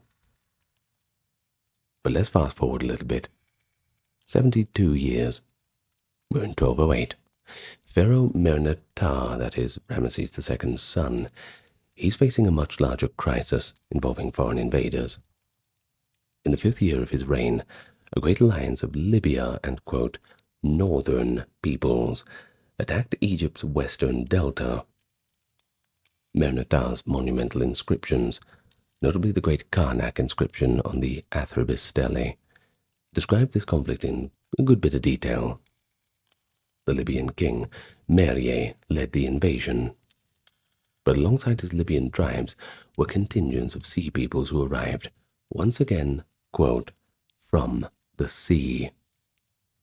Mernetar lists their names, Ekwesh, Teresh, Luka, Sherden, Shekelesh, and, quote, northerners coming from all lands. Well, these groups had likely joined the Libyans in an attempted incursion into Egypt.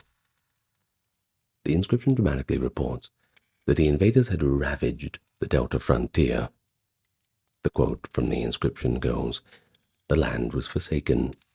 It was laid waste, as though never having existed." Of course, until the pharaoh intervened. In Mernetar's account, he decisively defeated this coalition at a battle at the city of Perire on the delta. One fragmentary still, the Cairo column confirms, quote, "The wretched chief of Libya has invaded with," a little bit missing, "being men and women, Shekelesh," and the rest is missing. I told you it was fragmentary. Well, it does indicate, though, from this little bit of text we have, that whole families of sea peoples were on the move with the Libyans. Now, it usually goes like this. If you've got a whole bunch of fighting-aged men coming into your country and all the rest, well, they're usually there to raid, to take things away, and then go back to where they came from, perhaps demand a ransom, Viking activities, that kind of thing. But if they're bringing the wife and kids with them, well, that's a bit different. That means they're here to stay. They're not just after a little bit of treasure. They're coming for your best farming land. Now, you better watch out. Well, Mernetar's victory was significant. His inscriptions boast of thousands of enemy dead and captured, and that the, quote, 9 bows were utterly crushed, Now this 9 bows is a traditional mention to Egypt's old enemies. Now notably, Merendar's famous Israel Stele, which actually mentions Israel in Canaan, doesn't mention sea peoples, but it celebrates generally that Egypt was secure after these victories. From these records we learn about a few key points. For example, by 1208, several of the later sea people tribes, that is the Sherden, Shekelesh, etc., were already well and truly displaced and fighting far from their homelands, even aligning with Libyans to invade Egypt. But the threat was not just a single raid, but a migration of people with women and children in tow, and that hints at a broader upheaval in the Mediterranean world that was pushing these groups southward to greener pastures. Merendar's inscriptions also hint at turmoil beyond Egypt's borders. In the same period, troubles were stirring in Canaan and Syria. His records mention suppressing revolts in Gaza, Ashkelon, and other cities. Although not explicitly linked to the sea peoples in Egyptian texts, we now know that around this time cities in the Levant and Anatolia were under stress, if not just falling completely. The quote, foreigners of the sea that Merentar fought may have already been responsible for other attacks up the coast. Let's take a few examples. Archaeological evidence shows that cities like Ashkelon and Akko in the Levant suffered destruction around the late 13th century. While Merentar managed to save Egypt from calamity, these early encounters were only a prelude to a far greater upheaval. Or by turning back to the sea people's initial onslaught, Merentar won a brief respite for Egypt. But is that word brief? Elsewhere, however, the storm was about to hit with full force, especially upon Egypt's long-time rival to the north, the Hittites, and upon vulnerable coastal states too, particularly Ugarit, which is always a main character when we talk about the fall of the Bronze Age. It's just, well, you'll see. But before we go there, let's look at one of the major dominoes to fall in the Great Collapse. That is the Hittite Empire up there in Anatolia. This once mighty empire, around 1200 BCE, just disintegrated.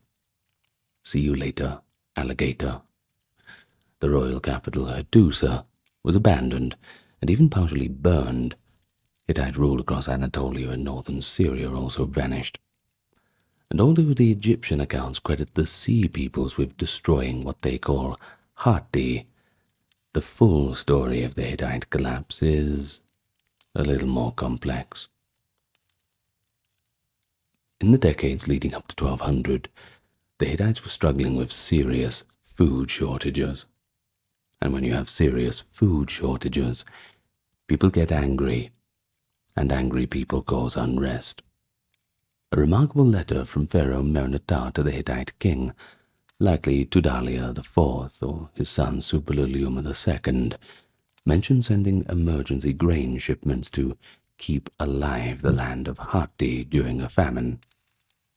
Another Hittite letter from Tudalia IV himself was sent to the ruler of Ugarit, urgently demanding a shipment of 450 tons of grain, stating that it was, quote, a matter of life and death. These pleas imply that drought or crop failures had struck Anatolia, weakening the empire from within. And indeed, when we look at the archaeology, it certainly reveals a bit of evidence of that desperation. Storage pits were dug into floors of temples to hoard grain, and bronze tools were stockpiled, suggesting preparation for hard times. But at the same time as this, the Hittites faced threats on multiple fronts. In the west, rebellious vassals and the Luca, that is the Lycians, were restless. In the north, hostile tribes like the Cascans threatened the Hittite borders. And most ominously, in the Mediterranean, sea-borne enemies were disrupting the Hittite shipping lanes. On the last Hittite king, Suppiluliuma II, 1207 BCE till, well, whenever he took his last breath, I suppose, he left inscriptions recounting battles against attackers at sea. One inscription from Hattusa claims that Suppiluliuma, not a common name, defeated a fleet from Alashia, which was their word from Cyprus. The first recorded naval battle in history, by the way. Anyway, the Hittites had never before mentioned naval warfare, and that shows how unprecedented the threat was. These enemies from the sea, using Cyprus as a base, were likely sea peoples, or at least their allies, harassing Hittite-controlled waters and cutting them off from their grain supplies. The Hittites responded, of course. Suppiluliuma campaigned to Cyprus and claims to have sacked cities there. But despite the peppered victories, the pressures just kept mounting. And the end, that came swiftly. Hittite tablets from Hattusa cease in the very early 12th century. Archaeological layers also show that Hattusa was not thoroughly razed by a conqueror, but rather it was carefully evacuated and partially burned. Well, scholars do believe that the last Hittite kings, seeing that the writing was on the wall, deliberately buried the royal archives and led a controlled withdrawal. But the question remains, and that's whether any Hittite survivors managed to relocate. And the answer is unclear. Some might have fled to Syria, forming small Neo-Hittite successor states. Maybe. The Egyptian record at Medinet Habu, that is Ramesses III's inscription, gives a terminus. It states that by Ramesses III's year 8, 1175, quote, Hatti is no more, listing Hatti among the lands devastated by the sea peoples. And this indicates that certainly by the 1170s the Hittite Empire was well and truly gone, thrown into the dustbin of history, I'm afraid. And modern evidence backs that up too. It suggests that Hattusa fell around 1190, so the sea people's incursions and other factors between 1207 and 1190 certainly would have helped seal its fate. I mean, perhaps they could have fought them off if it wasn't for all the famines and internal problems, but I guess we'll never know. In any case, far to the south on the Syrian coast lay the wealthy city-state of Ugarit, and it's quite an interesting one. It was a vassal state of the Hittites and a very important node in international trade. Ugarit's demise has been vividly shown by its last clay tablets, accidentally fired, actually, in the conflagration that consumed the city. You see, they wanted to wipe them from the pages of history, but instead, all that fire actually hardened the clay tablets, hardened them so much that they survived thousands of years later. Kind of ironic. Anyway, in these letters from Ugarit, we hear the voices of pretty desperate rulers. The last king, Umarapi, writes to the king of Alashia, Cyprus, quote, Behold, the enemy's ships came here. My cities were burned, and they did evil things in my country. Amarapi pleads that he cannot send help abroad because, quote, all my troops and chariots are in the land of Hatti, and all my ships are in the land of Lucca. Thus, the country is abandoned to itself. Doesn't sound like he has much hope, doesn't it?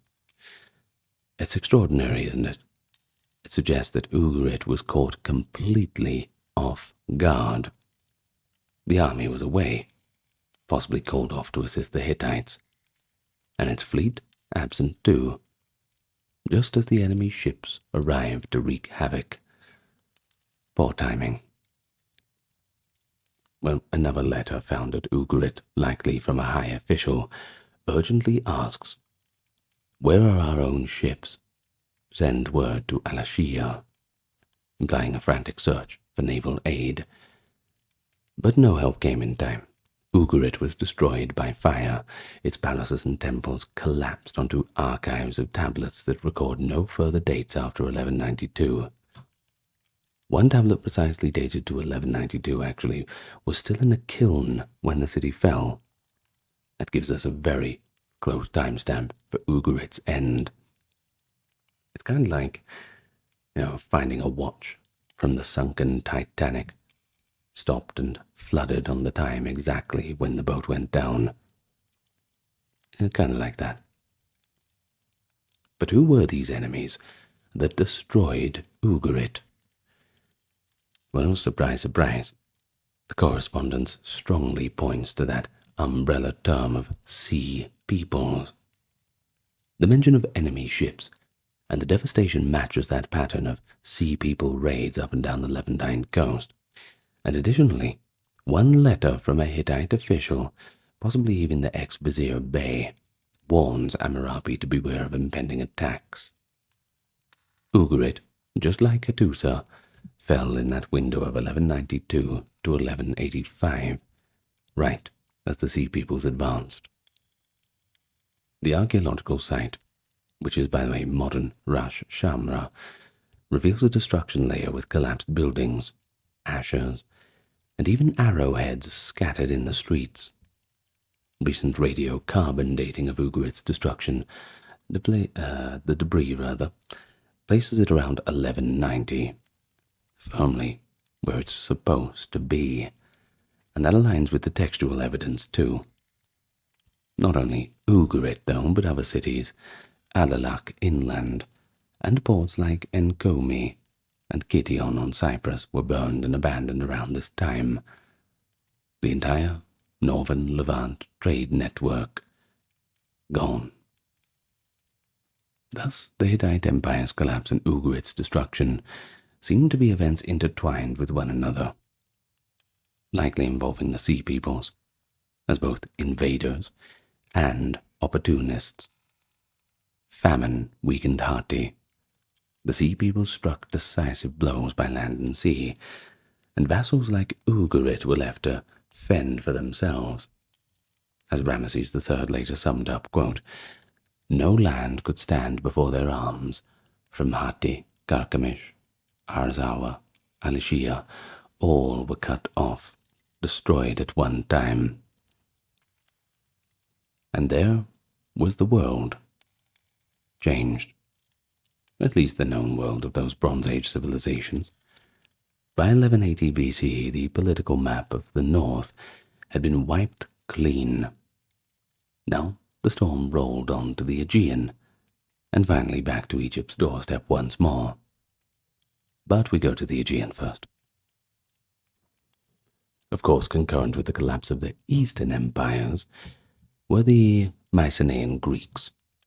They got hit pretty hard too. The Mycenaeans, that being Bronze Age Greeks of Homeric fame. You're talking the builders of fortified palaces like Tiryns, Pylos, and Mycenae, were not spared in that upheaval of 1200. Their downfall was, however, slightly drawn out, occurring in waves between roughly 1225 and 1175.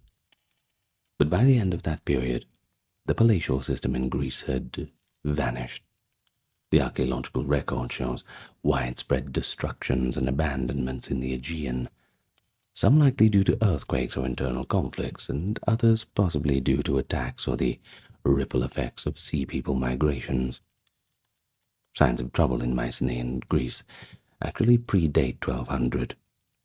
In the later 13th century, several Mycenaean centers were damaged or hurriedly fortified. At Mycenae itself, archaeologists found that around 1220 BCE, the citadel's defenses were significantly strengthened, and a secret subterranean water cistern was built, presumably to withstand the siege. You run out of water, you're in real trouble. At Tiryns, massive walls were built, and evidence suggests an earthquake struck in the late 13th century too. At Pylos, the palace of Nestor in later legend, Linear B tablets indicate a state of emergency. One famous tablet records that the watchers are guarding the coast, implying coastal sentinels were posted to watch for expected seaborne assault. But we do not know who the expected enemy was. But if they're coming from the sea, well, it could have been Mycenaean kingdoms, rival ones, or outside raiders. But, coming from the sea, we probably can assume that it's sea peoples under that classification. Well, indeed, around 1200, Pylos was violently destroyed. The palace was burned to the ground. Bacon clay tablets in the archive that chronicle the kingdom's final hours. One tablet inventorying bronze distributions hints that weapons were being handed out for defense. The fact that Pylos was not rebuilt or reoccupied suggests that destruction was total. Similar fiery ends befell Mycenaean Tiryns just a few decades later. The magnificent palace of Mycenae, with its famous lion gate, shows a destruction layer and was never a palatial center again. And what a shame, too. It would have been great in its day. At Mycenaean Tiryns, some scholars see evidence of earthquake damage. Walls collapsed outward, etc., while others argue for human attackers taking advantage of the chaos. It could have been that both occurred. A quake might have devastated the citadels, followed by marauders who sacked the cities in its weakened state. In other regions, smaller Mycenaean towns and trading outposts were abandoned around this time. For example, sites in Attica and the islands. The grand city of Thebes in Boeotia also suffered destruction and multiple rebuilds in this period, and that shows a little bit of instability. But this was not just a mainland phenomenon. Across the Aegean Sea, the city of Troy, located in northwest Anatolia, met its own end in the midst of these upheavals. The destruction of Troy 7a, that is the layers of Troy that they have, met its end in the midst of, often associated with the historical kernel of the Trojan War, occurred around 1190 to 1180, roughly contemporaneous with the Sea People's rampage. Whether the attackers were Mycenaean Greeks, as legend holds, or perhaps others, Troy's fall exemplifies the regional scale of conflict and movement at the end of the Bronze Age. Now, then we have the Luca and the other Anatolian groups. They may have swept in from the southwest, while Mycenaean sea peoples or their kin could have been moving through the Aegean.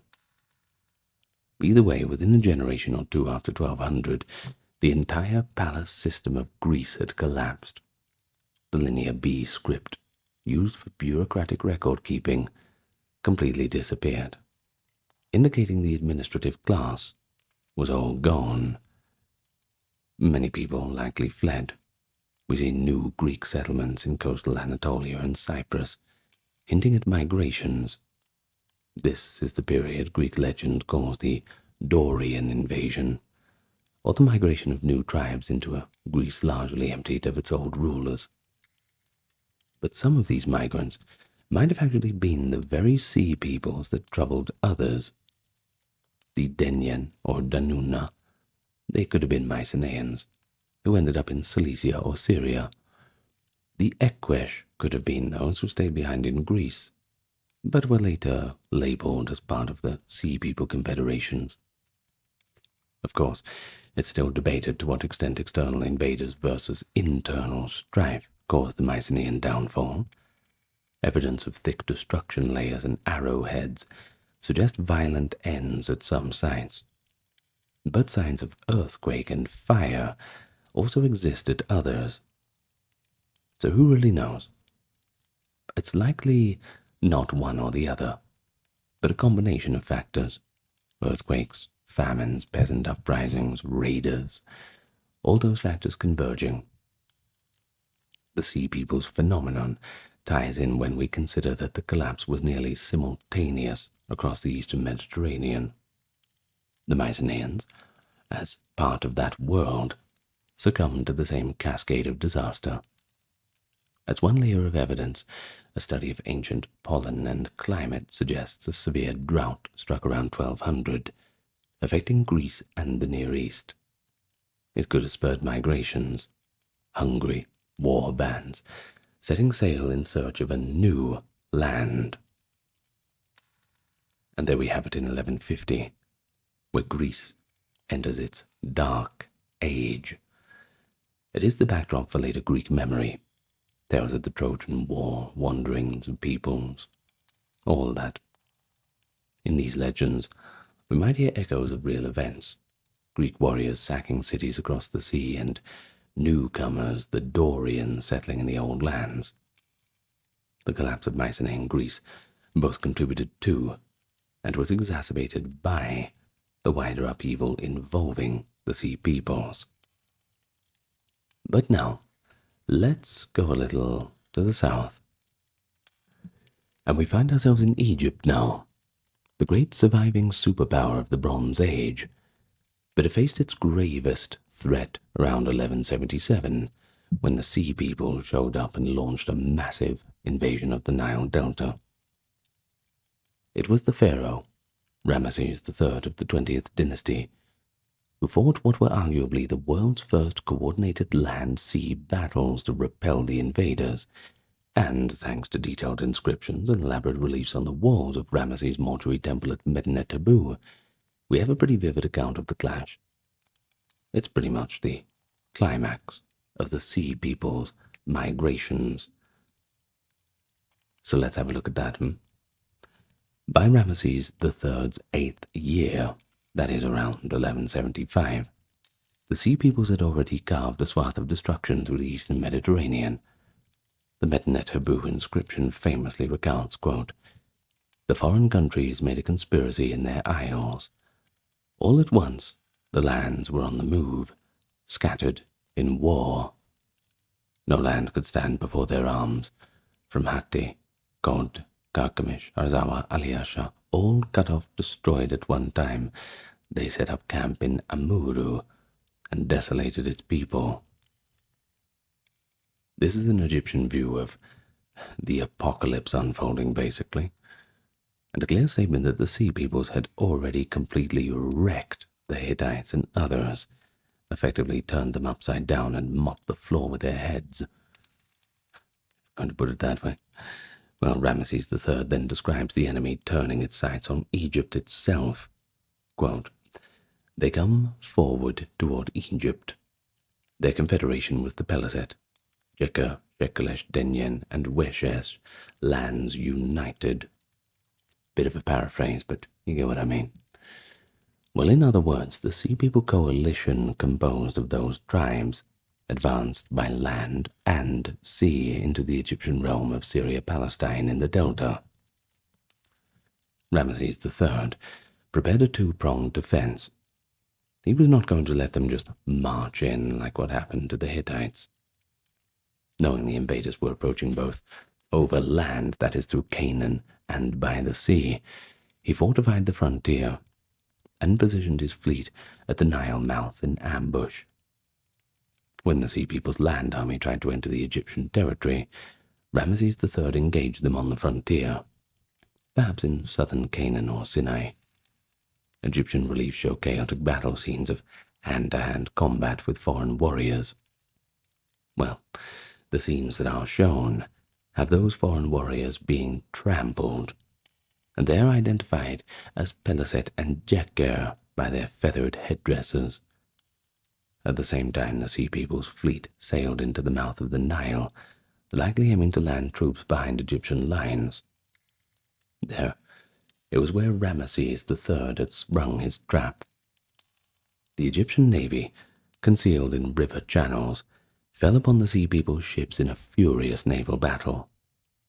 On the temple walls, we see ships locked in combat, Egyptian archers on the shore, and on ships raining arrows down too, while the sea people's boats with high prows adorned by bird head decorations capsize and the enemy warriors drown or get shot by arrows in the water. Better luck next time.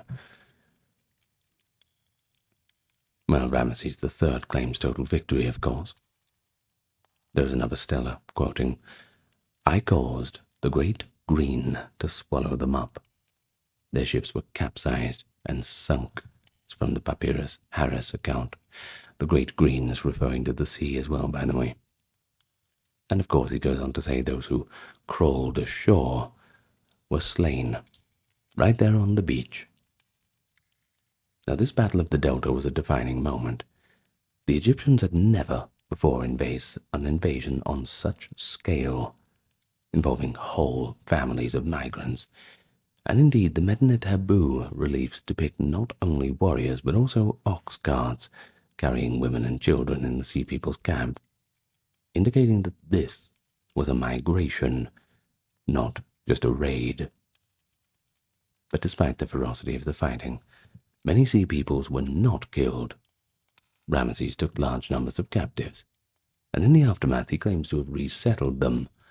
Quote from the Papyrus Harris, "I have subdued the Sea Peoples.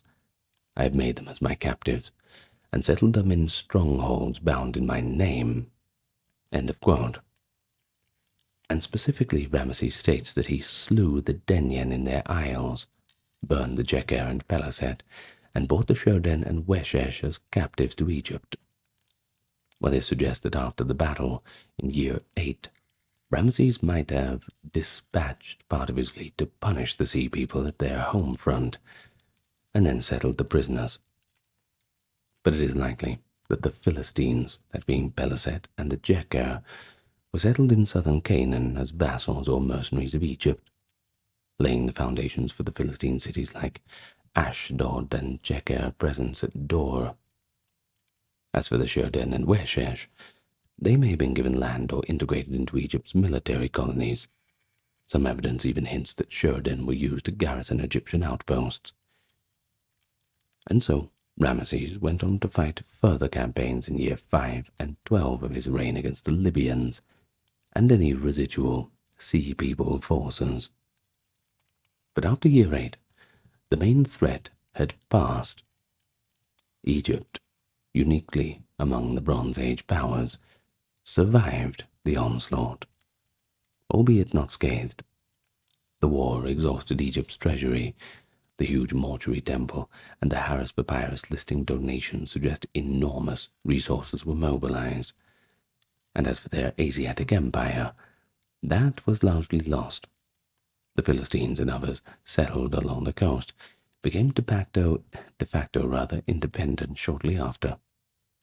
And in fact, within decades, Egypt itself entered a period of decline and internal turmoil, partly because of that economic strain.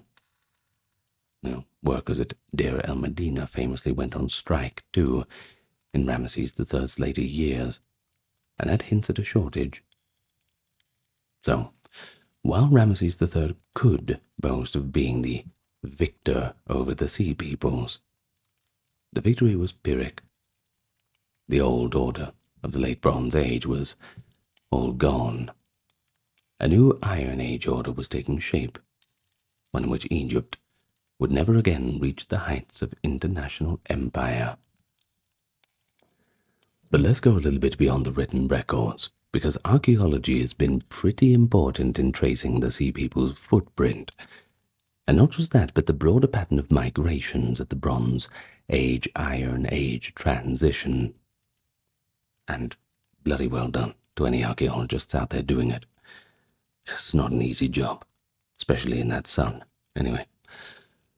Well, excavations from Turkey to Syria, Cyprus to Canaan, and even in the western Mediterranean have unearthed a few clues of violent destruction, abrupt climate and culture change, and movements of people around 1200 BCE. One of the clearest indicators of the Sea People's passage is the destruction layers found at late Bronze Age sites. At the harbour town of Tel Tuaini, that is ancient Gibala in Syria, a site within Ugarit's kingdom, by the way. Archaeologists identified a thick layer of ash, collapsed walls, and bronze arrowheads, dating precisely to 1190, coinciding with Ugarit's fall, if you remember the dates. Well, through radiocarbon dating of burnt grain and timber, this destruction was fixed at 1192 to 1190, and that provides a pretty firm timestamp for the Sea People's ravagers in the northern Levant. Similar layers at Enconmi and Kition on Cyprus show these cities were devastated in the late 13th or early 12th centuries, after which new peoples and the pottery styles, the handmade decorated wares of early Iron Age societies start to appear. That once cosmopolitan Cypriot urban culture disappears, and then it's replaced by simpler fortified villages, consistent with an invasion or influx of newcomers. Now back in Canaan, that is the southern Levant, the early 12th century also sees dramatic changes.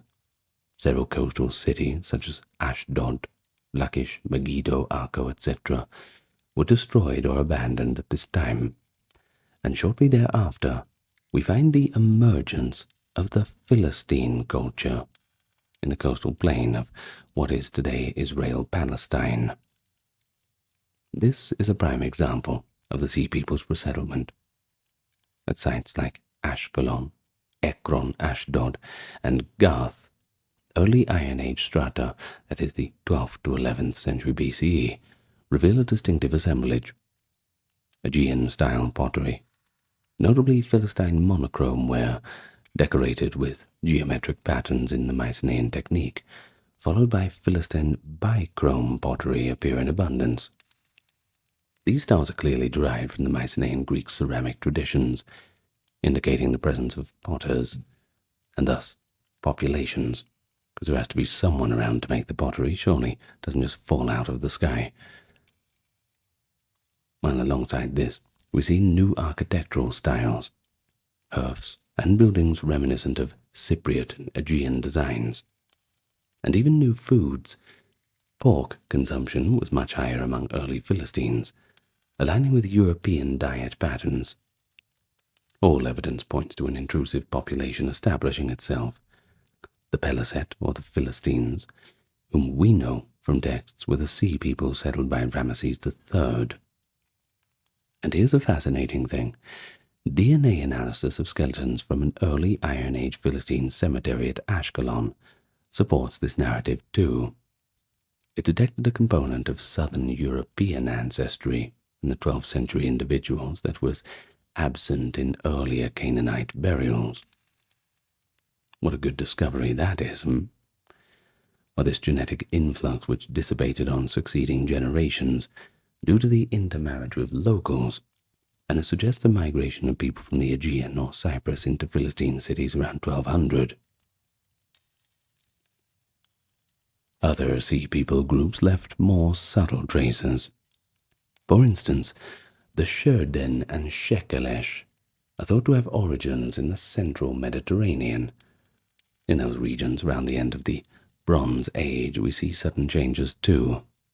Sardinia's Nuragic civilization shows signs of disruption, but also new contacts. Bronze weapons of Eastern style have been found in Sardinia and Sicily, possibly loot or emulation from the Sea People's adventures. Some Sherden may have returned west after serving as mercenaries in Egypt, bringing back Egyptian influence too. Things like Egyptian objects, they appear in Sardinia in the Iron Age, such as the famous sardonic statuette of a Sherden warrior with a horned helmet found on Sardinia. Now over in Anatolia, in the vacuum left by the Hittite collapse, new peoples appear. The Philistines, the Peliset we already covered in Canaan, and the Jeker established themselves at Dor on the Carmel coast.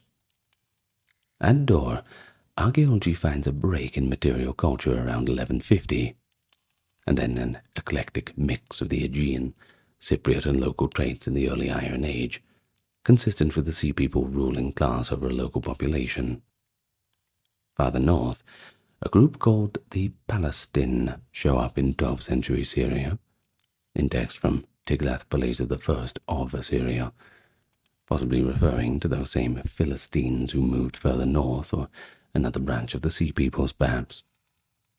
And the Denyen, they may have settled in Cilicia, parts of Adana and Dunana, contributing to what became the Neo-Hittite Dorian hybrid cultures there.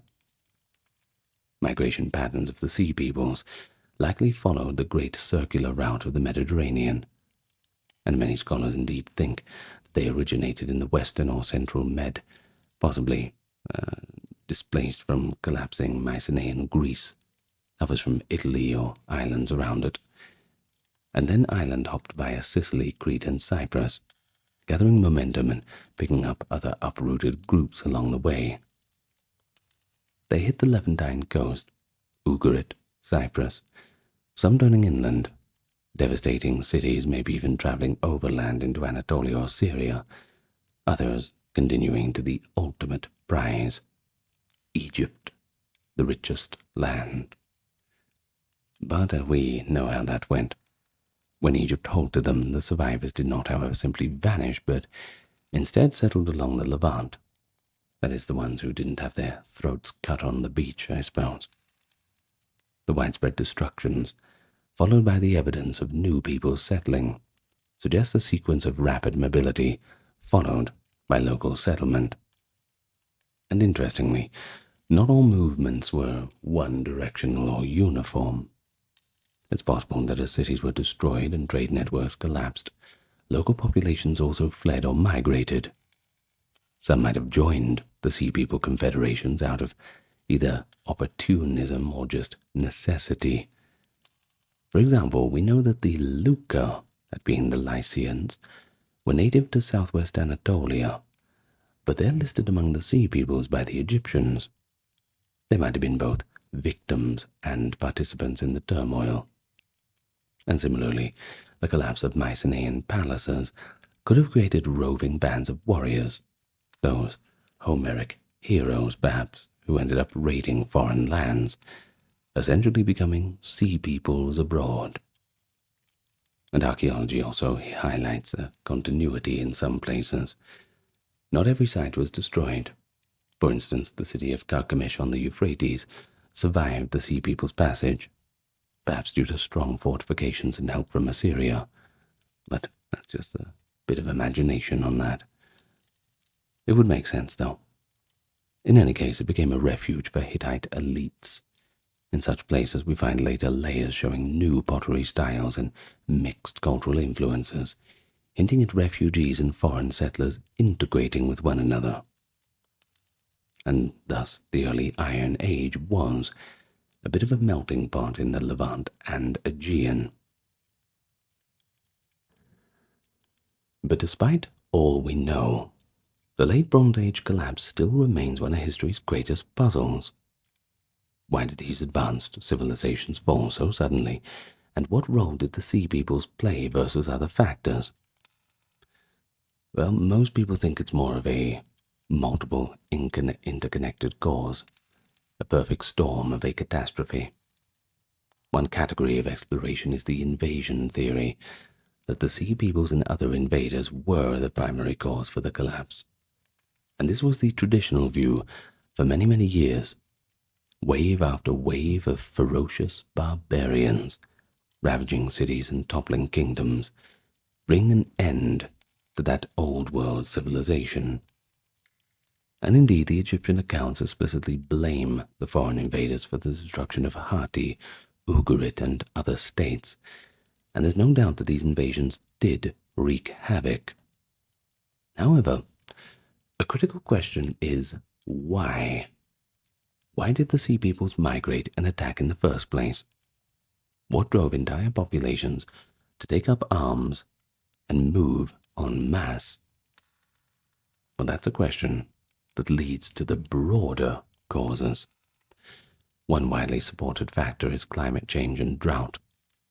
Paleoclimate studies, like pollen analysis and isotope data from sediments and tree rings, indicate that around 1200 BCE, the eastern Mediterranean experienced a severe dry spell, a climate shift that led to prolonged droughts and poor harvests.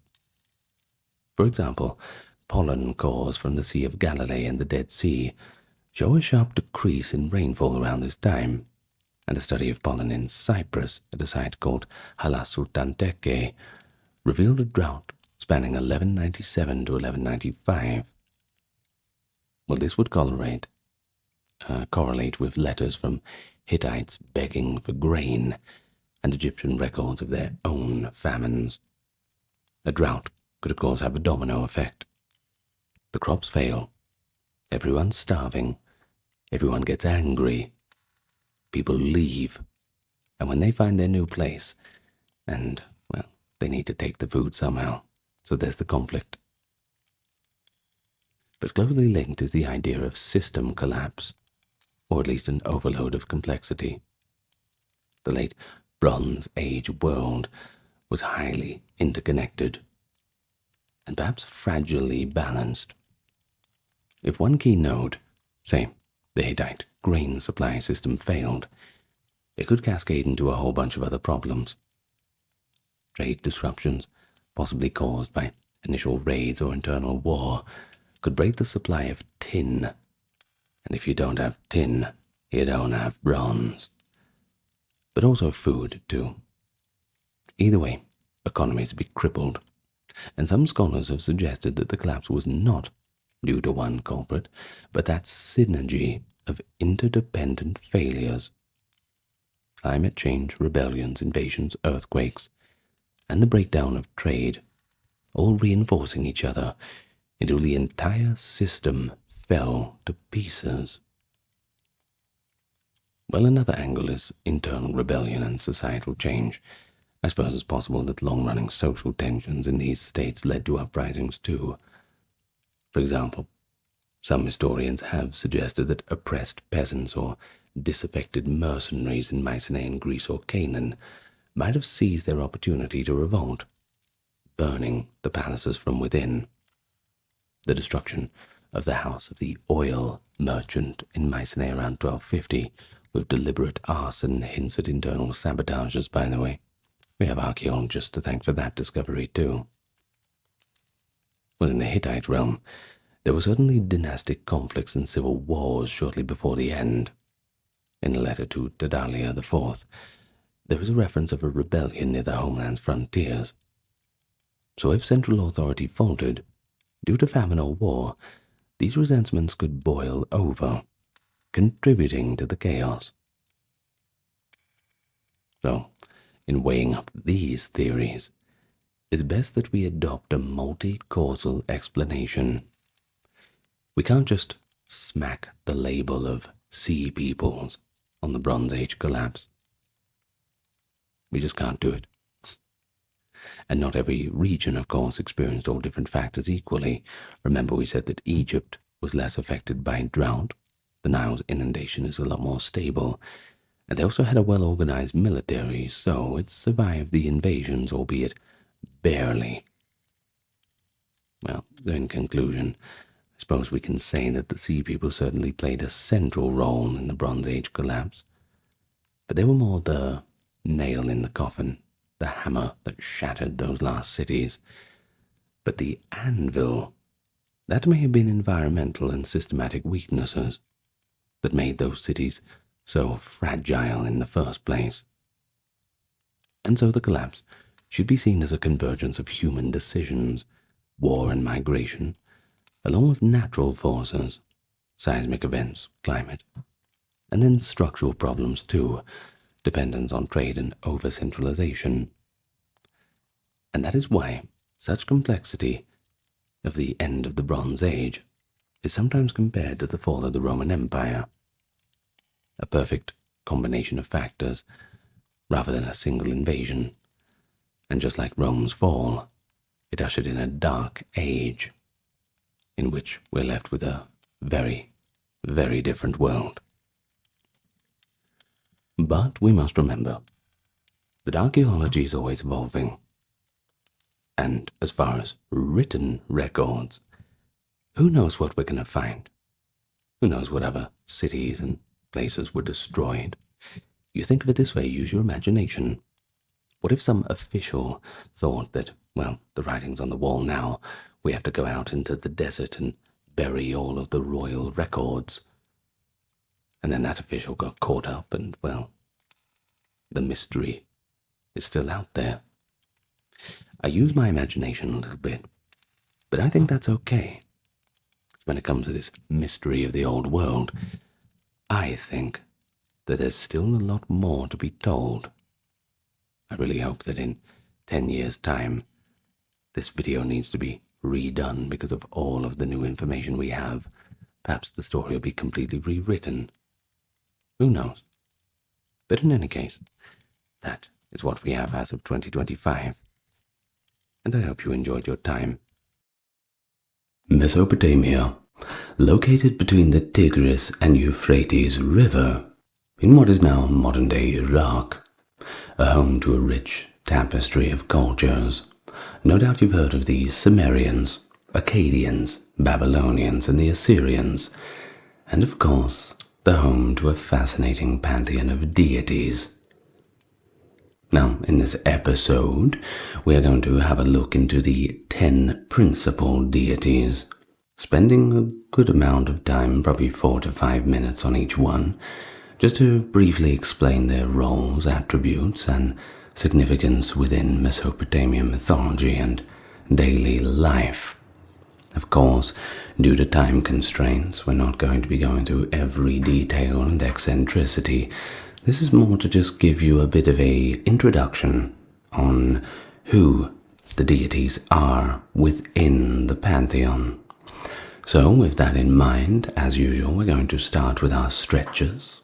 You would like to put your right hand out, put it onto the mouse, and click twice on the like and subscribe button, and our pre-video exercise is complete. Very good. Now, with all of the begging out of the way, let's begin. And what a better place to begin than our first god, or deity rather, Anu, also known as An, as being the sky god, the supreme deity. And of course, we start at the very pinnacle of the Mesopotamian Pantheon with Anu. Of course, Anu was the god of the sky, so the name itself means heaven in Sumerian. Not the kind of heaven that you're thinking of in a Judeo-Christian sense. Heaven more just like the sky above us, the realm of the gods. Kind of like how the Chinese describe it. And so, considering this, he was the supreme deity, the father of all gods, but also all spirits and all demons.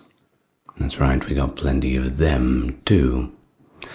So, of course, Anu was in charge of this vast expanse of the sky, the celestial vault covering the earth. He embodied the infinite and was often associated with the overarching authority that governs both the divine and mortal realms. And as the father of the gods, he was responsible for the divine laws and decrees that maintain the cosmic order. Now we have to mention that while Anu was not frequently the central figure in myths, his authority was still unquestioned. He was the ultimate source of kingship and divine legitimacy. Mesopotamian kings often claimed to be chosen by Anu himself, or to have received their right to rule directly from him. Of course, this is the old traditions of the divine right of kings.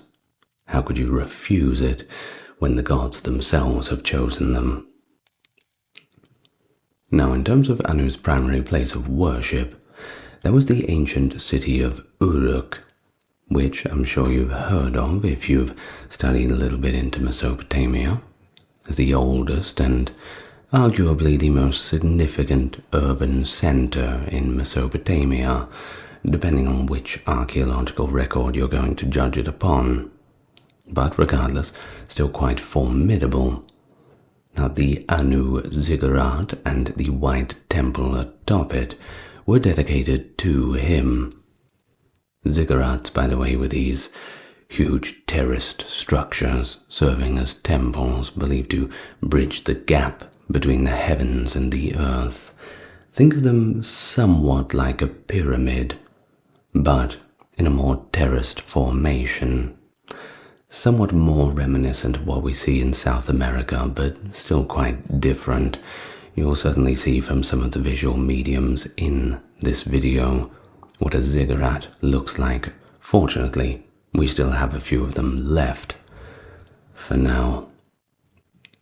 Now, in Mesopotamian cosmology, Anu was part of a divine triad, along with Enlil and Enki. Now, this triad represented three things: the heavens, the atmosphere, and the earth/water, respectively. And together, these three controlled the universe.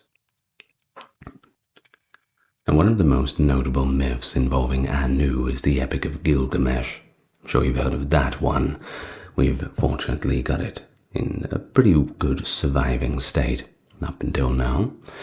And in this, Anu appears in response to the citizens of Uruk's pleas regarding Gilgamesh's somewhat tyrannical behavior. And so, Anu commands the creation of Enkidu to be kind of a counterbalance to Gilgamesh. Now, once again, this shows this role in the cosmic order, maintaining this balance and justice.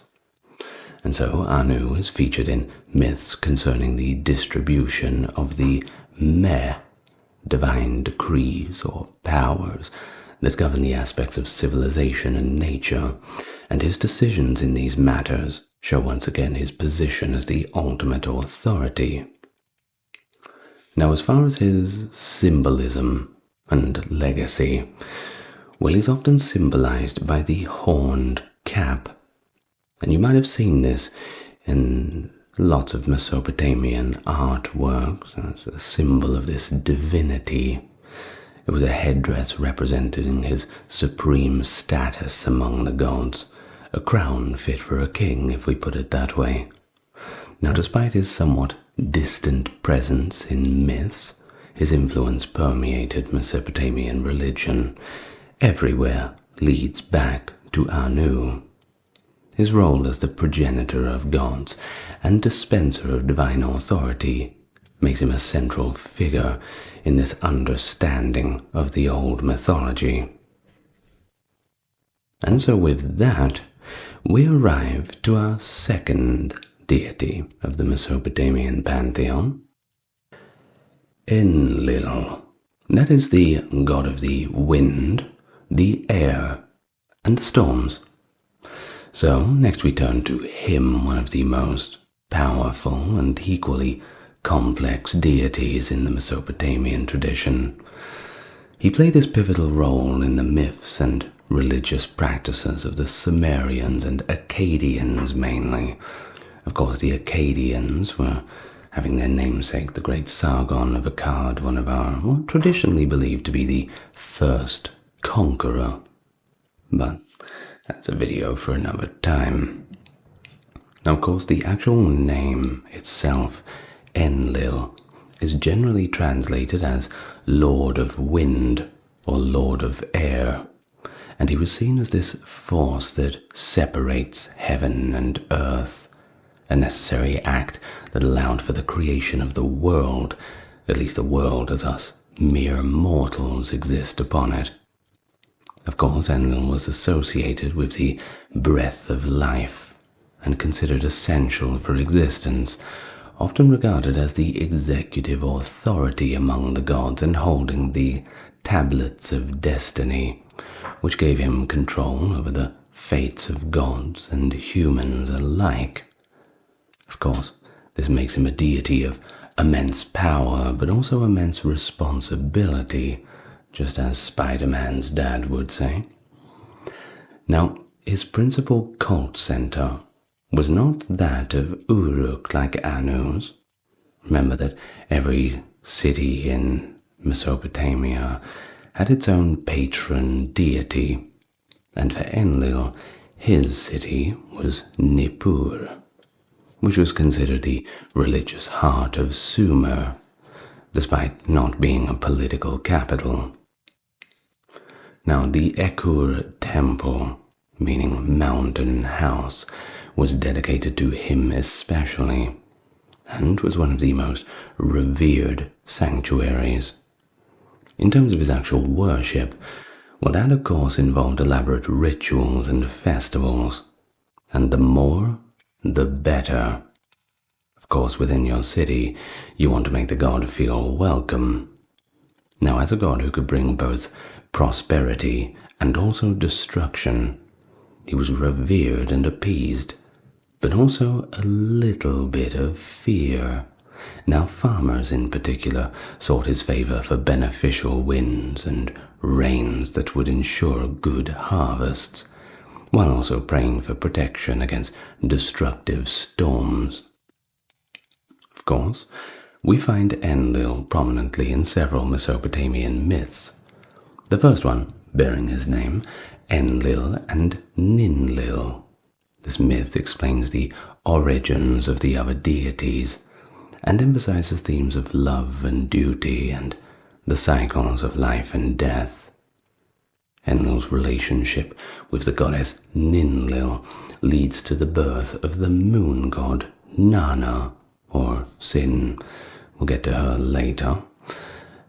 We'll get to him later, and other deities associated with the underworld. Now, we also have the flood myth, also known as the Epic of Atrahasis or the Deluge myth, and of course the flood narrative within the Epic of Gilgamesh, where Enlil becomes frustrated with humanity's noise and decides to send a flood to wipe them out. And I quite enjoy this myth, because many a time when I'm recording these audios and I need to keep as quiet as possible, I too wish for a flood to wipe out the noise of my neighbors. Barking dogs, birds, everything. We do our best under the circumstances. But I digress back to the topic. So within these myths, these flood myths, it portrays him as a deity capable of severe judgment. However, Enki, or A, intervenes by warning a mortal, ensuring the survival of life and humanity can live another day. Now, also there is this control over destiny, and we mentioned those tablets of destiny. And with them, Enlil had this divine power to decree fates. Of course, it makes him this figure in determining the outcomes of both mortal and divine affairs. Now, what about the symbolism around Enlil? Well, he was often represented by a horned crown too, kind of like Anu, but perhaps not as grand. But he was sometimes associated with a staff or scepter, which also signified his authority. Now, there is a bit of numerology as well involved in a lot of the old Mesopotamian myths, and the number 50 was sacred to him, representing perfection and totality in the Mesopotamian numerical system. Now, of course, the legacy of him is evident in the way that later cultures adopted and adapted his attributes. His character embodies this unpredictable and awe-inspiring nature of the gods, reflecting the Mesopotamians' respect and fear of the natural phenomena. So, we're building up a little bit of knowledge here. We got the first two, Anu and Enlil. Of course, we've already mentioned the name Enki, and that is our next deity. He's also known to the Akkadians as A, That is spelled E-A. Now, Enki is one of the most enduring and benevolent gods in the Pantheon, associated with water, wisdom, magic, and creation. So, his actual name translates to Lord of the Earth, but he was primarily the god of the fresh water abyss, which was called the Abzu, or Absu depending on the translation. Now, this subterranean reservoir was believed to be the source of all fresh water, which is of course essential for life in Mesopotamia's arid environment. So you can see how this is a pretty important deity to have around, and certainly one that you wouldn't want to annoy. Now, he was also revered for his wisdom, intelligence, and creative prowess. You see, Enki was a patron of crafts, arts, and technology, and he was often credited with teaching humans various skills and crafts necessary for civilization. Think about farming technologies, how to make pottery, all that sort of thing. Well, when the young kids would ask, Mum and Dad, where did we learn how to do all this? Well, they would say, you better thank Enki for the knowledge. Now, Enki's main cult center was the ancient city of Eridu, and this was considered by the Sumerians to be the first city created and the birthplace of civilization. Now, that is not to say that the Assyrians, Akkadians, Babylonians all thought the same. Of course, they had their own stories about where civilization started, as does everybody. Now, of course, within Eridu, we have the E-Abzu temple, which was dedicated to him, symbolizing his connection to the Abzu and his role as a life-giving force. Worshippers sought Enki's guidance and blessings for knowledge, craftsmanship, and protection against the chaos. And of course, what's a temple without a good team of priests and scholars? And there were plenty of them there, particularly revering him, given his association with wisdom and magic. Now, what about the mythology? Well, Enki appears in numerous myths of his own, which show his ingenuity and compassion. Of course, we have the Atrahasis epic, the Flood Deluge, where he plays his role in that too. You see, in this he decides to destroy humanity due to how noisy and disruptive they were. Remember how we said about Enki as well, who is sympathetic to humans, who warns Atrahasis, who, by the way, is also known as Utnapishtim in the Epic of Gilgamesh, and he tells him to build a boat to save himself, his family, and representatives of all living creatures. Sounds a little familiar, doesn't it? Well, the next one is the myth of Enki and Ninhursag. And this tale involves Enki's interactions with the goddess Ninhursag and subsequent creation of plants and healing deities. The next one is the myth of Inanna and Enki. Now, in this narrative, Inanna visits Enki and cleverly acquires the Meh. Now remember, we mentioned that before, this is the divine decrees that encompass all aspects of civilization. We're talking law, art, culture, all the good stuff. Now, Enki's initial willingness and subsequent regret highlight the dynamics between the gods and the spread of civilization. And of course, there is this prevailing theme within the Mesopotamian myths that the gods have this human narrative to them. They express emotion just as you would expect a human to do so, sometimes even more chaotically. Of course, it certainly takes a very bad mood to flood the entire earth. But hey, that's just what happens. Now, Enki, speaking of water, is often depicted with streams of it flowing over his shoulders, and this symbolizes the rivers. One on either side, you have the Tigris and the Euphrates, of course the vital lifelines of Mesopotamia and the traditional border zones of the region. But he also has fish frequently appearing in his iconography. He's sometimes shown holding a goatfish. This is a creature that combines the aspect of land and sea animals, symbolizing his dominion over both realms.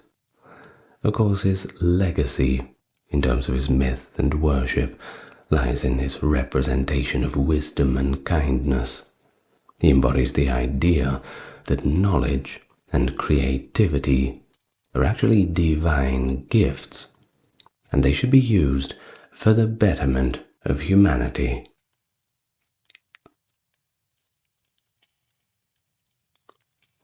Alright, now let's get into the next one. We have, of course, Inanna. Don't get it confused with Nana, because that's different. Now, Inanna is the goddess of love, war, and fertility, and she's also known as Ishtar in Akkadian. She's one of the most prominent and multifaceted deities in Mesopotamian tradition. We're talking love, beauty, desire, sex, fertility, war, justice, political power. She really has her hand in everything. So, her character is rich with these contradictions and dualities, chopping and changing depending on feelings and whims. She's both the goddess of love and sexuality, promoting procreation and passion, but also the goddess of war and conflict, aggression and strategic power, giving life and taking it away. She was often associated too with the planet Venus, known for its visibility as both the morning and evening star, symbolizing a connection to both the beginning and end. Now, Uruk and Zabalam were her primary cult centers. The Eanna temple complex in Uruk was also dedicated to her and was a significant religious and economic hub of the time. Her worship was elaborate and involved various rituals. It included music, dance, and possibly even sacred prostitution. Although the exact nature and existence of this practice are debated among scholars. Festivals in her honor celebrated themes of fertility, love, and victory. Of course, we find Inanna in plenty of myths, most notably Inanna's descent to the underworld, as probably the most famous myth of hers. It tells her journey to the realm of her sister, Ereshkigal, the goddess of the underworld. Now in this myth, seeking to extend her power, Inanna descends down into the depths, but is stripped of her possessions and killed. Well, her absence brings fertility to a halt on earth. No Inanna, no children. Well, eventually things get so terrible that she is allowed to return, and they revive her. But there's a catch. They only do this if somebody takes her place. Of course, I've got a reading of that coming up very soon. Well, along with the Atrahasis myth. We'll get there soon, don't worry. Now, the other one, of course, is her involvement in the Epic of Gilgamesh. Now, in this one, Inanna actually propositions Gilgamesh, but he actually turns her down. Bad luck. Citing the fates of her previous lovers who met unfortunate ends. You see, Inanna has a bit of a reputation.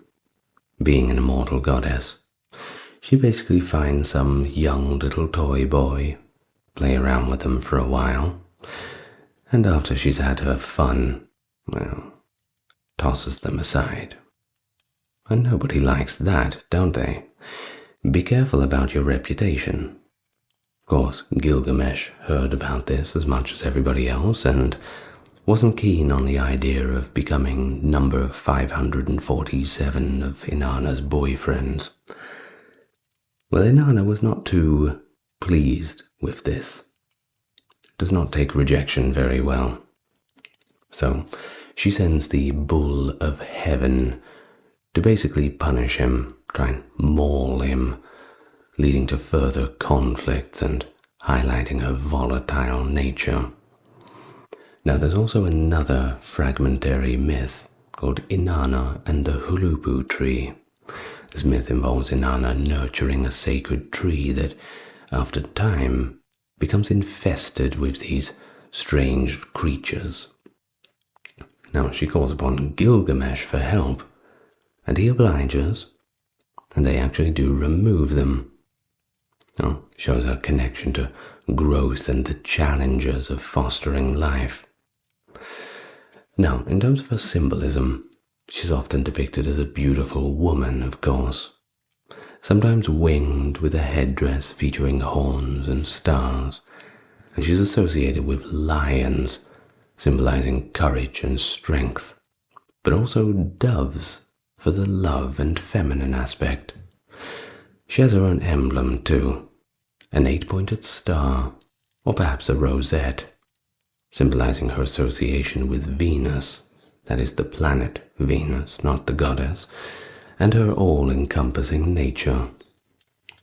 And so, she has a pretty profound legacy, and an equally profound role. It is this complexity of human emotions and experiences, both nurturing and destructive forces, that make up her character, and it challenges these simplistic categorizations, reflecting the Mesopotamian understanding of the divine as not just being this infallible, all-knowing being, but a kind of all-encompassing one, covering all facets of existence. All right then, so our journey into the Mesopotamian deities continues with Utu. Now in Akkadian culture, you might hear him referred to as Shamash. He is the sun god and a deity of justice, morality and truth. His role as the bringer of light extends beyond the physical to the metaphorical illumination of justice. He was believed to ride across the sky in his sun chariot, which, well, think about Greek myths, Egyptian myths. Yeah, kind of familiar. Well, he brings daylight to the world, and, while doing it, observes all human activities. Nothing escapes the sight of Utu. Now his omnipresence made him the perfect arbiter of justice, you see, as he saw everything, and therefore he could know it all. So he was associated with law, fairness, and the protection of the righteous. He was often called upon to witness oaths, and was believed to punish those who committed injustices. Now, the main temples of Utu were located in Sipar and Larsa. The Babar temple, meaning White House, was also a significant center of worship. Now, priests conducted their daily rituals to him, but they had to do it at sunrise. That acknowledges his journey across the sky. In the morning, wake up before dawn, get dressed, ready. Utu is coming. They wanted to give him a good welcome. Now, as for the worshippers, they prayed to Utu for justice, fair judgment, and guidance in legal matters.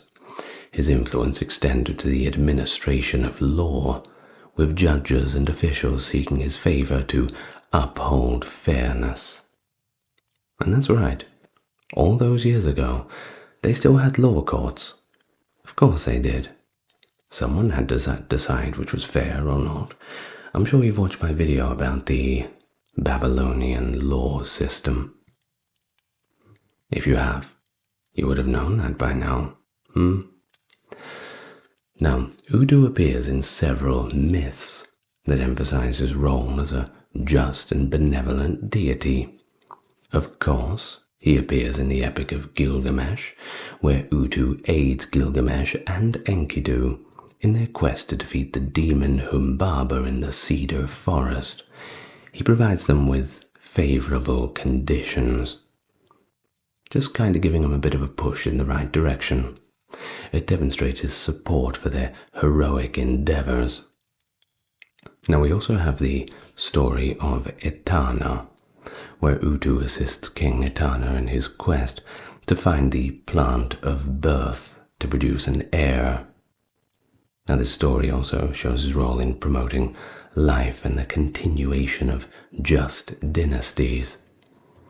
Now on a more secular note, of course, we have that famous Babylonian Code of Hammurabi, which depicts King Hammurabi receiving the laws from Shamash, which of course is the other name of Utu, just in the Akkadian tradition. Now this iconography reinforces the idea that justice is ordained divinely, and the kings are merely the enforcers of the will of the gods. Now, how is he depicted? Well, if you see him, you'll probably see him with rays of light emanating from his shoulders, symbolizing the sunlight piercing through that darkness at the dawn. He sometimes holds a sword or a knife, representing his ability to cut through and reveal the truth, perhaps. Now, his symbol is the solar disk, but it doesn't just represent physical light, but also enlightenment and moral clarity. And so he is significant in this context of laws and ethics, whether they be in a court dynamic or even just ethics in personal life. His association with justice influenced legal practices and the development of the law codes in Mesopotamia.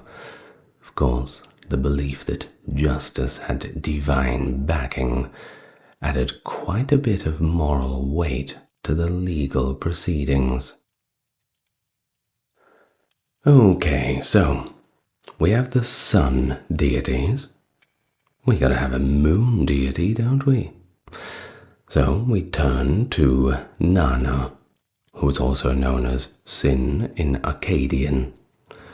So you might see her in that sort of context. See him, rather. I do apologize. I had a friend called Nana a while ago. I keep thinking of her. So, Nana is the moon god, associated with wisdom, fertility, and the measurement of time.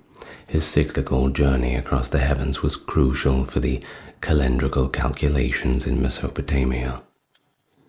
Now, of course, the actual translation that we have of the name Nana actually means illuminator, or illumination, depending on which translation you go with. Of course, shows his role in bringing just a little bit of light to the darkness. He was believed to traverse the night sky in a chariot or perhaps a boat, marking the passage of time through the lunar phases. Now, as a deity of wisdom, Nana was thought to possess deep knowledge, perhaps due to his ability to observe the world from his celestial vantage point during the quietness of the night. Certainly gives you a lot of time to think, doesn't it? Now, we go to the city of Ur if we want to find the primary center of Nana's worship, which was of course one of the most important urban centers in Mesopotamia. And you will find in Ur the Great Ziggurat, which was dedicated to him and served as a focal point for all the religious activities. Lunar observations were of course integral to the Mesopotamian calendar. influencing agriculture, festivals, and religious rituals. And so the priests of Nana were skilled astronomers who tracked these lunar cycles to determine auspicious times for various activities. Now, Nana appears in myths too that highlight his familial connections and influence. The first being the journey of Nana to Nippur, where he travels to Nippur to present gifts to Enlil. Story shows these themes of respect, duty, and the maintenance of divine relationships. There's also another one that shows him as the father of the goddess Inanna and the sun god Utu, linking him to other major deities and emphasizing how interconnected the pantheon is. But of course, his association with fertility is there too. You see, as the moon influences tides and natural rhythms, Nana was linked to fertility and the growth of crops. The waxing and waning was symbolic of life's cycles. He's often depicted as a wise old man with a flowing beard, sometimes seated on a throne with a crescent moon symbol nearby. Of course, the crescent moon became that enduring symbol that was associated with him. His role in timekeeping had a lasting impact on astronomy too, and the development of calendars. Now, as we move on, we arrive to our next deity. And we arrive to the Mother Goddess and the Lady of the Mountains. We arrive to Ninhursag, who is also known as Ninmah or Ki.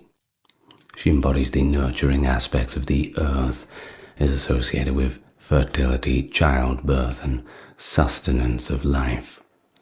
Of course, that name, Ninhursag, literally translates to Lady of the Sacred Mountain, of course reflecting her connection to the mountains as sources of life-giving streams, and as symbols of stability and permanence. We have the saying, as unshakable as the mountains. Now, she is revered as the mother of gods and humans, often involved in creation myths where she shapes beings from clay. She represents the Earth's ability to produce and sustain life, making her, of course, a central figure in agricultural societies. And so she was worshipped throughout Mesopotamia. But she had significant temples in cities like Kesh and Adab. Her shrines were places where people sought blessings for fertility, safe childbirth, and the health of land and livestock herds. Offerings to Ninhursag included agricultural produce and figurines representing mothers and children. Her worship emphasized the cyclical nature of life and the interconnectedness, of all things. If I can connect my words properly. Maybe I should start praying to Ninhursag for that. Now, of course, we go back to a few myths, one being in the creation of humanity, where Ninhursag is often depicted as a midwife or mother figure in the creation of humans. As we said, she molds the people from clay, and then she breathes life into them, symbolizing the earth as a source of human existence. Of course, we also have the tale of Enki and Ninhursag, where in the story Enki consumes forbidden plants, leading to ailments in various parts of his body. Ninhursag actually cures him by creating deities associated with each afflicted body part. The myth shows the themes of balance and consequences too of overstepping boundaries, but once again we have this restorative theme of the power of the earth. Now, She's often depicted as a seated woman with a horned headdress, sometimes holding a staff, or accompanied by lions at her flanks. Her influence extends to a latter mother goddess figures in different cultures too, representing fertility, nature, and the feminine divine. Her portrayal as a nurturing, yet powerful deity reflects once again the respect for the Earth's generative capabilities. Okay, now let's turn our attention to Marduk, the patron god of Babylon. Now, Marduk's rise from a relatively minor deity to the head of the Babylonian Pantheon reflects the political and cultural ascendancy of the city of Babylon itself. Remember, there's always that power struggle between the different kingdoms in Mesopotamia. Don't look at it as a unified deity. That's a little dangerous. Well, tell that to Sargon, but okay. Now, he was associated, Marduk that is, with creation, water, vegetation, judgment, and magic, and he was often depicted with a triangular or forked spade, his symbolic weapon. Well, as Babylon grew in power, Marduk absorbed the attributes of other gods, consolidating various aspects of divinity into his persona. And little by little, as Babylon became more powerful, so did he, and the whole process elevated him into a position of supreme authority. Now, his main temple was the Esagila in Babylon, a grand complex that included the towering Etemenanke ziggurat, which some scholars believed to be in the inspiration for the biblical story of the Tower of Babel. Could be. Now, the Akitu festival, the Babylonian New Year celebration, was central to Marduk's worship, and during this festival, rituals reenacted Marduk's victory over chaos, reaffirming the king's divine mandate and the city's central place within the cosmos. Of course, Marduk's prominence is most notably captured in the Enuma Elish, the Babylonian creation epic. Of course, there is also the defeat of Tiamat, where Marduk rises to leadership by volunteering to defeat this Tiamat, the primordial goddess of salt water who personifies chaos. Marduk, coming out armed with powerful weapons and spells, slays Tiamat, but not just her, also her entire army of gruesome and terrible monsters. After defeating Tiamat, Marduk creates the world from her divided body. He forms the heavens and the earth, establishing order from all the chaos. And thus he creates humans from the blood of Kingu, Tiamat's consort and commander. Humans are made to serve the gods, you see, relieving them of menial tasks. He then organizes the cosmos, sets the celestial bodies in their places, and defines the roles of other gods. Now, of course, you'll often find Marduk depicted with his symbolic dragon-like creature, the Meshusu, representing his power and authority. Now, the Meshusu has features kind of like a lion, serpent, and a bird all wrapped into one, the integration of many different forces. And Marduk's consolidation of divine attributes mirrors Babylon's political unification of Mesopotamia. You see, the mythology around him kind of aims to justify Babylon's dominance and the king's rule as divinely sanctioned. So he's kind of just a spiritual stand-in for the physical deity, well, manifestation, which is Babylon. A little complicated, but hey, that's why we're here, to take it nice and slow. Okay, so next we have Ashur, who is the chief god of the Assyrians and the embodiment of empire. Now his importance grew alongside Assyria's expansion, and he became the personification of the state and its imperial ambition, kind of like a symbol, we're coming to get you.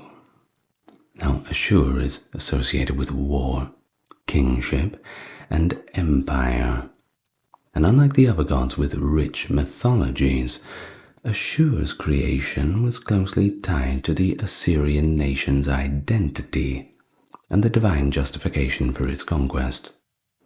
He was often depicted as a winged disc with horns, sometimes with a figure drawing a bow, symbolizing his role as a warrior god. You see a symbol like that, you know exactly what he's here for. And of course, his principal place of worship was the city of Ashur, after which he was named. Temples dedicated to him served not only as religious functions, but also administrative and political roles. Assyrian kings saw themselves as a kind of like representatives or even embodiments of Ashur on earth. Military campaigns were conducted in his name, of course, and victories were attributed to his favor. Now we have mentioned that Ashur lacks an extensive mythology, and that is true, but his identity seems to have merged with that of Marduk during the Assyrian dominance over Babylon. You see, in Assyrian versions of the Enuma Elish, Ashur places Marduk as the hero who defeats Tiamat, adapting the myth to reflect the Assyrian supremacy. Now, the adaptation demonstrates how myths were used to legitimize political power and reinforce all of these nationalistic narratives, turning religion into politics and turning politics into religion. Well, let's just hope that doesn't happen again after the Bronze Age. Now, of course, we have this imagery of a winged disc, and it seems to draw these parallels to solar symbols, indicating this connection to the celestial authority. Of course, throw in the bow-wielding figure, and that's just a bit of dose of military might, a kind of subtle warning before the brutal beatdown. Of course, his entire legacy is tied to the rise and the fall of the Assyrian Empire. His worship shows the role of religion in statecraft and the use of divine sanction to justify expansionist policies. I'm sure that'll be the last time that happens. And so, we reach the final deity of our talk for today, and that would be the goddess of the underworld, the queen of the dead, Ereshkigal. Now, Ereshkigal rules over Irkala, that is the land from which there is no return, presiding over the fate of all souls. It's a pretty big responsibility, isn't it? Of course, her name, Ereshkigal, means Queen of the Great Earth, depending on what translation you're going to go by, but this is generally it. Now, she embodies the inevitability of death and the finality of the underworld. Now, you might be thinking, isn't this just like the Egyptian stuff? Well, unlike the Egyptian concept of an afterlife with potential rewards, the Mesopotamian underworld was a little bit less appealing. It was actually more of just a bleak and shadowy existence, where nothing really happened. Bit of a disappointment, isn't it? Not much to work towards, but hey, that is just what it is.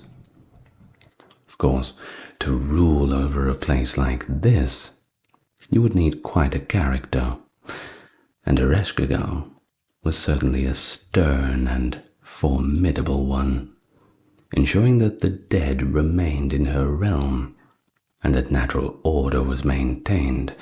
No one was leaving. Once you entered, you were not getting out of your Kala.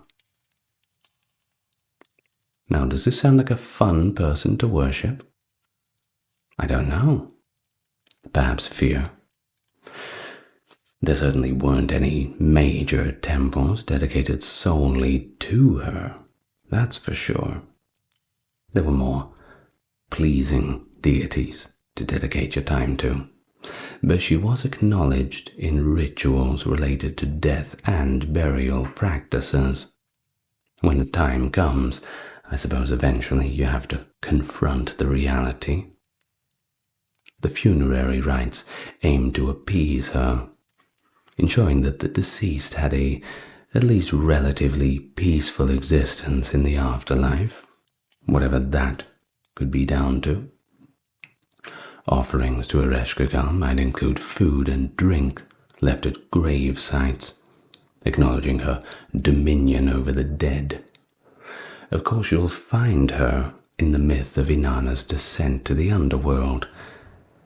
Ereshkigal's most famous narrative involves her sister Inanna's attempt to take over the underworld. Did I say Ereshkigal's descent? I meant Inanna's descent. Excuse me.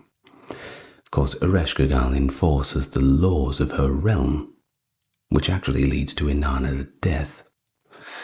The myth explores once again the themes of power and even jealousy. Now, there also is this marriage to Nergal in another myth where Ereshkigal marries Nergal, the god of war and plague, which doesn't sound like quite the kind of man you'd want to marry. Well, their tumultuous relationship just reflects this harsh reality of death and the forces that govern it. You'll often find Ereshkigal depicted as a regal figure, sometimes with wings or accompanied by owls and snakes, creatures that were associated with the underworld. Her realm is described as a place where the dead exist as dust, devoid of the pleasures of life. The portrayal emphasizes the Mesopotamian view of death as unavoidable and a somber destiny. She is the finality and mystery of death. Her strict governance of the underworld reinforces the importance of respecting the natural order. Her presence in the mythology is just a reminder of mortality and the consequence of overreaching ambition. And with that, we somewhat come to the end, at least of this video. There's a few more that we could talk about. Maybe I'll do a part 2 on minor deities. Would you like that? Oh, tell me in the comments. That's a good way to get the engagement, isn't it? And so, as we conclude the somewhat brief exploration of the 10 principal deities, I hope you've gained a little bit of an understanding of how the Mesopotamians perceived the world of the gods. Of course, they were not distant figures. They were just integral parts of a daily life. Natural forces, human emotions, societal structures. They embodied them all the way from Anu's supreme authority to Ereshkigal's domination over the afterlife in that deep, dusty realm. Each one of them had an important role to play. So, the myths and worship practices certainly show a civilization that was deeply connected to its environment, reliant on celestial bodies for timekeeping, but also ever aware of this delicate balance between order and chaos. 'cause after all, that's what it's all about, isn't it? Hello everyone and welcome back. Finally, we're here. Part 10 of our deep dive into ancient Babylonia and Assyria. And we finally get to the final video of this series. We've finished the book, and we finish out on a bang, that being the chapter on religion. Now that is an interesting topic. If you've liked it so far, well, you probably just like the video and click subscribe. There's plenty more like this to come, and you might even learn something. But let's begin now with the final chapter upon religion. As in other countries, so too in Babylonia, the official and popular religion were not all in respects the same. In the popular faith, older superstitious beliefs still lingered which had disappeared from the religion of the state, or appeared in it another form. The place of the priest was in large measure taken by the sorcerer and the magician. The ceremonies of the public cult were superseded by charms and incantations.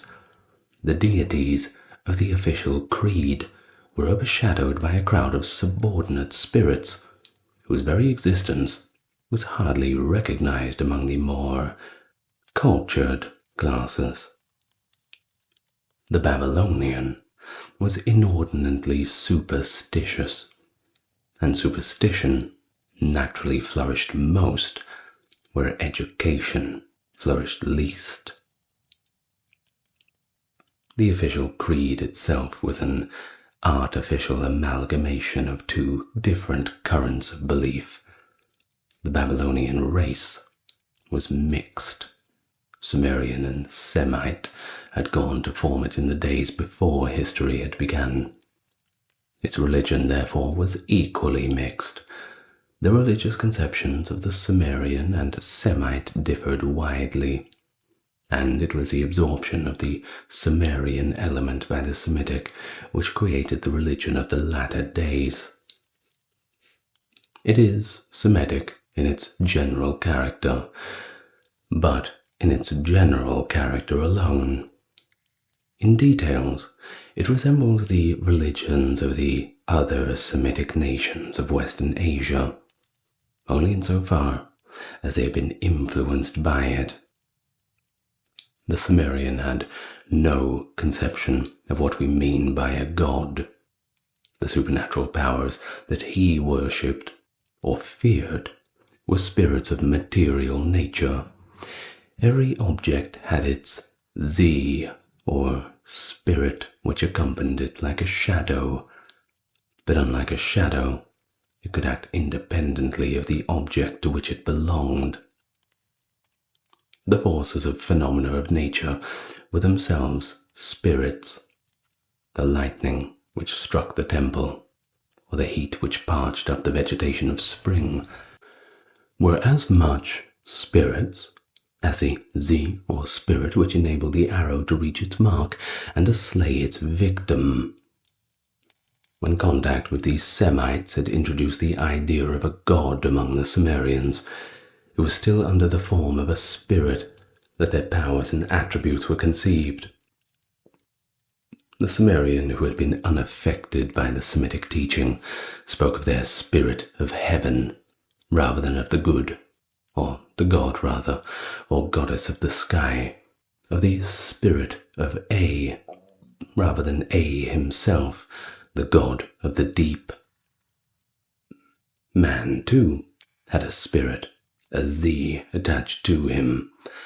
It was the life which gave him movement and feeling, the principle of vitality which constituted his individual existence. In fact, it was the display of vital energy in man and the lower animals from which the whole conception of Z was originally derived. The force which enables the whole conception, the whole inanimate being to breathe and act, to move and feel, was extended to inanimate objects as well. If the sun and the stars moved through the heavens, or the arrow flew through the air, it was from the same cause as that which enabled the man to walk, or the bird to fly. The Z of the Sumerians was thus a counterpart of the Ka, or double of Egyptian belief. This description, given by Egyptian students of the Ka, would apply equally to the Z of Sumerian belief. They both belong to the same level of religious thought. Indeed, so closely do they resemble one another that the question arises whether the Egyptian belief was not derived from that of ancient Sumer. Wholly different was the idea which underlay the Semitic conception of a spiritual world. He believed in a God in whose image man had been made. It was a God whose attributes were human, but intensified in power and action. The human family on earth had its counterpart in the divine family in heaven. The side of the god stood the goddess, a colorless reflection of the god. Like the woman by the side of the man, the divine pair were accompanied by a son, the heir to his father's power, and his representative and interpreter. As man stood at the head of the created things in this world, so too the god stood at the head of all creation. He had called all things into existence, and if he chose, he could destroy them too. The Semite addressed his god as Baal or Bel, the Lord. It was in the same title as which is given to the head of the family, by the wife to the husband, by the servant to his master. There were as many Baalim or Baals as there were groups of worshippers. Each family, each clan, and each tribe had its own Baal, and when these families and clans developed into cities and states, the Baalim developed along with them. The visible form of Baal was the sun. The sun was lord of the heaven, and therewith of the earth also, and all that was upon it. But the sun presented itself under two aspects. On the one side it was the source of light and life, ripening the grain and bringing the herb into blossom. On the other hand, it parched all living things with the fierce heat of summer, and destroyed what had been brought into being. Baal, the sun god, was thus at once beneficent and malevolent. At times he looked favorably upon his adorers. At other times he was full of anger and sent plague and misfortune upon them. But under both aspects he was essentially a god of nature, and the rites with which he was worshipped accordingly were sensuous and even sensual. Such were the two utterly dissimilar conceptions of the divine, out of the union of which the official religion of Babylonia was formed. The popular religion of the country also grew out of them in a more unconscious way. The Semite gave the Sumerian his gods, with the priests and temples and ceremonies. The Sumerian gave in return his belief in a multitude of spirits, his charms and necromancy, his sorcerers and their sacred books. Unlike the gods of the Semites, the spirits of these Sumerians were not moved by human passions. They had, in fact, no moral nature. Like the objects and forces they represented, they surrounded mankind, upon whom they would inflict injury or confer benefits. But the injuries were more frequent than the benefits were. The sum of suffering and evil exceeds that of happiness in this world, more especially in a primitive condition of society. Hence the spirits were feared as demons rather than worshipped, as powers of good, and instead of a priest, a sorcerer was needed who knew the charms and incantations, who could avert their malevolence or compel them to be serviceable to men's desire. Sumerian religion, in fact, was shamanistic, like that of some Siberian tribes today, and its ministers were shamans or medicine men skilled in witchcraft and sorcery, whose spells were potent to parry the attacks of the demon and drive him from the body of his victim, or to call him down in vengeance on the person of their enemy. Shamanism, however, pure and simple, is incompatible with an advanced state of culture, and as time went on, the shamanistic faith of the Sumerians tended towards a rudimentary form of polytheism. Out of the multitude of spirits, there were 2 or 3 who assumed a more commanding position than the rest: the spirit of the sky, the spirit of the water, and more especially the spirit of the underground world, where the ghosts of the dead and the demons of night congregated together, took precedence of the rest. Already, before the contact with the Semites, they began to assume the attributes of gods. Temples were also raised in their honor, and where there were temples, of course, there were also priests. This transition of certain spirits into gods seems to have been aided by the study of the heavens and of the heavenly bodies for which the Babylonians were immemorially famous. At all events, the ideograph which denotes a god is an 8-rayed star, from which we may perhaps infer that at the time of the invention of the picture writing, out of which the cuneiform characters grew, the gods and the stars were simply identical. One of the oldest of the Sumerian temples was that of Nippur, built in honor of Mul-Lil or El-Lil, the lord of the ghost world. He had originally been the spirit of the earth and the underground world. When he became a god, his old attributes still clung to him. To the last, he was the ruler of the Lil-Mes, the ghosts and demons who dwelt in the air and the waste places of the earth, as well as the abode of death and darkness that lay beneath it. His priests preserved the old shamanistic character. The ritual they celebrated was one of spells and incantations, of magical rites and ceremonies. Nippur was the source and center of one of those 2 great streams of religious thought and culture which influenced Sumeria and Babylonia. The other source and center was Eridu on the Persian Gulf. Here the spirit of the water was worshipped, who in process of time passed into A, the god of the deep. But the deep was a channel for foreign culture and foreign ideas.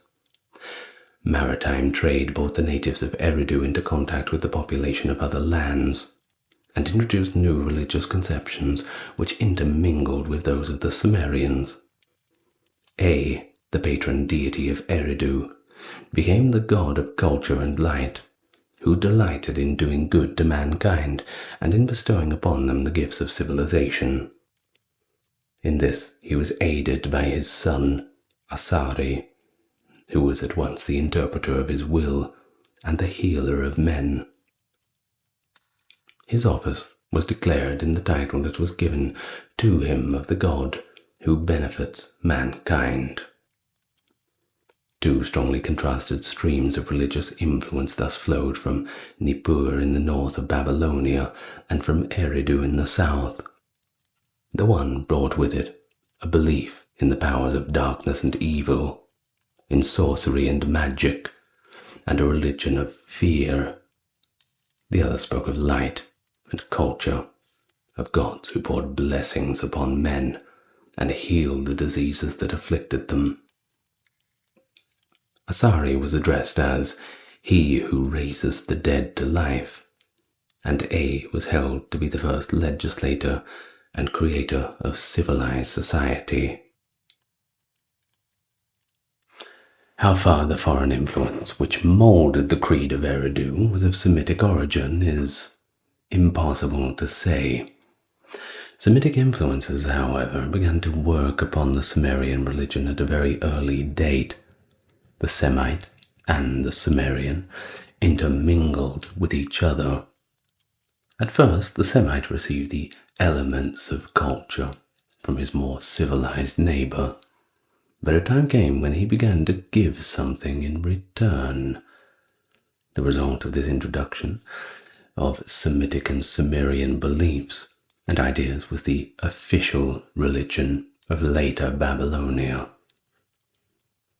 The spirits, who had ranked above the rest, now became gods, in the Semitic sense of the term at least.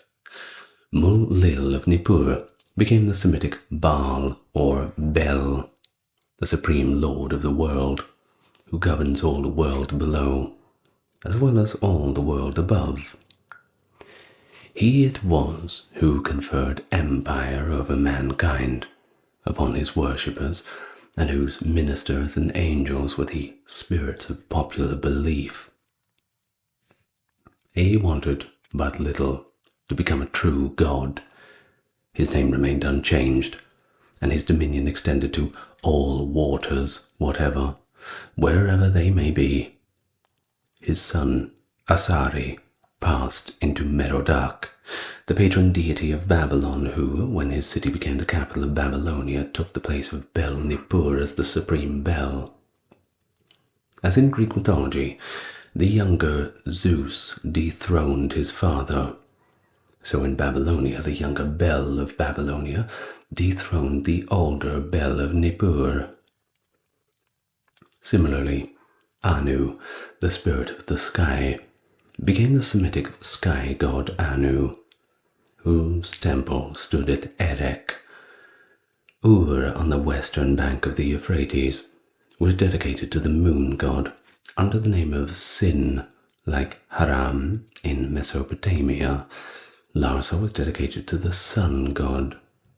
When Borsippa became the suburb of Babylon, for its presiding deity became at the same time the minister and interpreter of Merodach, under the title of Nabium or Nebo, the prophet. The Semitic god everywhere took the place of the Sumerian spirit, while those among the spirits themselves had not undergone the transforming process, merged in the 300 spirits of heaven and the 600 spirits of the earth. Eventually, they formed the hosts of heaven, of whom Bel was the supreme lord. But Semitic belief necessitated the existence of a goddess by the side of the god. It was indeed a grammatical necessity rather than a theological one. The noun in the Semitic languages has a feminine as well as masculine gender, and the masculine Belu, or Bel accordingly, implied a female Belit or Beltis. But the goddess was little more than a grammatical shadow of the god, and her position was still further weakened by the analogy of human family, where the wife was regarded as the lesser man, the slave and helpmeet of her husband. One goddess only escaped the general law, which would have made her merely the pale reflection of the god, and this was Ishtar. Ishtar was an independent deity, owing no allegiance to her husband, and standing on a footing of equality with the gods. But this was because she had once been one of the chief objects of Sumerian worship, the spirit of the evening star. In the Sumerian language, there was no gender, nothing that could distinguish the goddess or the woman from the god or the man, and the spirits, therefore, were indifferently of both sexes. Moreover, the woman occupied an important place in the Sumerian family. Where the Semitic translation speaks of a man and woman, the Sumerian originally makes it woman and man. To the Sumerian mind, accordingly, the female spirit was as powerful as the male, acting independently and possessing these same attributes. Hence it was that in taking Ishtar over from their Sumerian predecessors, the Semitic inhabitants of Babylonia took over at the same time a goddess who was the equal of a god. Among the mixed population of Babylonia, with its mixed culture and language and religion, the character and position of Ishtar underwent but little change. But when the conquerors of Sargon of Akkad and his predecessors carried the civilization of Babylonia to the west, Ishtar assumed a new form. Among the Canaanites, she became Ashtoreth, with feminine termination, and was identified with the moon, the consort and reflection, as it were, of Baal, the sun god. But even so, the existence of an independent goddess by the side of Baal seems strange to the Semitic imagination, and among the Semites of southern Arabia, she was transformed into a male god, while the Moabites made her one with the god Chemosh. Even among the learned classes of Semitic Babylonia, it was whispered that she was of both sexes, a goddess when imagined in the evening star, a god when visible in the star of the morning. Closely connected with the worship of Ishtar was that of Tammuz. Tammuz among the Sumerians appears to have been the spirit of the rivulets and waters of the spring, and his name signified literally the son of life, or of the spirit. But among these Semites, he had become the young and beautiful shepherd, the beloved of Ishtar, slain by the boar's tusk of winter, or, as others held, of the parching heats of the summer. He symbolized the fresh vegetation of the spring, and the sun god who called it forth. Once a year, in the sultry heats of June, the women wept and tore their hair in memory of his untimely death. And Ishtar, it is said, had descended into Hades in the vain hope of bringing him back to life. One of the most famous of Babylonian poems was that which told the descent of Ishtar through the 7 gates of the underworld, and which was chanted at the annual commemoration of his death. At each gate, it is said, the goddess left behind her some of her adornments, until at last she arrived, stripped naked, before the throne of the goddess of the infernal world. The poem was composed at a time when astronomical conceptions had laid hold of old mythology, and the poet has interwoven the story of the waning and waxing of the moon into an ancient tale. The world was generally believed to have originated out of a watery chaos, and to float, as it were, upon the deep. This belief was derived from Eridu, where it was also taught that the deep surrounded the earth like the coils of a serpent. But other ideas about the origin of things prevailed elsewhere. Inland, it was supposed that the firmament of heaven rested upon the peak of a mountain, the mountain of the east, or of the world, as it was commonly called, where the gods lived in an Olympus of their own, and the stars were suspended from it like lamps. The firmament was regarded as a kind of extinguisher, or as the upturned hull of one of the round coracles that plied upon the Euphrates. Other ideas again were prevalent in other parts of the country. Thus Eridu, the place of the mountain of the world, was taken by a magical tree which grew in the midst of the Garden of Eden, or plain of Babylonia, and on either side of it were the mouths of the Tigris and Euphrates. It is probably to be identified with the Tree of Life which figures so frequently in the sculptures of Assyria and on the seal cylinders of Chaldea. But it may be the Tree of Knowledge, of which we hear in the old Sumerian texts, and upon which the name of A was written. At all events, it is the holy Tree of Eridu, of whose oracle Arioch calls himself the executor. The sun, it was believed, rose and set from between the twin mountains, whose gates were guarded by men with the bodies of scorpions, while their heads touched the skies and their feet reached to Hades. The scorpion was an inhabitant of the desert of northern Arabia, the land of Mas, where the mountains of the sunset were imagined to be. Beyond them were the encircling ocean and the waters of death, and beyond these again the island of the blessed, where the favorites of the gods were permitted to dwell forever. It was hither that Xisuthros, the Chaldean Noah, was translated for his piety after the deluge.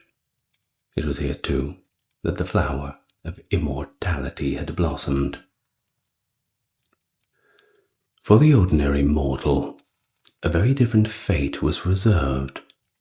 He had to descend after death into the underworld of Hades, where the spirits of the dead flitted about like bats in the darkness, with only dust for their food.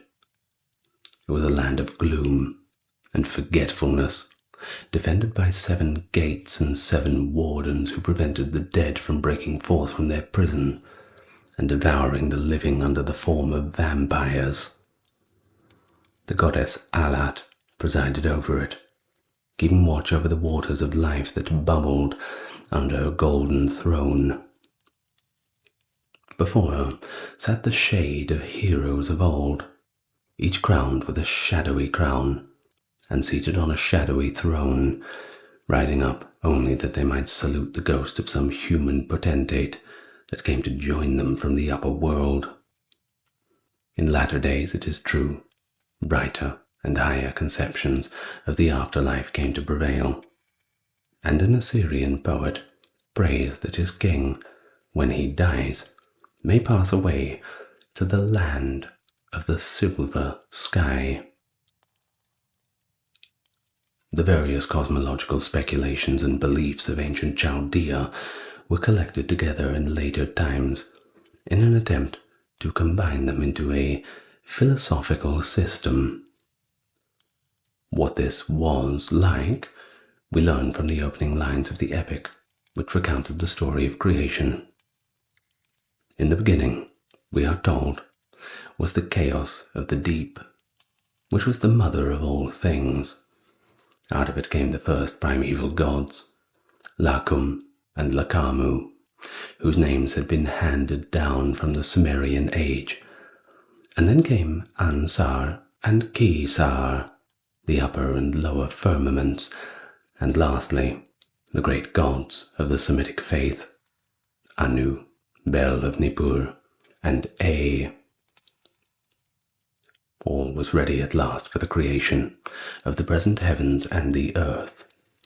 But a struggle had first to be carried out between the new gods of light and order and Tiamat, the dragon of the deep, the impersonation of chaos. Merodach volunteered to the task. Tiamat and her demoniac allies were overthrown and the sky formed out of her skin, while her blood became the rivers and the springs. The deep was placed under fetters, that it might never again break forth and reduce the world to its primeval chaos. Laws were laid down for the heavenly bodies, which they were to keep forever, and so to provide a measure of time, and the plants and animals of the earth were created, with man at the head to rule over them. Though man was made of the dust, he was, nevertheless, the son of the gods, whose outward forms were the same as his. It is not to be supposed that this philosophizing of the old myths and legends made its way beyond the circle of the learned classes. But the myths and legends themselves were known to the people and served instead of a cosmology. The struggle between Tiamat and Merodach was depicted on the walls of the temple of Bel at Babylon, and the belief that this world has arisen out of a victory of order over chaos and anarchy was deeply implanted in the mind of the Babylonian. Perhaps it goes back to the time when the soil of Babylonia was won by the cultivator and the engineer from the wild and unrestrained nature. Babylonian religion, of course, had its own sacred books, and like the official cosmology, a real knowledge of them was probably confined to the priests and educated classes, but a considerable part of their contents must have been more widely known. Some of the hymns embodied in them, as well as the incarnations and magical ceremonies, were doubtless familiar to the people or derived from current superstitions. The work in which the hymns were collected and procured, and which has been compared with the Veda of India, was at once the Bible and the prayer book of Chaldea. The hymns were in Sumerian, which thus became a sacred language, and any mistake in the recitation of them was held to be fatal to the validity of a religious rite. Not only, therefore, were the hymns provided with a Semitic translation, but from time to time directions were added regarding the pronunciation of certain words. The bulk of the hymns was of Sumerian origin, but many new hymns, chiefly in honor of the sun god, had been added to them in Semitic times. They were, however, written in the old language of Sumer, like Latin in the Roman Catholic Church. That alone was considered worthy of being used in the service of the gods. It was only the rubric which was allowed to be written in Semitic. The hymns and most of the prayers were in what had become to be known as the pure or sacred language of the Sumerians. Each hymn is introduced by the words "to be recited" and ends with Amanu or Amen. The religious services were incessant. Every day the sacrifice was offered, accompanied by a special ritual, and the festivals and fasts filled up each month of the year. There were services even for the nights as well as for the day. The new moons were strictly observed, and the seventh day was one of solemn rest. The very name Sabbatu, or Sabbath, was derived from the native etymologist from the Sumerian word sa, heart, and bat, to end, because it was a day for the rest of the heart. Not only were the Sabbaths on the 7th, 14th, 21st, and 28th days of each month, but there was also a Sabbath on the 19th, that being the end of the 7th week from the first day of the previous month. On these Sabbaths, no work was to be performed. The king, it was laid down, must not eat flesh cooked at the fire or in the smoke, must not change his clothes, must not put on white garments, must not offer sacrifices, must not drive in his chariot or issue royal decrees. Even the prophet was forbidden to practice augury or give medicine to the sick. From time to time, extraordinary days of public humiliation or thanksgiving were ordered to be observed. These were prescribed by the government and were generally the result of some political crisis or danger. When the Assyrian Empire, for instance, was attacked by the nations of the north in the early part of Esarhaddon's reign, public prayers and fasts for 100 days and 100 nights were ordained by the prophets in the hope that the sun god might remove the sin of the people and stave off the threatened attack. And so again, when Ashurbanipal had suppressed the Babylonian revolt and taken Babylon after a long siege, he tells us that, at the instance of the prophets, he purified the mercy seats and cleansed the processional roads that had been polluted. The wrathful gods and angry goddesses he appeased with special prayers and penitential psalms. The temple was erected on the ground that had been consecrated by libations of wine, oil, and honey, and was a square or rectangular building enclosing an open court, on one side of which was a ziggurat, or tower. The tower was built in successive stages, and in the topmost stage was a shrine to the god. Each tower had a name of its own, and was used for astronomical purposes. It corresponded with the high place of Canaan, the flat plain of Babylonia. It was only by the means of a tower that the worshipper could mount up to heaven, and so approach the gods. Herodotus states that the topmost story of the tower attached to the temple of Bel-Merodach at Babylon contained nothing but a couch and a table. The image of the god stood in the innermost shrine, or holy of holies, of the temple itself. In front of it was the golden table, on which the shrew bread was laid, and below was the paraku, or the mercy seat, whereupon, according to Nebuchadnezzar, at the festival of the new year on the 8th and 11th days, the king of the gods of heaven and earth, Bel the gods, seats himself, while the gods of the heaven and earth reverently regard him, standing before him with bowed heads. It was the seat of the oracles, which was derived from it by God to his ministering priests. In front of the shrine was an altar cased in gold, and another altar stood in the outer court. Here also was the great basin of bronze for purification purposes, which was called the Deep, and corresponded with the Sea of Solomon's temple. Like the latter, it sometimes stood on the heads of 12 bronze oxen, as we learn it from a hymn in which the construction of one of these basins is described. They were supposed to represent the primeval deep out of which the world had arisen, and on which still floats. The chapel found by Mr. Hormund Rassam at Balawat near Nineveh gives us some idea of what the inner shrine of a temple was like.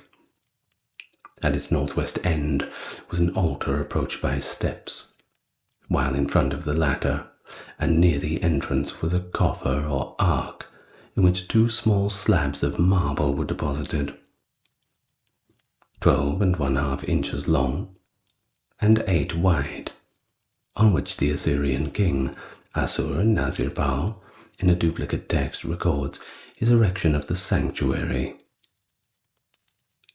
It is not surprising that when the Nestorian workmen found the tablets, they believed that they had discovered the 2 tablets of the laws of Moses.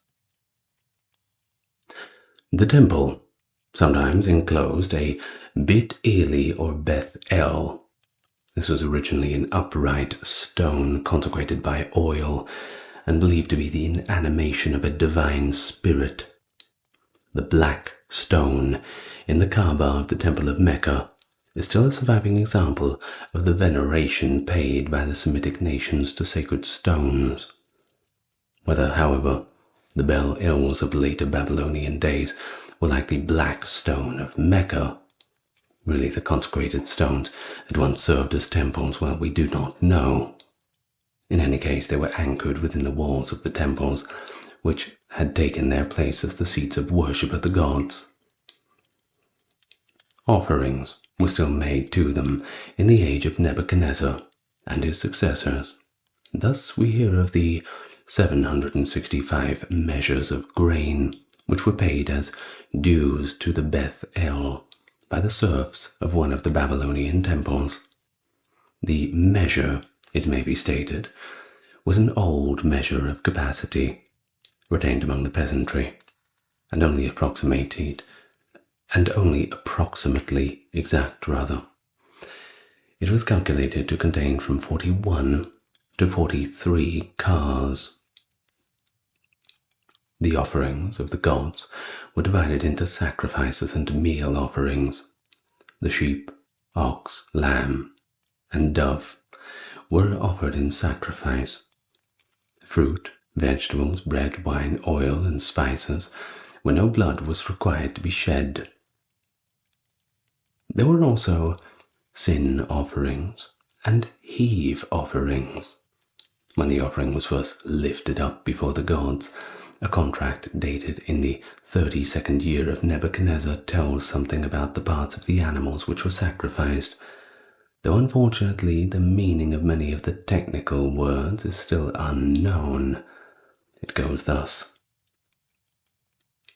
Iskur Merodach, the son of Imbria, the son of Ile Merodach, of his own free will, has given to the future to Nebo-Balassu Ikbi, the son of Kudinu, the son of Ile Merodach, the slaughterers of the oxen and the sheep, for the sacrifices of the king, the prescribed offerings, the peace offerings of the whole year. The gall round the heart, the covering of the ribs, the mouth and the stomach, as well as during the year 7,000 sin offerings and 1,000 sheep before Ishkara, who dwells in the temple of Satura in Babylon, not excepting the soft parts of the flesh, the trotters, the juicy meat, and the salted flesh, and all the slaughterers of the oxen, sheep, birds, lambs due on the 8th day of Nisan, and the heave offering of an ox and a sheep before the Papsukal and Bid Gidutskani, the temple of Nin-Ip, and the temple of Anu on the further bank of the new town in Babylon. The 8th of Nisan, or March, was the first day of the festival of the new year.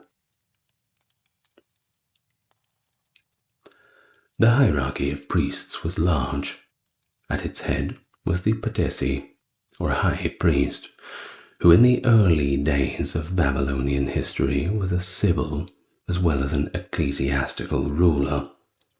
He lost his temporal power with the rise of the kings, but at first the king was also a patesi, and it is probable that in many cases at least it was the high priest who made himself a king by subjecting to his authority the patesis or priestly rulers of other states.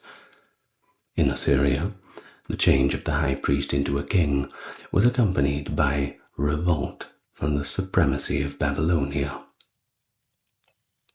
With the establishment of a monarchy, the high priest lost more and more his old power and attributes, and tended to disappear altogether, or to become merely the vice-regent or representative of the king.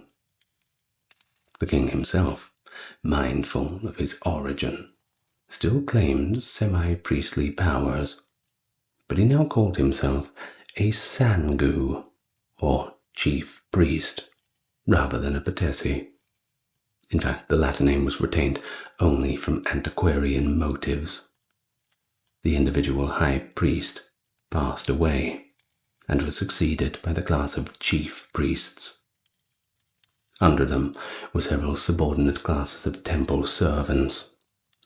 There were, for instance, the Enu, or the elders, and the Pasisu, the anointers, whose duty it was to anoint the images of the gods and the sacred vessels of the temple with oil, and who are sometimes included among the Ramku, or the offerers of libations as well.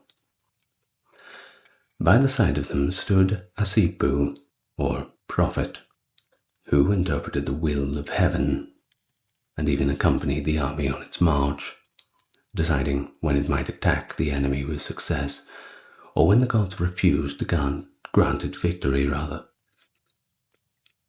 Next to the prophet came the Maku, or interpreter of dreams, as well as the Baru, or seer.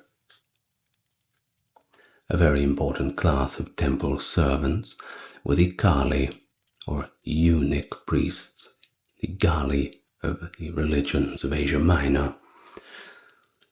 They were under a chief Kalu, and were sometimes entitled the servants of Ishtar. It was indeed to her worship that they were specially consecrated, like the Ukatu and Karimatu, or female hierodules. Erech, with its sanctuary of Anu and Ishtar, was the place where these latter and chiefly were to be found.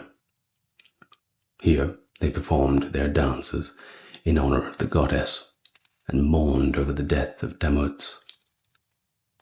Closely connected with the Kali was a sort of monastic institution, which seems to have been attached to some of the Babylonian temples.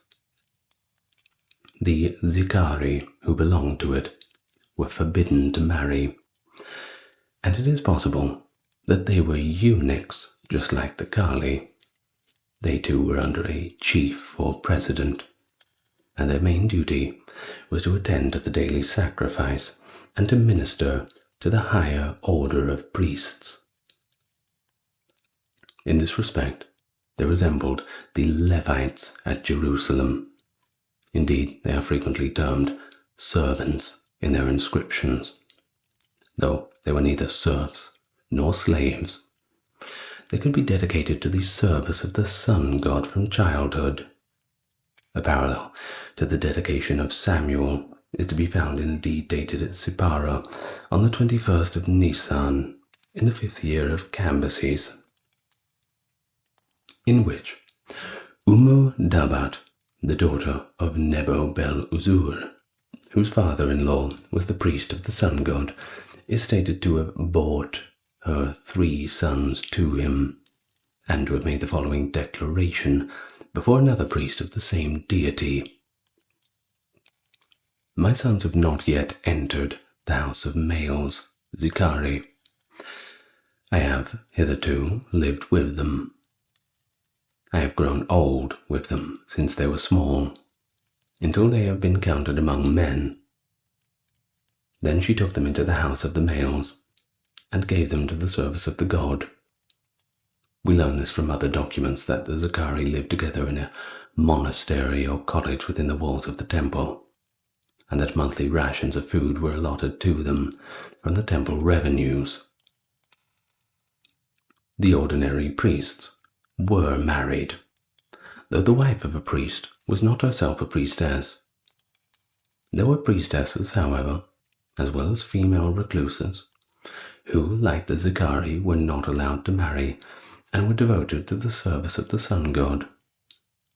They lived in the temple, but were able to hold property of their own, and even to carry business with it.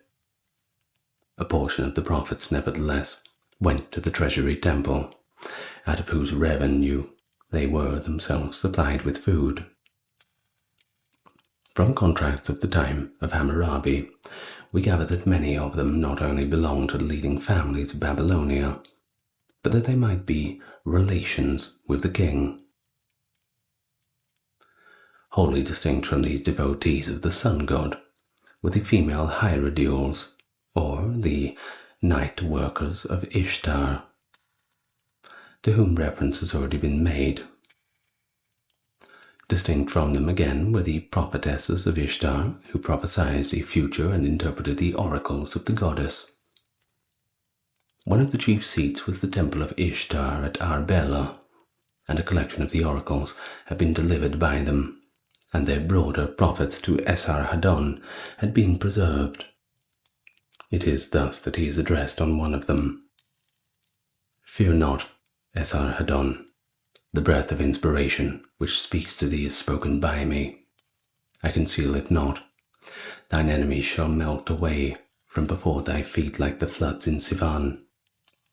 I am the mighty mistress, Ishtar of Arbela, who have put thine enemies to flight before thy feet. Where are the words which I speak unto thee? that thou hast not believed them. I am Ishtar of Arbela. Thine enemies, the Ukians, do I give unto thee. I am Ishtar of Arbela. In front of thee, and at thy side do I march. Fear not, thou art in the midst of those who can heal thee. I am in the midst of thy host. I advance, and I stand still. It is probable that these prophetesses were not ordained to their office, but that it depended on their position of the spirit of inspiration. At all events, we find men as well as women acting as the mouthpieces of Ishtar. And in one instance, the woman describes herself as a native of a neighboring village in the mountains. The revenues of the temples and priesthood were derived partly from endowments, partly from compulsory or voluntary offerings. Among the compulsory offerings were the esra, or tithes. These had to be paid by all classes of the population, from the king downward, either in grain or in its equivalent of money. The tithe of Nabonidus, immediately after his accession to the temple of the sun god at Sippara, was as much as 5 manes of gold. We may infer from this that it was paid on the amount of cash that he had found in the treasury of the palace, and which was regarded as the private property of the king. 9 years later, Belshazzar, the heir apparent, offered 2 oxen and 32 sheep as a voluntary gift to the same temple. And at the beginning of the following year, we find him paying a shekel and a quarter for a boat to convey 3 oxen and 24 sheep to the same sanctuary. Even at the moment when Cyrus was successfully invading the dominions of his father, and Babylon had already been occupied for 3 weeks by the Persian army, Belshazzar was careful to pay the tithe due from his sister, amounting to 47 shekels of silver, into the treasury of the sun god.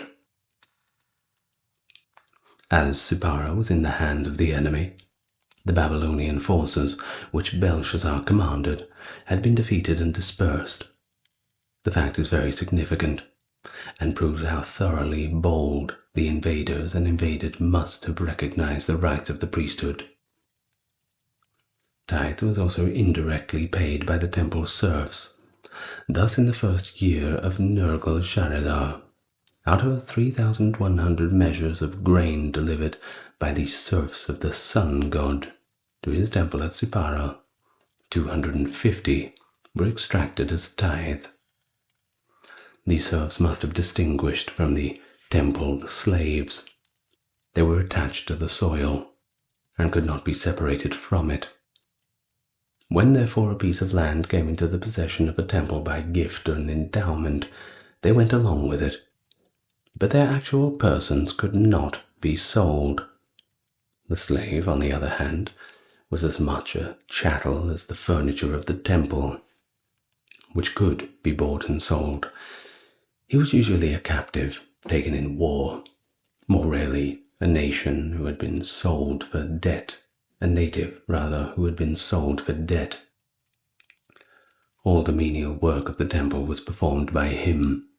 The cultivation of the temple hands, on the contrary, was left to the serfs. It is doubtful whether the butchers or slaughterers of the animals required for sacrifice, or the bakers of the sacred cakes, were slaves or freedmen. The expressions used in regard to them in the contract of Izkur Merodach, quoted above, is open to 2 interpretations, but it would naturally signify that they were regarded as slaves. We know, at all events, that many of the artisans employed in weaving curtains for the temples and clothing for the images of the gods belonged to the servile class. And the gorgeousness of the clothing and frequency with which it was changed must have necessitated a very large number of workmen. Many of the documents which have been bequeathed to us by the archives of the temple of the sun god at Sippara relate to the robes and headdresses and other portions of the clothing and images which stood there. A considerable part of the property of a temple was inland. Sometimes this was managed by the priests themselves. Sometimes its revenues were farmed, usually by a member of the priestly corporation. At other times it was let to wealthy tenants. One of these, Nebo Sum-Yukin by name, who was one of the officials in the temple of Nebo at Borsippa, married his daughter Gigitum to Nergal-Sharazar in the first year of the latter's reign. The state religion of Assyria was a copy of that of Babylonia, but it had one important exception.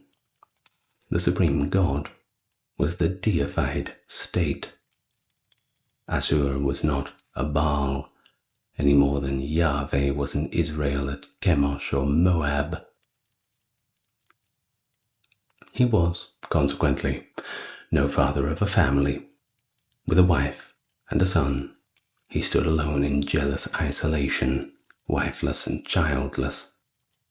It is true that he learned that some learned scribes steeped in Babylonian learning now and then tried to find a Babylonian goddess with whom to mate him, but the attempt was merely a piece of theological pedantry, which made no impression on the rulers and people of Nineveh. Assur was supreme over all the other gods. As his representative, the Assyrian king was supreme over all kings of the earth, and he would brook no rival at his side. The tolerance of Babylonian religion was unknown in Assyria. It was through trust in Assur that the Assyrian armies went forth to conquer, and through his help they gained their victories. The enemies of Assyria were his enemies, and it was to combat and overcome them that the Assyrian monarchs declare that they marched to war. Cyrus tells us that Bel-Merodach was wrathful because the images of other deities had been removed by Nabonidus from their ancient shrines in order to be gathered together in his temple at Asagil in Babylon. But Assur bade his servants to go forth to subdue the gods of other lands, and to compel their worshippers to transfer their allegiance to the god of Assyria. Those who believed not in him were his enemies, and they were to be extirpated or punished. It is true that the leading Babylonian divinities were acknowledged in Assyria by the side of Assur, but they were subordinate to him, and it is difficult to resist the impression that their recognition was mainly confined to that of the literary classes.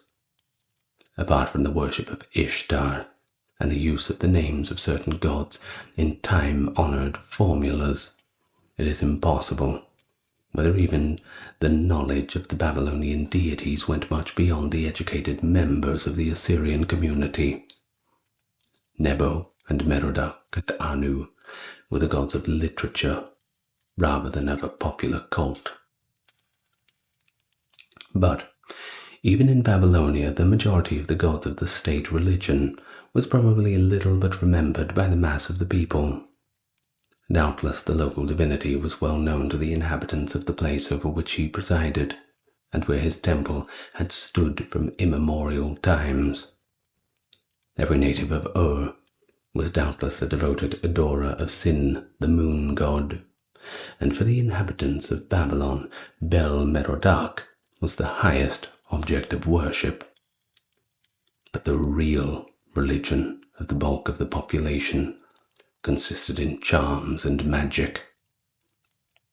The Babylonian was intensely superstitious, the cultivated classes as much as the lowest. Sorcery and divination were not only tolerated by priests, but they formed part of the religious system of the state. Prophets and diviners and interpreters of dreams served in the temples, and one of the sacred books of the priesthood was a collection of incantations and magical rites. Among the people, generally of the old shamanistic faith, had never been eradicated. It was but partially overlaid with the religious conceptions of the Semite, and sorcery and witchcraft flourished down to the last days of Babylonian history. The gods and goddesses were believed to utter oracles and predictions through the lips of inspired men and women. Figures of winged bulls and serpents were placed at the entrance of a building to prevent demons of evil from passing through it. Before the gates of Babylon, Nebuchadnezzar set up mighty bulls of bronze and serpents which stood erect. And when Nabonidus restored the temple of the moon god at Haran, 2 images of the primeval god, Lacum, were similarly erected on either side of its eastern gate to drive back his foes. These protecting genii were known as Sedi and Kurubi and Shedim and Cherubim of the Old Testament.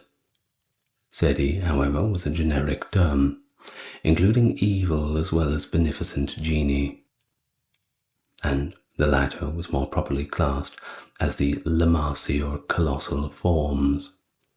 The whole world was imagined to be filled with malevolent spirits, ever on the watch to attack and torment mankind. The water that was drunk, the food that was eaten, it might contain a demon whom it would be necessary to exorcise. The diseases that afflict our bodies, the maladies that prey upon our spirits, were all due to the spirits of evil, and could be removed only by the proper incantations and charms. Madness and epilepsy were more especially the direct effect of demoniac possession. The magician alone knew how to cure them, and the priest thought that his knowledge had first been communicated to him by the god A through his interpreter, Merodach. Books were written containing the needful formulae and ritual for counteracting the malevolence of the evil spirits and for healing the sick. Pure or holy water and the number 7 were regarded as endowed with mysterious power in the performance of these magical rites. Thus, magical threads were ordered to be bound 7 times round the limbs of the sick man, with phylacteries attached to them, which were inscribed with sentences from a holy book. It was at night time that the spirits of evil were more especially active. It was then that vampires escaped from the bodies of the dead, or from the realm of Hades to suck the blood of the living, and that the nightmare lay upon the breast of its victim and sought to strangle him. At the head of these demons of night was Lilat, the wife of Lil, the ghost. From the Babylonians, she was borrowed by the Jews, and it appears in the book of Isaiah under the name of Lilith. The demons were serviced by a priesthood of their own. These were the wizards and witches, the sorcerers and sorceresses, with whom were associated the public night walkers who plied their calling under the shadow of night. It was then that they lay in ambush for the unwary passenger, for whom they mixed deadly philters with poisoned blood. They were the devotees of Ishtar, but the Ishtar they worshipped was a wholly different goddess from the Ishtar of the official cult. She was a goddess of witchcraft and darkness, of whom it was said that she seized her victim at night and was the slayer of youth. She it was who was dreaded by the people, like the witches and street walkers who ministered before her, and against whom exorcisms of all kinds were employed. To guard against her and her agents, small images of Lugalgira and Alamu, the teraphim of the Babylonians, were made and placed to the right and left of the door, that they might tear out the hearts of the wicked and slay the witch. The fire god, moreover, was invoked that he might destroy the ministers of wickedness. And figures of the witch or wizard were moulded in wax and melted in the fire. As the wax dissolved, so it was prayed, might the wizard and witch run, melt, and dissolve. The exorcisms had to be repeated by the victims of witchcraft. This is clear from the words which come at the end of each of them, as follows: I, so-and-so, the son of so-and-so, whose God is so-and-so, and goddess so-and-so, I turn to thee, I seek to thee, I kiss thy hands, I bow myself unto thee, consume the wizard and the witch, annihilate the lives of the sorcerer and the sorceress who have bewitched me. Then I shall live and gladden thy heart. In strange contrast to these utterances of popular superstition are the hymns and prayers that were addressed by the cultivated Babylonian to the gods of the official creed. They were the gods of light and healing, who punished indeed the sins of the wicked, but were ready to listen to the petitions of the penitent and forgive them for their transgressions. Bel-Merodach was the merciful one, who raises the dead to life, and A was ever on the watch to send aid to suffering humanity and foil the demons who warred against man. Here, for example, are some extracts from one of those penitential psalms whose author seemed to have sprung from Eridu, and which formed part of the Babylonian Bible long before the age of Abraham. The heart of my Lord is wroth. May it be appeased. May the God whom I know not be appeased. May the goddess whom I know not be appeased. May both the God I know and the God I know not be appeased. O Lord, my sins are many, transgressions great. The sin that I sinned, I knew not. The transgression I committed, I knew not. The Lord in the wrath of his heart has regarded me. God, in the fierceness of his heart, has revealed himself to me. I sought for help, and none took my hand. I wept, and none stood at my side. I cried aloud, and there was none that heard me. I am in trouble and hiding. I dare not look up. To my God, the merciful one, I turn myself and utter my prayer. The feet of my goddess I kiss and water with tears. The sins I have sinned turn into a blessing. The transgressions I have committed let the wind carry away. Strip off my manifold wickedness as a garment. O my God, 7 times 7 are the transgressions, forgive my sins. O my goddess, 7 times 7 are my transgressions, forgive my sins. To the same early period belongs a hymn to the moon god, originally composed for the services in the temple of Ur, the birthplace of Abraham, and afterwards incorporated in the sacred books of the state religion. It is thus that the poet speaks of the god. Father, long suffered, and full of forgiveness, whose hand upholdeth the life of mankind, firstborn omnipotent, whose heart is immensity, and there is none who may fathom it. In heaven, who is supreme? Thou alone, thou art supreme. On earth, thou alone, thou art supreme. As for thee, thy will is made known in heaven, and the angels bow their faces. As for thee, thy will is known upon earth, and the spirits below kiss the ground. At times, the language of the hymn rises to that of monotheism and a pure and exalted character. That a monotheistic school actually existed in one of the literary circles of Babylonia long ago is pointed out by Sir Henry Rawlinson.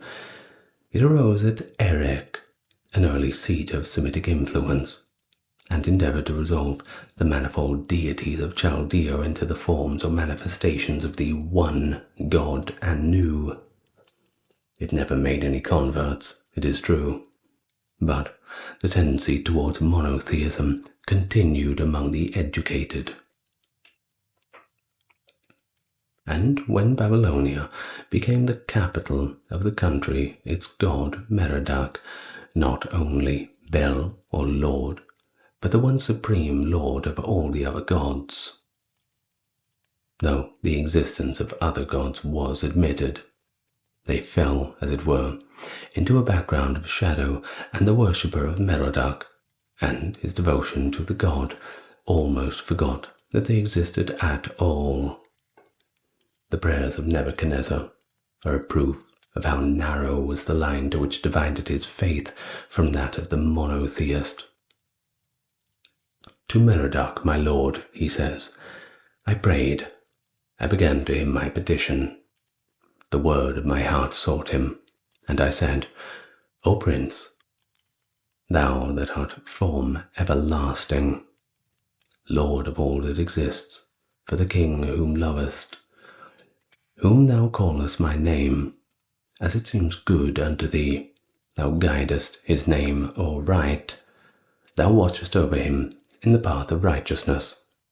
I, the Prince who obeys thee, am the work of thy hands.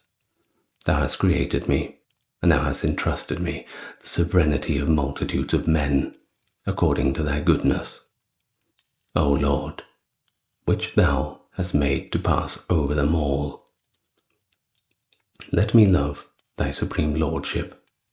Let the fear of the divinity exist in my heart, and give what seemeth good unto thee, since thou maintainest my life. The man who could thus pray was not far away from the kingdom of God. The legal system of ancient Babylon, best exemplified by the Code of Hammurabi around 1754 BC under King Hammurabi, represents one of the earliest comprehensive written legal codes.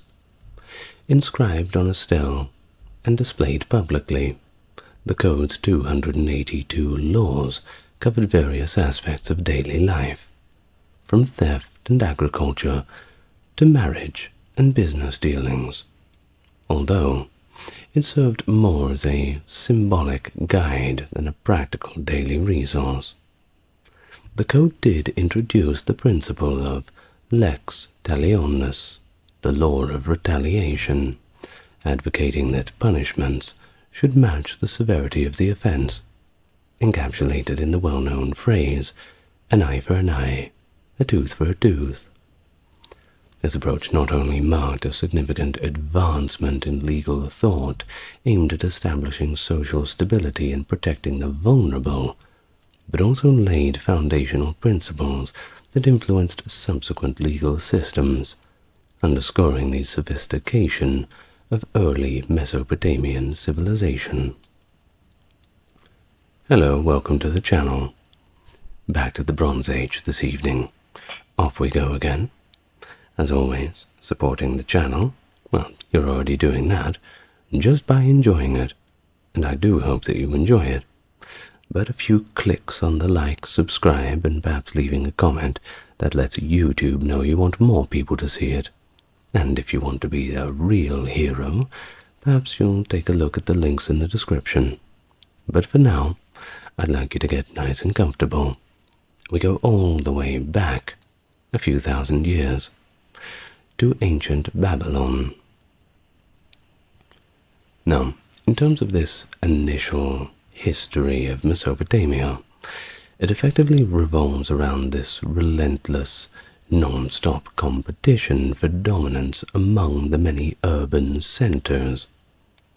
The unit of the metropolis required tribute and military assistance from the cities subjected to it, while leaving their local religious practices and traditions more or less undisturbed. The rulers and conquerors showed equal regard for the rights and customs of the city, and upon the arrival of the ancient Semitic-speaking peoples in the cities of Mesopotamia, their tribal customs were incorporated into the legal systems of these areas. Now, even during the reign of Ashurbanipal and Shamash-shum-ukin, the Babylonians continued to add provisions to their city laws. These provisions allowed groups of up to 20 foreigners to freely enter the city, protected foreign women from enslavement once they were married to Babylonian husbands. Now, the population of Babylonia has always been diverse in terms of ethnicity, even since the most ancient of the ancient times. And there was constant communication between those towns and city centers. But each city had a substantial population of non-native residents. This unrestricted exchange of communication certainly would have led to the convergence of cultural practices. However, it was Hammurabi's exceptional intellect that allowed him to establish Babylon as his capital city and unite his extensive empire through a consistent legal framework. Now, during the era of Hammurabi, the law of the code had largely eliminated all remnants of the smaller tribal customs. The absence of self-help, blood feud, and marriage by capture was at this time mandated by state law.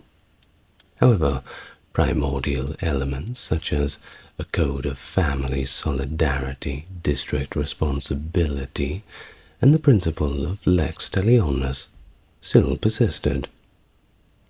Now, the monarch was a compassionate ruler, readily available to all of his subjects, capable and eager to defend the vulnerable against the most powerful of oppressor. But the authority of the monarch, however, is limited to granting pardons only after personal animosity had been resolved. Judges were also closely monitored, and the option to appeal was also permitted. Now, the entire country was encompassed by feudal estates, overseen by lords, who exercised control over the levy, police force, and other administrative functions. A conventional postal system also existed, and the Pax Babylonica, that is, the Babylonian peace, was so secure that in general ordinary citizens had very few reservations about traveling in their carriage from Babylon to the Mediterranean shore. Now, the code did not just represent a current social norm or preserve traditional legal principles.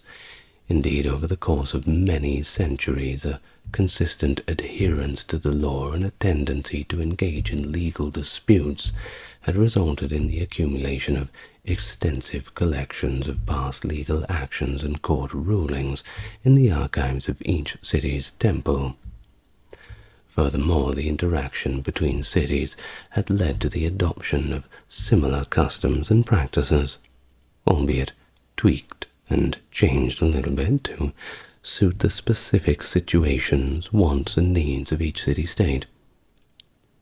But it was also the widespread use of writing and the constant reliance on written agreements that additionally altered early traditions and set new precedents.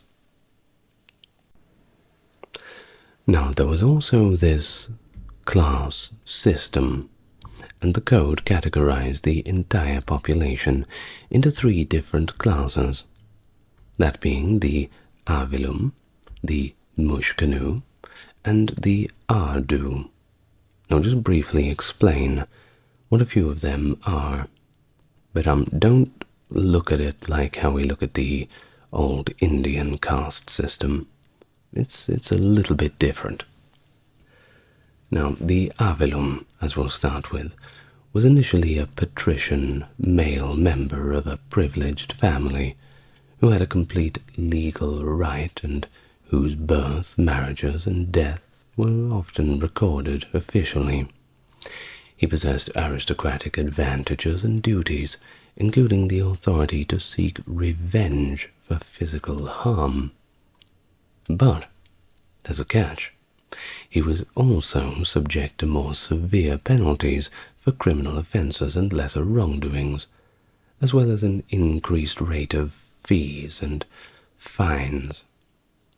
This class consisted of the king, court, higher officials, professionals, and craftsmen.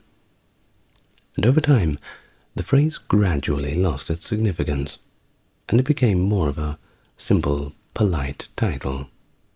But in the code, it is used to refer to anyone when their social rank is not really relevant. There was no requirement based on property ownership, and it does not seem to be related to race either. Now, that's generally what the Arvelum is. But when it comes to the Mushkanu, that's a little bit more of a challenge. Now, the term in time eventually acquired the connotation of a beggar, and this meaning has been transmitted through Aramaic and Hebrew into other contemporary languages. However, while the code did not necessarily consider the Mushkanu to be impoverished, it is possible that it may have just been a person without land. Although they had freedom, they were obliged to receive financial reparation for physical harm, pay reduced fees and penalties, and they even got away with making fewer contributions to the gods. Now, the scarcity of any mentions to this Mushkanu in current records makes it a little speculative to provide more exact details. Now, in terms of the Ardu, that was more easily to identify. It was basically an enslaved individual, considered the property of their master, and they constituted a significantly large social group. They had the ability to get possessions and even possess other slaves, however. That's right, if you were a slave and you had your own money, you could buy your own slaves to do your job. A little complicated, right? Well, the master was also obliged to provide clothing, food, and medical expenses for the Ardu, but retained all recompense received for any harm caused to him. Typically, his owner would arrange for him to marry a female slave, resulting in their offspring being born into slavery.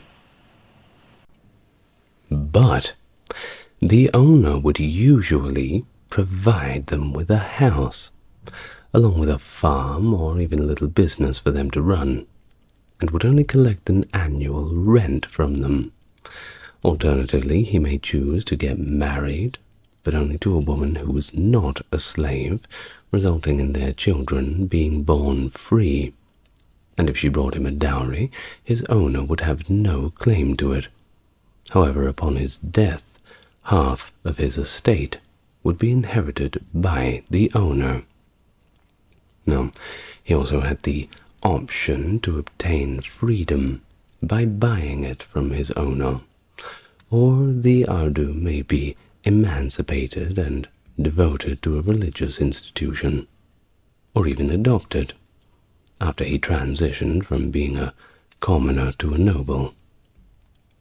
Now, slaves were acquired through overseas purchases usually, captured during warfare, or just obtained by reducing free individuals to a state of servitude due to debt or criminal activities.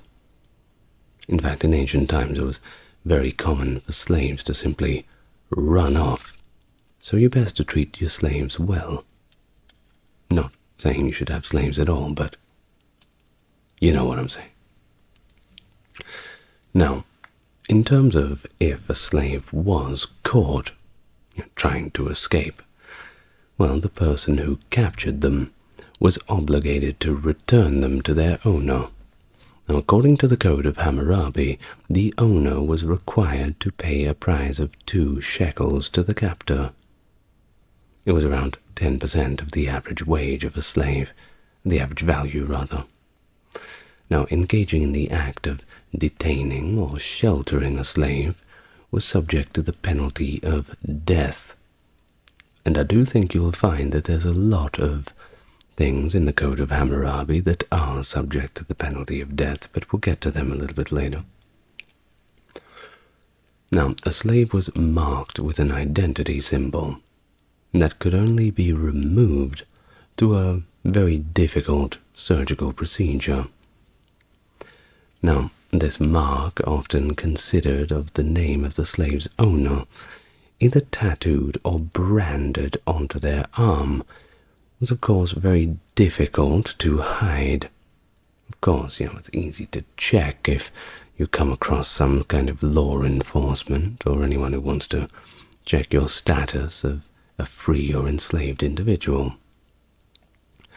Thus, in Assyria and its subject provinces, there were, however, numerous serfs that resided on large estates, and these serfs were primarily from subject races, settled prisoners, or former slaves, and they were bound to the land they cultivated, sold together with the estate, but nevertheless they had their own ability to own land and property for themselves. Now, there is minimal evidence of serfs in Babylonia in that sense, unless the Mushkanu is considered one of these serf class. Now, on to more religious matters, in terms of how things would run around temples, because of course that is very central to these old times.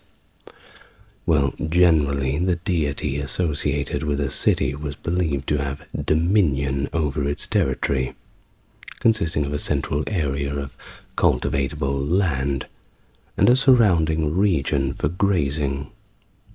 The inhabitants of the city were seen as the deity's tenants, living on the god's land effectively. Now, the deity had a deputy, and that was the monarch, kind of a step down, not exactly as we think of it in the Egyptian sense. Now, the monarch had long stopped interfering with occupancy and were satisfied with predetermined payments in the form of natural resources, livestock, currency, or labor. Now, speaking of livestock, the state claimed a share of all agricultural produce, and that includes crops, livestock as well. Royal messengers also had the authority to requisition property, issuing receipts as proof. Fortunately, we've got a lot of them written down due to cuneiform being quite easy to keep for a long period of time scratched onto those clay tablets. And cities imposed their own taxes, such as duties, customs fees, ferry charges, highway tolls, and even water prices, which is of course quite important and sometimes scarce. Now, this being said, the king did not own all the land, but he did have his own estates, along with personal possessions and the taxes that he had collected from the populace. High-ranking officials were granted endowments, including official houses, in return for personal services to the king. These lands, known as fiefs, were inalienable. They couldn't be sold, they could not be pledged, rented, or diminished in any way. Now, if the fief holder was called abroad, they could appoint a competent son to take over, and if by some chance they had no suitable son available, the state appointed a temporary replacement, while the wife received a portion of the resources for sustenance and that of her children. Now, temples, of course, played their crucial role in society, as they always do, and continue to in our modern world, to varying extents across the globe, of course. But they also generated revenue from properties, tithes, and regular payments, as well as the usual offerings and sacrifices. These offerings included various natural resources, even just straight-up cash, throwing those little coins and all the rest into it, also with durable goods. Large temples were staffed with numerous officials and servants. Initially, each town may have revolved around a single temple as a single deity too, where each household had the right to serve and share in its earnings, and this was also written into the code. You got a little bit of a cut. Everybody was in it together after all. Well, unfortunately, as the towns grew, the privilege of visiting a specific shrine became a kind of ownership that could be collateralized, leased, or even divided among family members. But it could not be transferred to others. Well, despite these obligations, temples served as significant repositories for grain and other goods, and they also housed the city's archives. But temples also had duties of their own, no slacking about, of course, such as providing ransom for citizens captured by enemy forces. After all, they're the ones with the money, and when things hit the fan, well, generally, the temple was asked, or rather told, to give back to the community. Kind of an emergency fund. You imagine if it all worked like that today. If times got really tough, you can just march into your church and say, I can't afford my rent, or I can't afford food, you're putting on a big barbecue for all of us tomorrow night, and there will be takeaway. See you then. It's not a bad idea. Well, they also supported these impoverished farmers by providing interest-free loans for seeds, grains, or even just supplies in general. But the farmers were expected to repay these promptly, especially when that first harvest came. Now, in terms of the king's authority over the temple, it was not possessive, but rather managerial. He may take a loan from it, but he will repay it in the same way as other borrowers. You don't get away with just taking money from the coffers just because you're the king. The tithe appears to have been sent as payment owed to the deity for the use of his land, and of course the king was on that land too. But it is uncertain whether all lands paid tithe, as it is possible that only those with a previous affiliation to the temple did so. Now, in terms of property, the code acknowledges various methods of transferring ownership of property, and is quite advanced for its time. Remember, we're talking almost 3,500 years ago to 4,000 years ago. It's really quite impressive. In terms of the methods of the transfer of ownership, we have sale, lease, barter, gift, dedication, deposit, loan, or pledge, all of which had very extensive contractual arrangements. A sale refers, of course, to the transfer of ownership of a purchased item, such as real estate, in exchange for monetary recompense. Its transfer is typically represented by a staff, key, or deed of conveyance, and receipts are provided for both payment and the item. If credit was extended, it was regarded as a debt and obtained as a loan from the seller, with the expectation that the buyer would repay it and provide a bond as collateral. Now, the Code of Hammurabi also emphasized the importance of proper documentation and witness testimony to support any claims, and that is particularly in transactions and property disputes. After all, there's a lot on the line when you're buying and selling a home. Contracts and receipts were crucial for verifying ownership, and failure to produce these documents could result in severe penalties, including accusations of theft, and if it was really bad, they might even kill you. Oh, I know that sounds a little bit harsh, but, well, that's just the way it was. Well, just for example, purchasing property from a minor or a slave without proper documentation could lead to capital punishment, and buyers of stolen property were required to provide their purchase to avoid being held responsible for the theft. So it's best you have all of your paperwork in order. Now, in cases where a buyer purchased a slave or property that was later found to have been unlawfully acquired, they were required to return the property to its rightful owner, and they did not get any compensation. Specific provisions allowed buyers to reject slaves who were found to be sick or unfit within a certain period. A sale could be annulled if there were issues with the title or even hidden liabilities.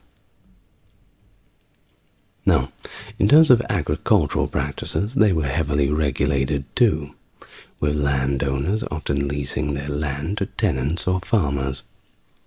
The tenant was responsible for maintaining the land, ensuring proper cultivation, and producing an average yield. Now, if a harvest did fail, the tenant was required to reimburse the landowner.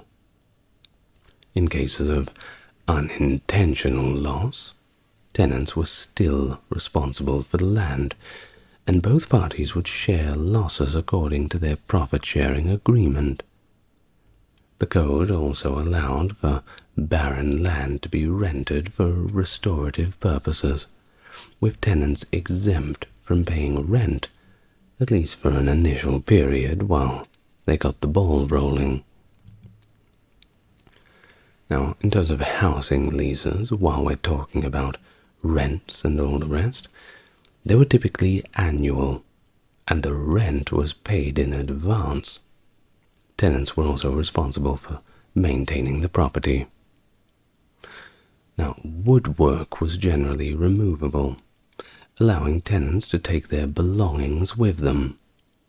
If a landlord reclaimed the property before the lease term ended, they were required to refund part of the rent. Land could also be leased for construction purposes, with tenants exempt from rent for several years, after which the building would become the property of the landlord. Now, although there were many slaves, there was still a frequent need for hired labor, and in particular during the times of harvest, where labor was the most important. Now, this was a contractual issue, where the employer, who typically paid in advance, may request collateral as a guarantee for the completion of the task. Cattle were employed for tasks such as plowing, operating irrigation machinery, transporting goods, and threshing. The code established a legally mandated salary for individuals who were engaged in sowing, driving oxen, working in the fields, and renting oxen, donkeys, and other similar animals, and you had to pay the minimum amount. Otherwise you'd get in all sorts of trouble. And speaking of these animal commodities, there were of course numerous groups of animals, both herds and flocks. Now the flocks were entrusted to a shepherd, who issued a receipt for them and led them to graze. The code determined his salary too. He had a duty of ensuring proper care and restitution of livestock, namely replacing an ox with another ox and a sheep with another sheep, and ensuring their satisfactory breeding. Any fraudulent utilization of the flock necessitated a restitution that was 10 times the amount, while any loss resulting from illness or predatory animals was the responsibility of the owner. The shepherd fully compensated for any losses resulting from his own negligence, of course, if he admitted to it being his own negligence. If he did let the flock to graze on a field of crops, he was required to compensate for damages 4 times the value. If he allowed them to trample on standing crops when they should have been confined, he had to pay 12 times. Payment in kind was also prevalent in business, although contracts typically included cash and specified the expected currency. And yes, they did have different currencies. So think about Assyrian, Carchemish, Larsa, and of course Babylon. There were a few others. Now, according to the code, it was required that a debtor be permitted to make payment in agricultural products based on a predetermined scale that was set by law. If a debtor possesses neither monetary funds nor agricultural produce, the creditor was then obliged to refrain from declining items as a form of payment. The code explicitly prohibited the seizure of a debtor's grain, and not only was the creditor required to return it, but their unlawful behavior also resulted in the complete forfeiture of their claim. A seizure without proper justification for the sake of collecting debt was also penalized, as was the act of seizing a working ox to satisfy a debt. Now, in the event that a person who owes money was apprehended, they had the option to designate their wife, child, or a slave as a hostage to fulfill the debt through labor. Which is, of course, horrible. Could you imagine? Well, the creditor had the legal right to retain a wife or child as a municipium for a maximum period of 3 years. If the mancipium died of natural causes while under the ownership of the creditor, no legal action could be taken against the creditor. However, if the creditor was responsible for the death due to cruelty, they were required to provide a son as compensation, or pay for a replacement slave. The individual had the ability to trade a captive individual, but was unable to trade a female captive who had given birth to her owner's child. In this case, the owner was required to buy her freedom.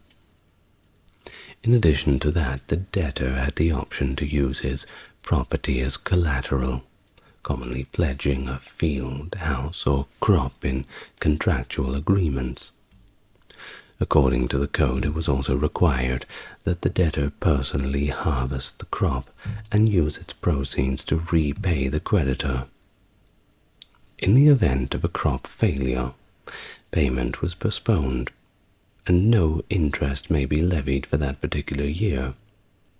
In the event that the debtor did not personally tend to the field, they were required to compensate for its cultivation.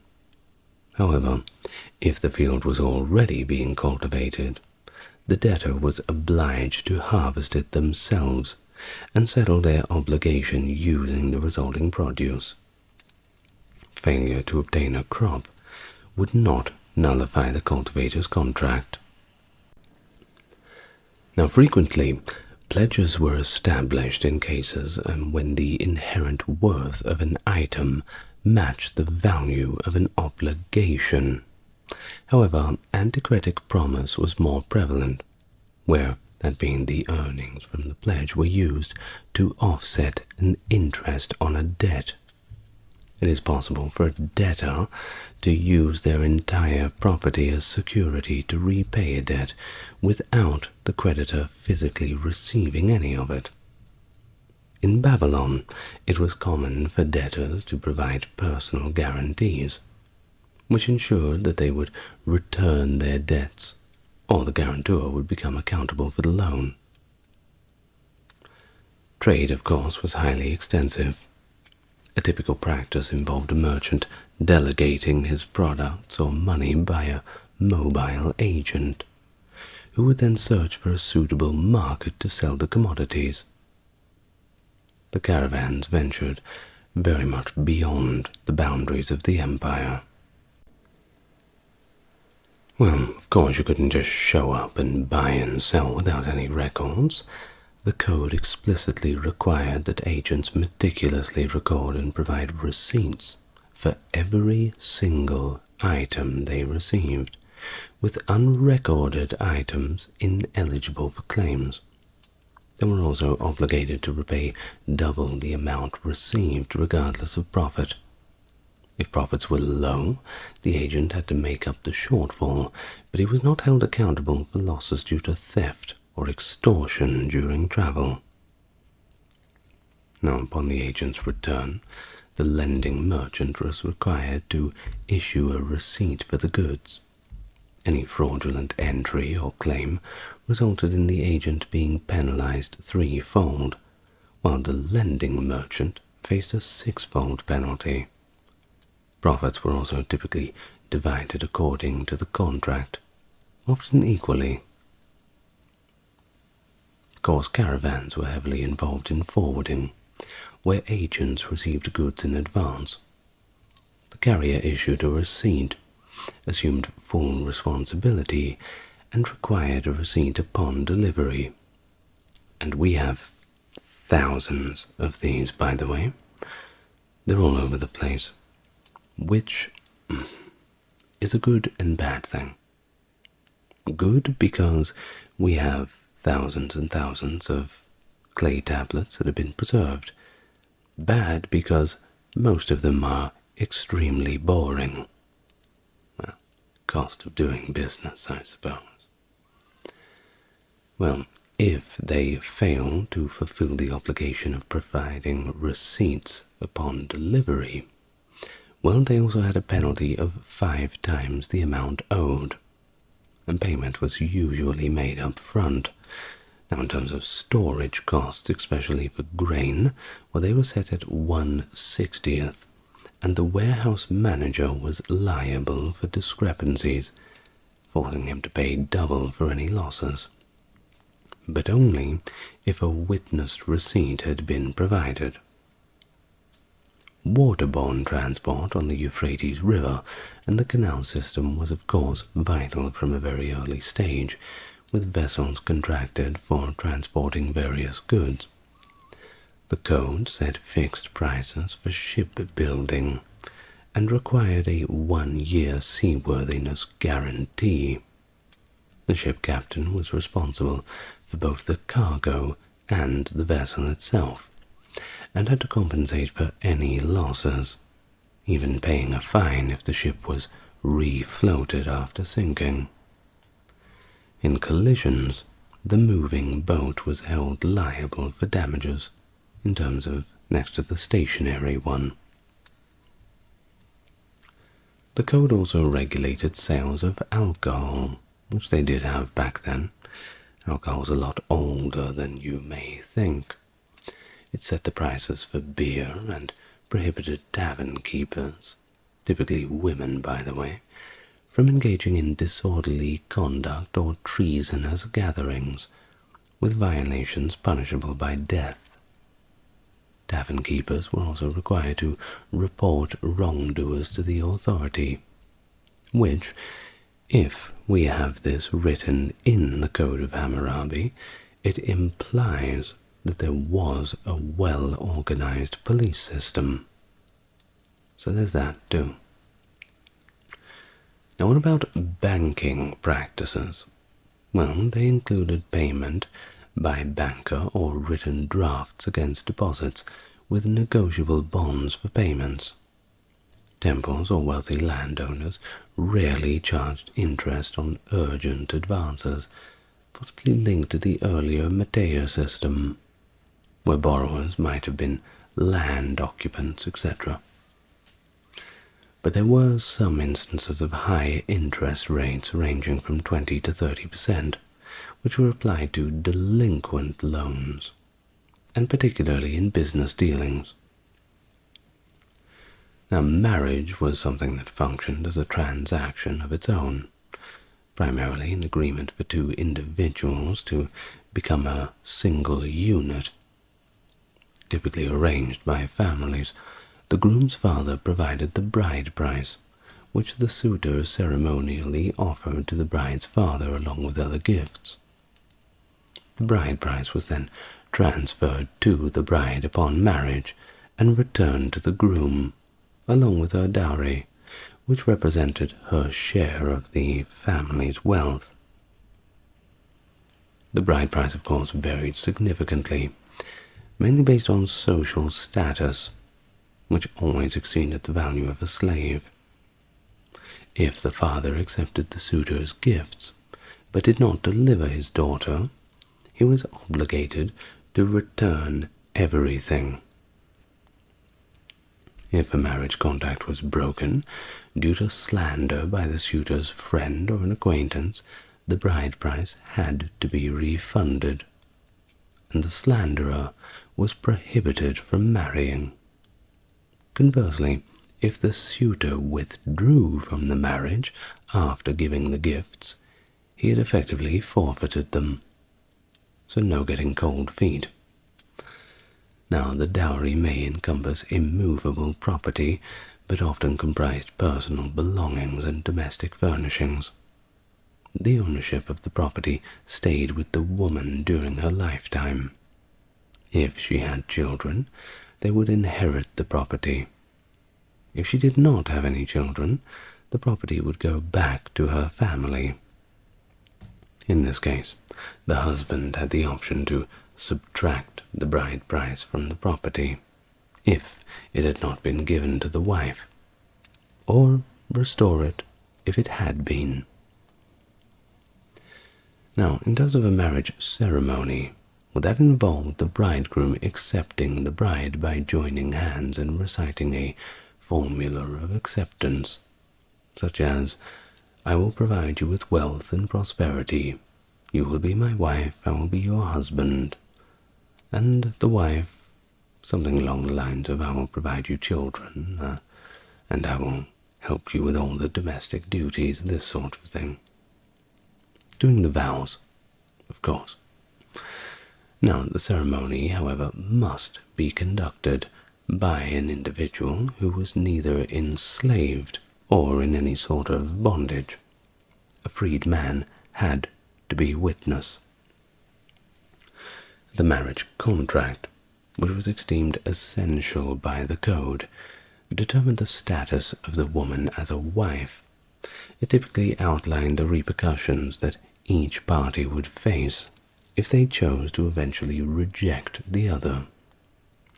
Now, additionally, restrictions may include the expectation that the wife fulfills the role of maidservant to her mother-in-law or to a first wife. Now, the married pair functioned as a unified entity when it came to external obligations, particularly in regards to debt. The man was liable for both his own debts and those incurred by his wife, even before the marriage. I can see how that could become a bit of a problem. I hope there's full disclosure. However, the husband did have the ability to utilize her as collateral. Remember how I explained before that you could give up a wife or a slave or a child if you got into a little bit of trouble? Well, hopefully it never came to that. I'm sure it did plenty of times. A little bit rude, though, don't you think? Well, consequently, the code permitted the inclusion of a condition in the marriage agreement, stating that the wife would not be held liable for her husband's debt prior to marriage. So you couldn't get yourself into debt, then go and marry someone without telling her about the debt, and then simply throw her to your debtor as collateral. You couldn't get away with that. Obviously, it had happened at least one time, because they had to make a law about it. So somebody had the nefarious idea of doing it. Now, it could also be written into marriage contracts, explicitly stated that the husband could not be responsible for the wife's debt prior to marriage, and that both spouses would be jointly responsible for any debts incurred after marriage, regardless of a separation. Now, a man had the option to establish a settlement for his wife by deed or gift, granting her a limited stake in the portion of his property.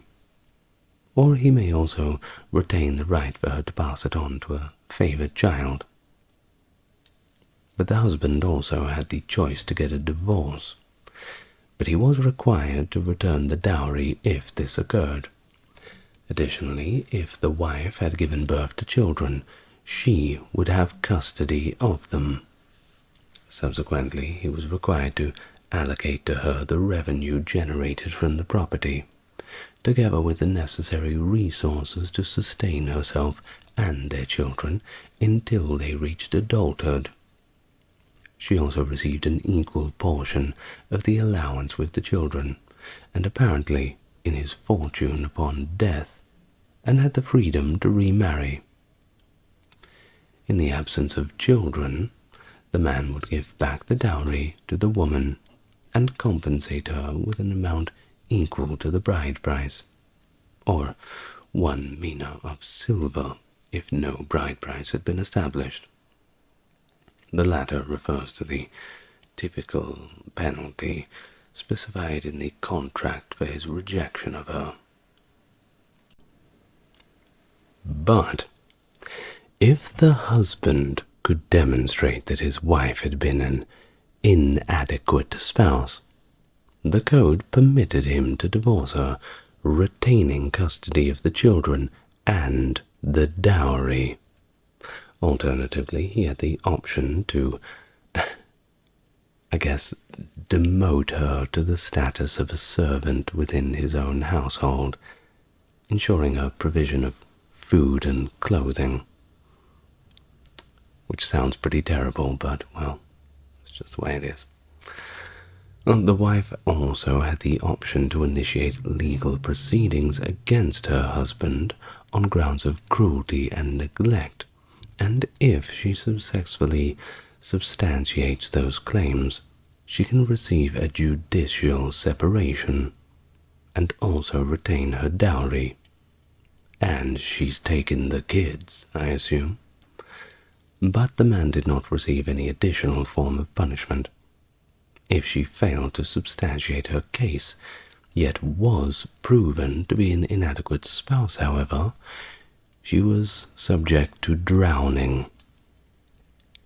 So, you better have very good proof.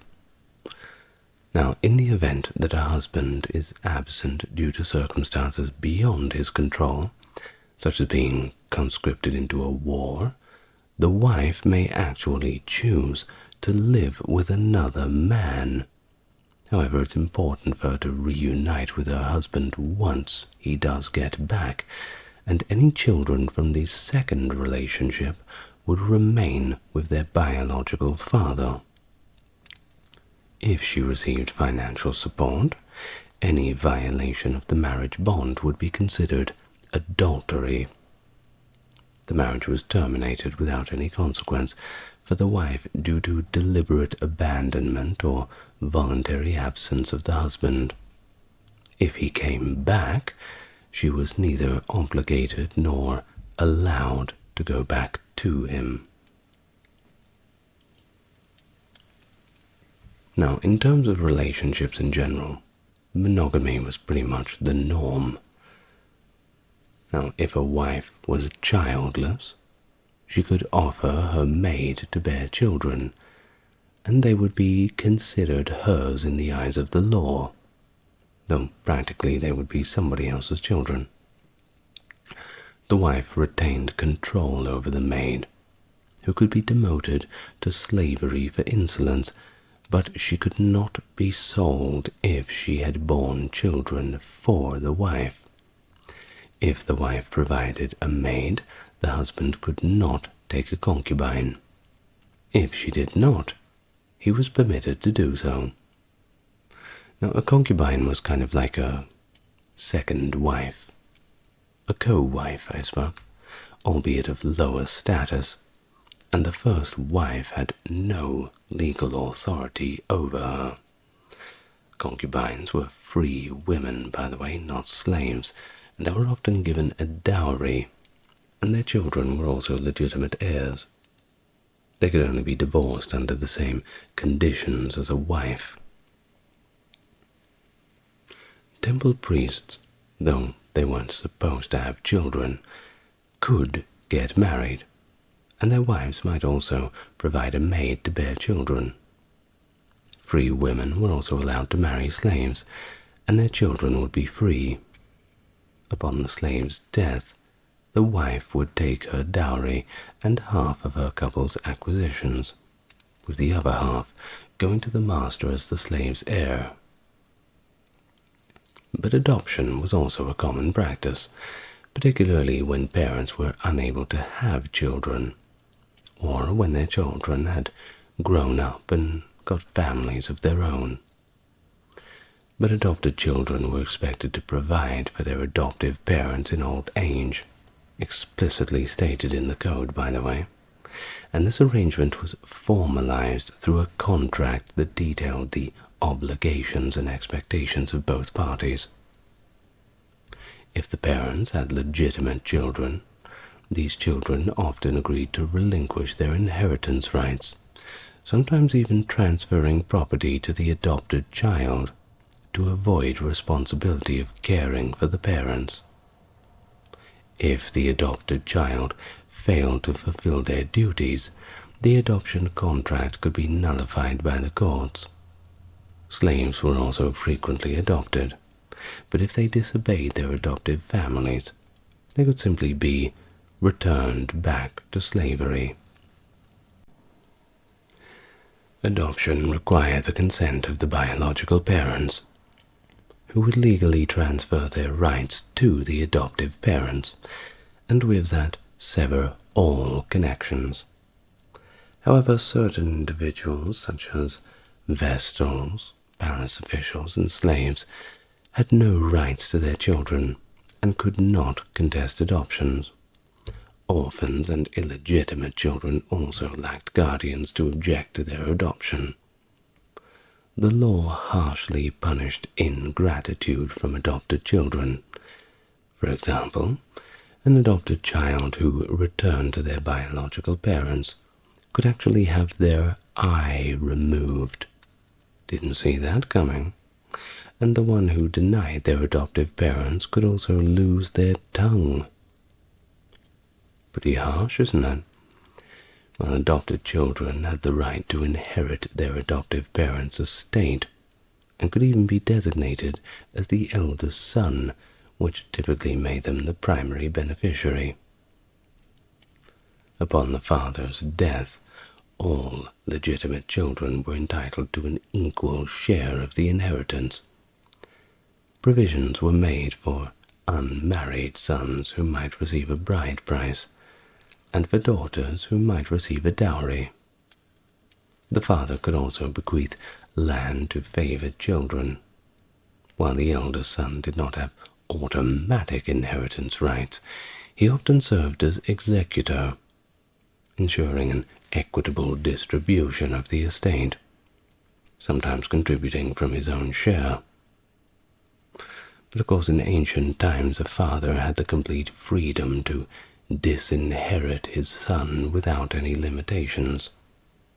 However, the code, once that came in, required the approval of a court, and that too only in cases of persistent disrespectful behavior by the son towards his father. He had to be a very, very naughty boy, throwing parties while dad's off fighting the Sumerians and all the rest. That sort of thing. Smoking behind the grain silos. Now that's... that will get you disinherited. Oh, for sure.